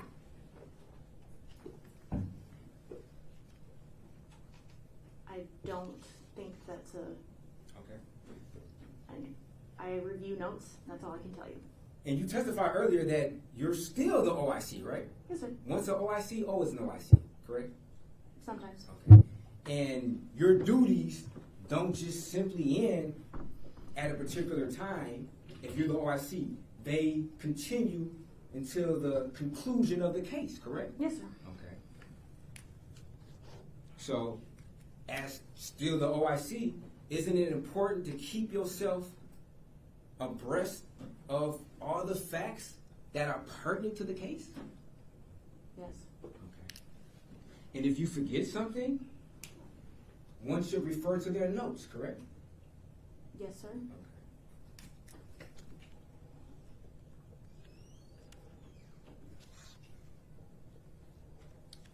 Thank you, Detective Trooper. No further questions. Ross? Oddly enough, yes, sir. Cross-examine my OIC. Good afternoon, Detective Trooper. So,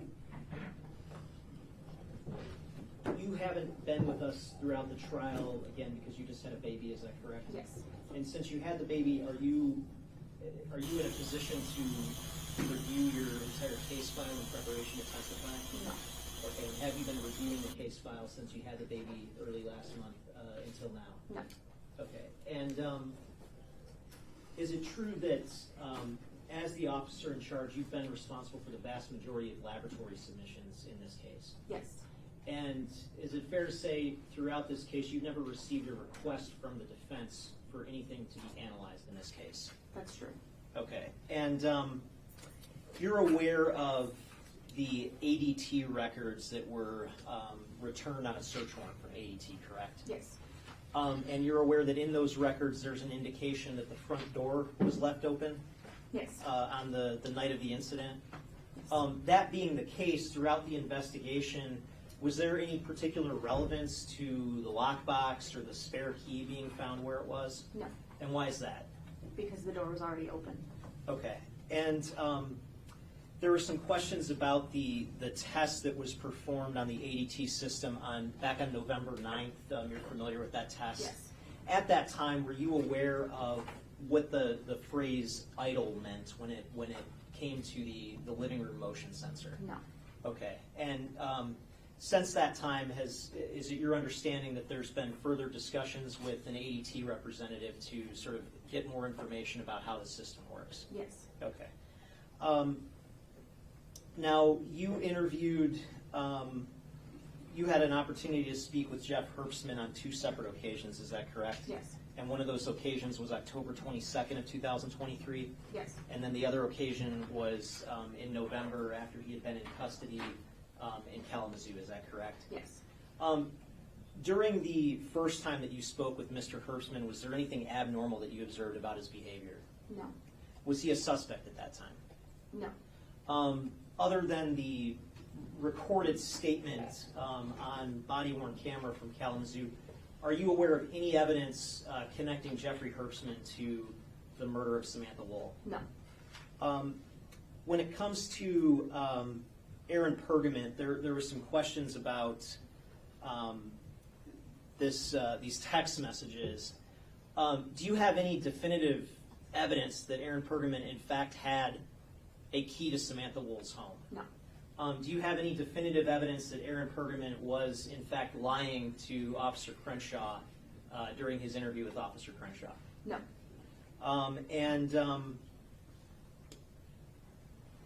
there was a characterization about stalking that was made. Is that correct? Yes. And is it fair to say that another witness made that characterization about Aaron Pergament? Is that correct? Yes. Are you aware of any evidence substantiating that? No. Was that looked into? Yes. And anything come of that? No. Do you have any reason to believe Aaron Pergament was stalking Samantha Woll? No. There were some questions about location data on phones. And you're aware that location data or GPS data can sometimes be extracted from phones that are forensically downloaded. Is that correct? Yes. And we don't get GPS data every time a phone is forensically extracted. Is that fair to say? That's fair to say. And that GPS data on a phone, that's different from the sort of data that can get produced directly from a telephone provider. Is that correct? Yes. And that data that comes directly from the telephone provider and the location data, that was sort of Special Agent Holtz's purview in this case. Is that correct? Yes. Okay. Thank you. Nothing further. Redirect? Yes. Now, when I asked you whether or not you recall Aaron Pergament's phone information, you said you don't recall, correct? I don't recall the specific details. You don't No. recall. But you can recall whether or not there was any evidence that would suggest whether or not Aaron Pergament was a stalker. You can remember that when the prosecutor asked you, correct? Yes. Okay. So your memory is good as far as to whether or not there's evidence contained in Aaron Pergament's phone or otherwise other places that would suggest if he stalked her or not. You can recall that though, correct? You asked me different questions. Okay. I asked you about the contents of his phone, correct? Correct? You're correct? I can't recall your specific language, but yes. Of course. But you would agree that in order to determine if somebody is stalking somebody, you would have to, you might want to look at somebody's phone records, correct? Yes, sir. Okay. And when I asked you about those phone records, you couldn't recall, correct? I did not review them, so I could not recall Okay. the specifics. So how can you testify that there's nothing that would suggest that Aaron Pergament was a stalker? Because of the work my team did. Okay, the work your team did. So as far as the work your team did they generate some type of report indicating about the lack of information about his geolocation on particular dates? Didn't they generate that? I don't recall that. Oh, you don't recall that, but you recall them giving you a rundown and a report suggesting that Aaron Pergament is not a stalker. You remember that though, huh? Yes. Okay. But you couldn't remember whether or not there was conversation about Aaron Pergament having a key to Samantha Woll's house. You couldn't remember that important detail, but you remember whether or not there was evidence that would suggest whether or not Aaron Pergament was a stalker. Is that what you're telling us today? I don't know the question you're asking. Okay. You're telling us that you could not remember whether or not Aaron Pergament suggested that he had a key to Samantha Woll's apartment. You said you couldn't recall that, correct? No, I can't recall if that was a conversation had. Okay. And you couldn't recall if that was text messages that would indicate whether or not Aaron Pergament had a key to Samantha Woll's house. You said you don't recall that, correct? Based on the refreshing of my recollection with what you had me read? Before I refreshed your memory, you said you couldn't recall it, correct? Yes. Okay. And when the prosecution asks you, you're saying that you do recall. So what information are you referencing to come to the conclusion in your mind that Aaron Pergament never stalked Samantha Woll? Let us know. Tell us what information that you're refreshing. Please, go ahead. Communication with my team. Communication with your team. What in specific communication was referenced to you that would lead you to the conclusion that Aaron Pergament never stalked Samantha Woll? His phone records. His phone records? So you do remember his phone records then, correct? Phone location records. Phone specifically? Oh, so you do remember phone location records. When I asked you about whether or not you knew there was a lack of geolocation from October 20th to October 21st, you said you couldn't recall, right? I can't recall the specific locations. Okay. With the lack thereof having access to any geolocation from those dates. Do you remember that? No. Okay. So you don't remember that very specific information on where his phone did not transmit location information during the time of the murder. You don't remember that specific, but you can remember months and months, because in order to establish if somebody's a stalker, you would have to look at months of phone records. You would agree? You can't just look at one day. You would agree to that, right? No. You said no? I'm confused on what you're asking Okay. me. You would agree, it might have been confusing, I apologize. You would agree, in order to come to the conclusion if somebody's a stalker, you would have to look at months of, or at least weeks of phone records to see the frequency of which they call it, correct? Possibly. Also, the text messages which were shared and the frequency of those, correct? Every stalking case is different. I don't know what you're asking me. I'm asking you, in order for somebody to come to a conclusion of whether somebody's stalking somebody, one would at least start with somebody's phone records, correct? And his phone was looked at. Okay. And you would look at, his phone was looked at. Okay. And you also stated, or I stated, another way of coming to the conclusion if somebody stalks somebody, you would look at their text messages and the frequency of them, correct? I said possibly. Possibly? Okay, I guess possibly. You would also look at maybe their geolocations of where their phone was in proximity to the other person's phone? Possibly, yes. Okay. Did you perform those tests in this particular case?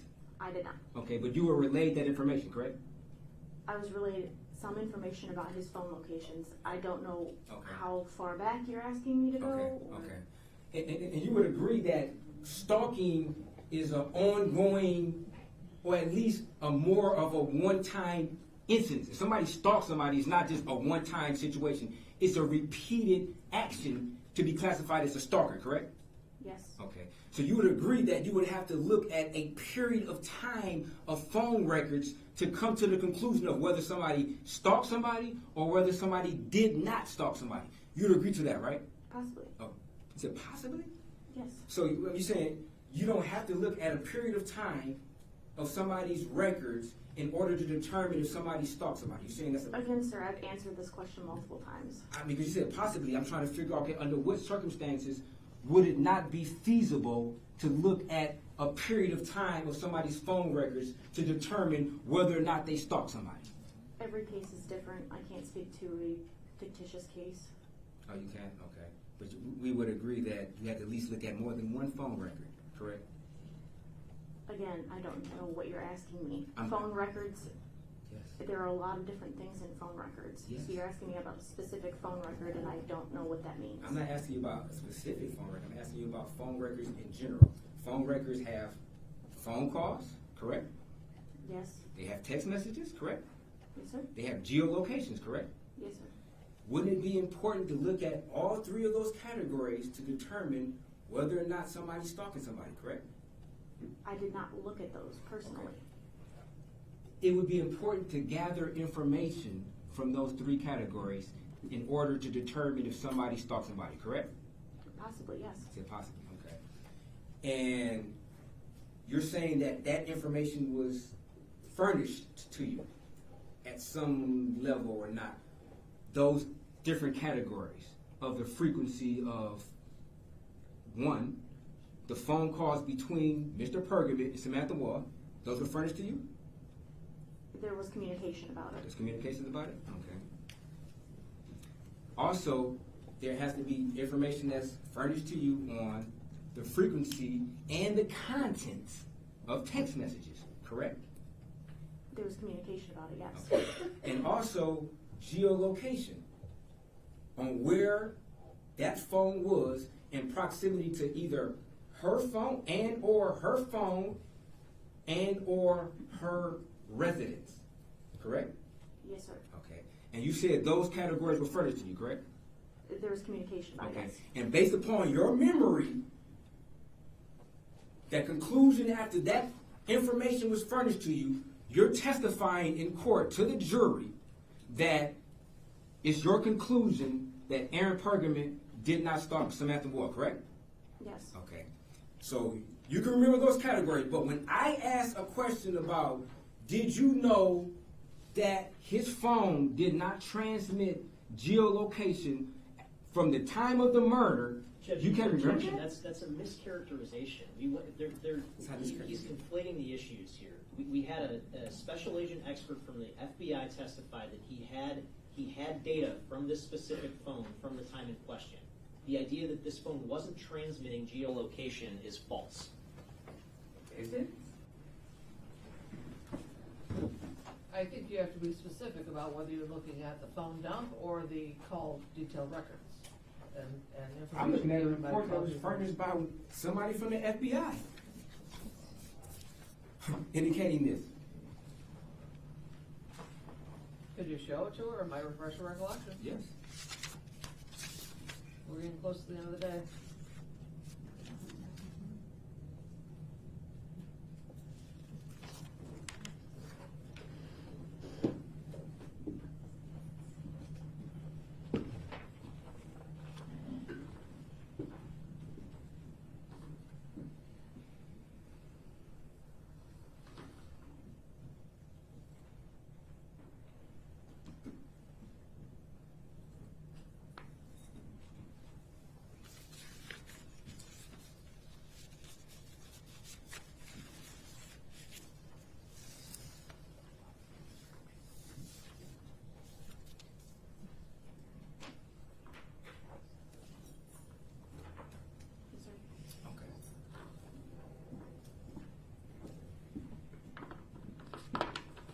Does that refresh your memory?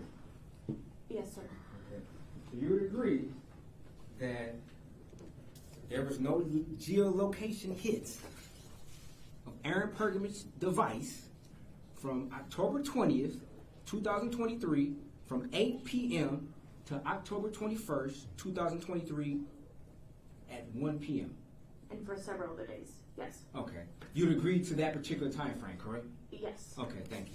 So you're saying is that you specifically remember phone information for a vast majority of time that would, in your mind, lead you to the conclusion that Aaron Pergament was not stalking Samantha Woll, but you can't remember the fact that there was no geolocation information from Aaron Pergament's phone from the time, during the time of the murder. That's accurate. Okay. So it's not important to you know where somebody's phone is during a murder? That you heard that they was a stalker? I think that's subjective, sir. That's what I'm asking you, what you felt. I'm not asking nobody else but you. So I want you to subjectively tell me, in your mind, whether you think it's important to know where somebody's phone is during the murder after you had information that they were a stalker of the victim. Again, I answered that earlier in my testimony. What did you say? You don't recall? Can't speak to my mindset months ago. I don't know. Do you think it's important? Do you think it's important now to have that information of where somebody's phone is during the time of a murder, and knowing where their phone was if that same person was accused of stalking a murder victim? Do you think that's important to know where their phone was? For all people involved, yes, sir. Okay.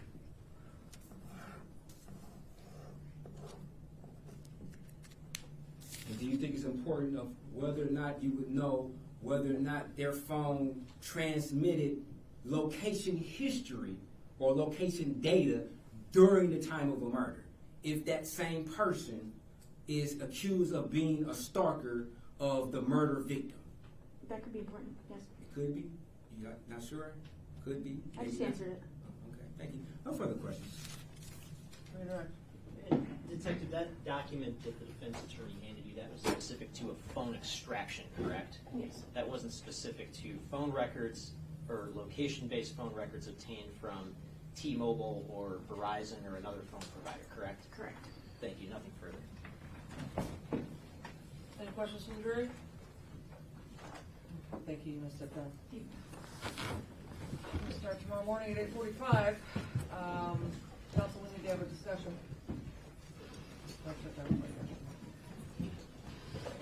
All right. Clear the first row, please. Cameraman, please turn off the camera. The jurors will come through their first row.